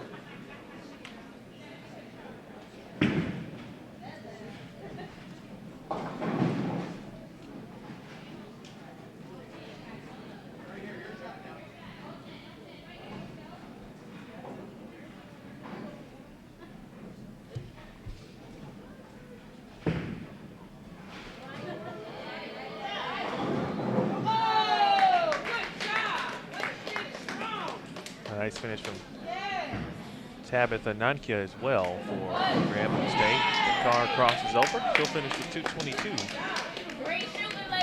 10:45 for Jackson State. Flip over. Finish the 10th frame.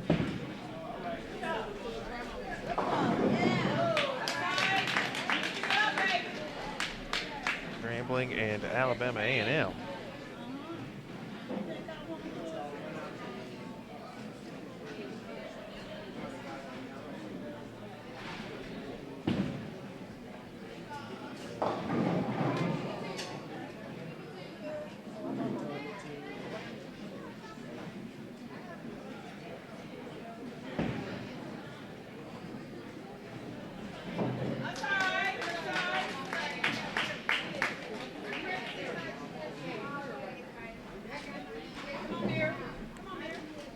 See if we can do a little math ahead of the official scores, but that's why they call them official.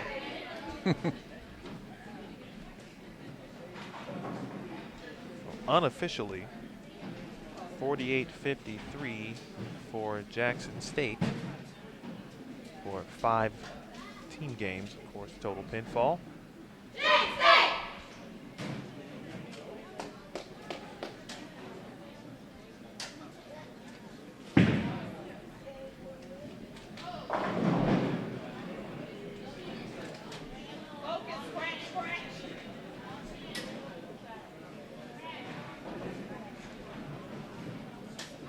Unofficially 46-05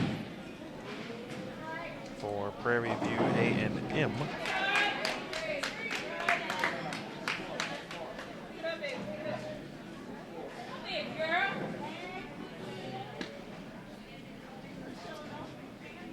Unofficially Texas Southern 46-52. So right now that's be your top 3. And if that's the case, which would mean that Alabama State will have a play-in round tomorrow. Team with 3 of the top 5 individual bowlers as far as standings go. They'll be here in the morning, but again, they may have an extra match essentially to get to the championship. But a champion can be crowned and they can come from any seed. That's why seeding is important for seeding. Yeah, you'd always take the bye, but you know, that first team might get hot in game number 1 and be in a little bit of rhythm, and you never know what could happen. Yeah, I'm a fan of rhythm. You know, bowlers, I think in general, you hear the term a lot. You know, I got into a good rhythm. You know, I never got into rhythm. And so if you can develop that rhythm early, yeah, that's a great point you mentioned. It certainly can carry you. You feel good. You feel you're ready to bowl. And more times than not, you may have an opportunity, or you understand what the lanes are doing already as well. They'll get to bowl early. We'll move pairs and probably will bowl in the fresh again. And so they will have something in mind already to combat that. So always positives, no matter what. Alabama A&M done for the day. They'll be the number 5 seed for tomorrow.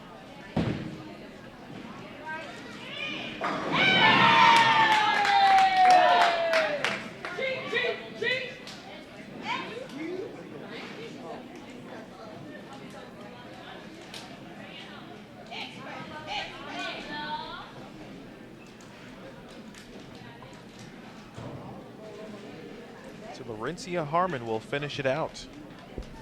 Finish out our qualifying efforts here on Bowl TV at the 2016 SWAC Championship, live from the International Training and Research Center, the International Bowling Campus in Arlington, Texas. She is working on a 3-bagger. She'd like 4, and she'll get the tomahawk on the 10.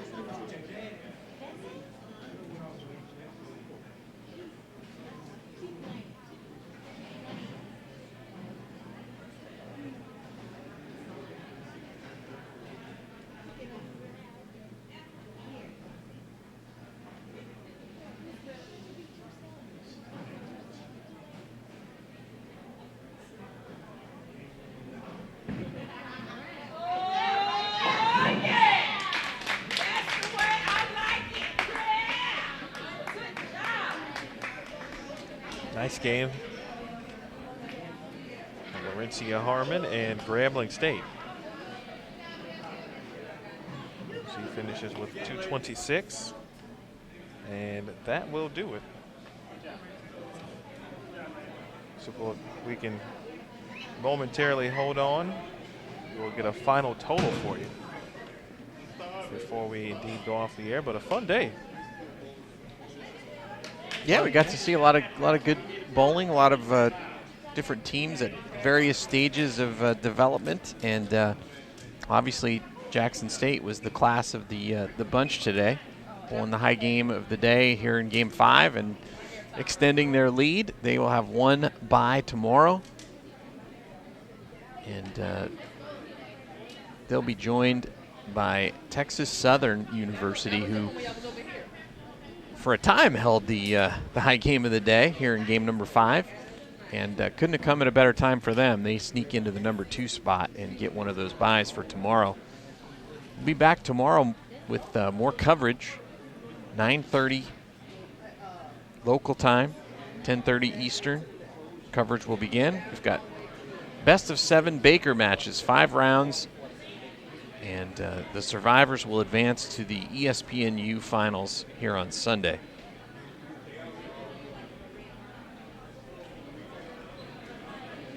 Again, that double elimination you mentioned, 4 and 5 take on 3 and 6.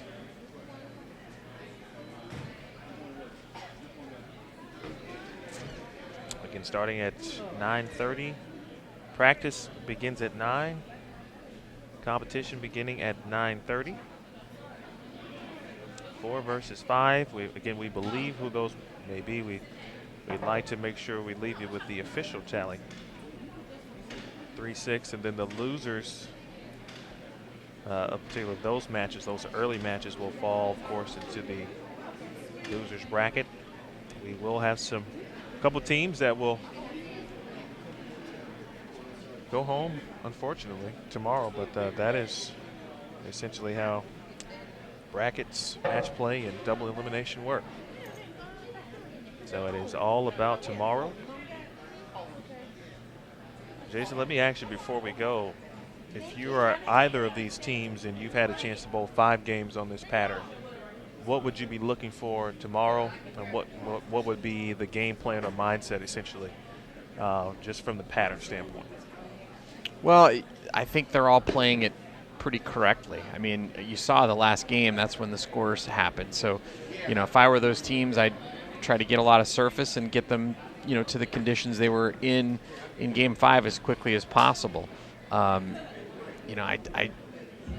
It's obvious that Jackson State's the best team, but in a best of 7 matchup, anything can happen. There's a lot of good teams here, so I don't think we're going to see a lot of defense being played. I think the teams are going to go out and try to get lined up as best as they can, and if that ends up being conducive to high scores, then they're just going to have a high-scoring match, and the best team's going to win. So I don't think we're going to see a lot of defense going on. I think it's just going to be all about trying to get lined up, trying to get your team in rhythm, making your spares, and whoever does that's going to come out on top. If I am not mistaken, I believe we will have the SWAC would like the to all take this tournament team, opportunity or excuse to me, recognize the members of the all conference first and second team, selections as the well. So we'll bowler go of ahead the and year, the freshman of the year, give and you the that. coach of the year. When your name is called, please make your way to the center lanes for a group photo. Starting first with the first team all conference members, from Alabama State University, Kayla Ryan.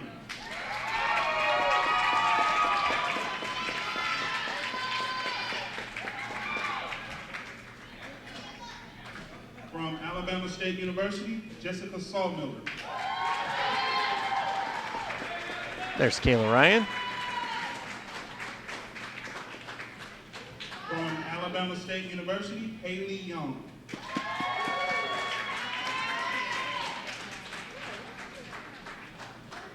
From Jackson State University, Diana Bakar.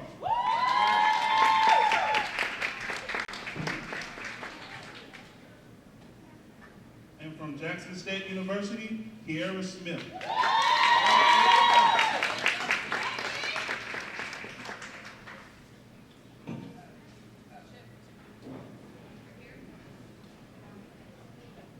Your first team all conference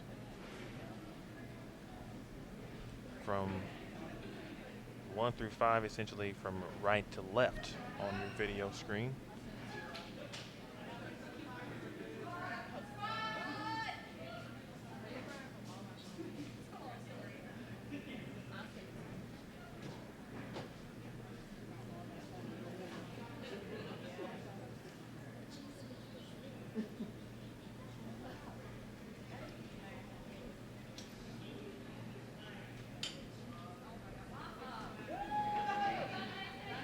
Now for the second team.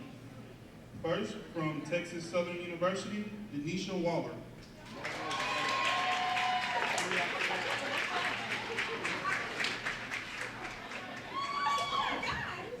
From Jackson State University, Paola Estrada.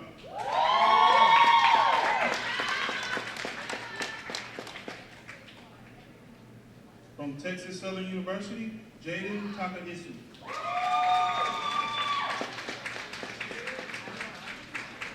From Prairie View A&M University, Destiny Velez.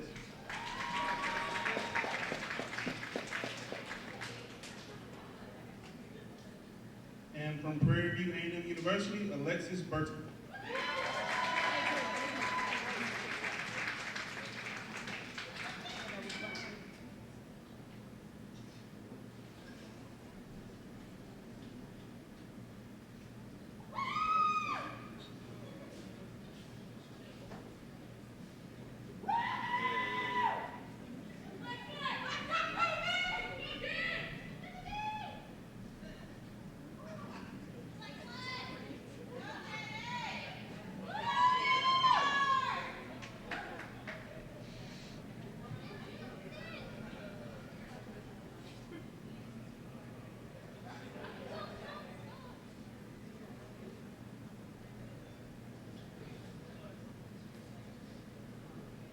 And looks like the standings are official, Emil.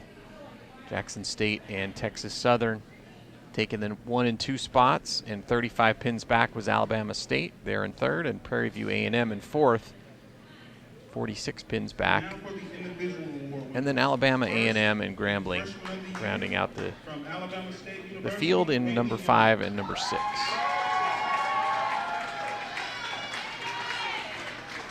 There you have it. So the matchups are set for tomorrow. There's the freshman of the year being recognized. That is Haley Young from Alabama State. Of course, you mentioned earlier the bowler of the year was named Kayla Ryan. She'll be officially recognized here in just a second.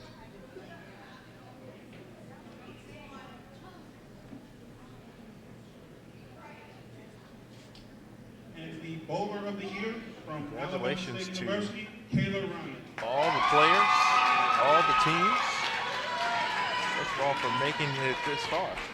These awards were presented Not everyone to the gets to winners compete at our in the last conference roundup. tournament, so that in itself is an accomplishment. And now the fun begins tomorrow, if you will.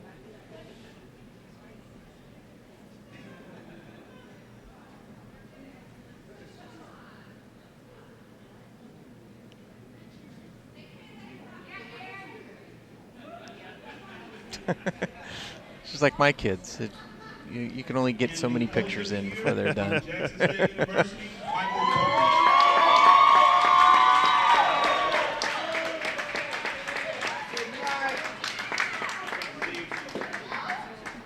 And the coach of the year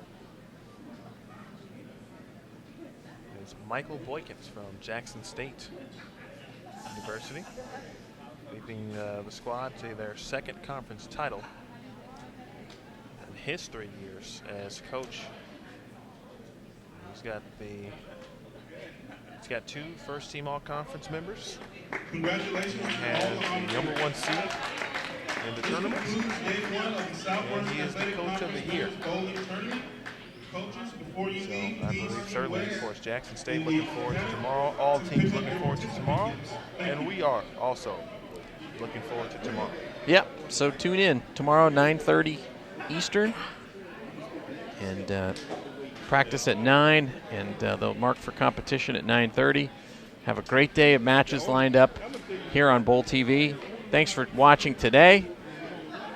For Emil Williams Jr., I'm Jason Thomas, and we'll see you tomorrow back here on Bowl TV for more coverage of the 2016 SWAC Women's Bowling Championship.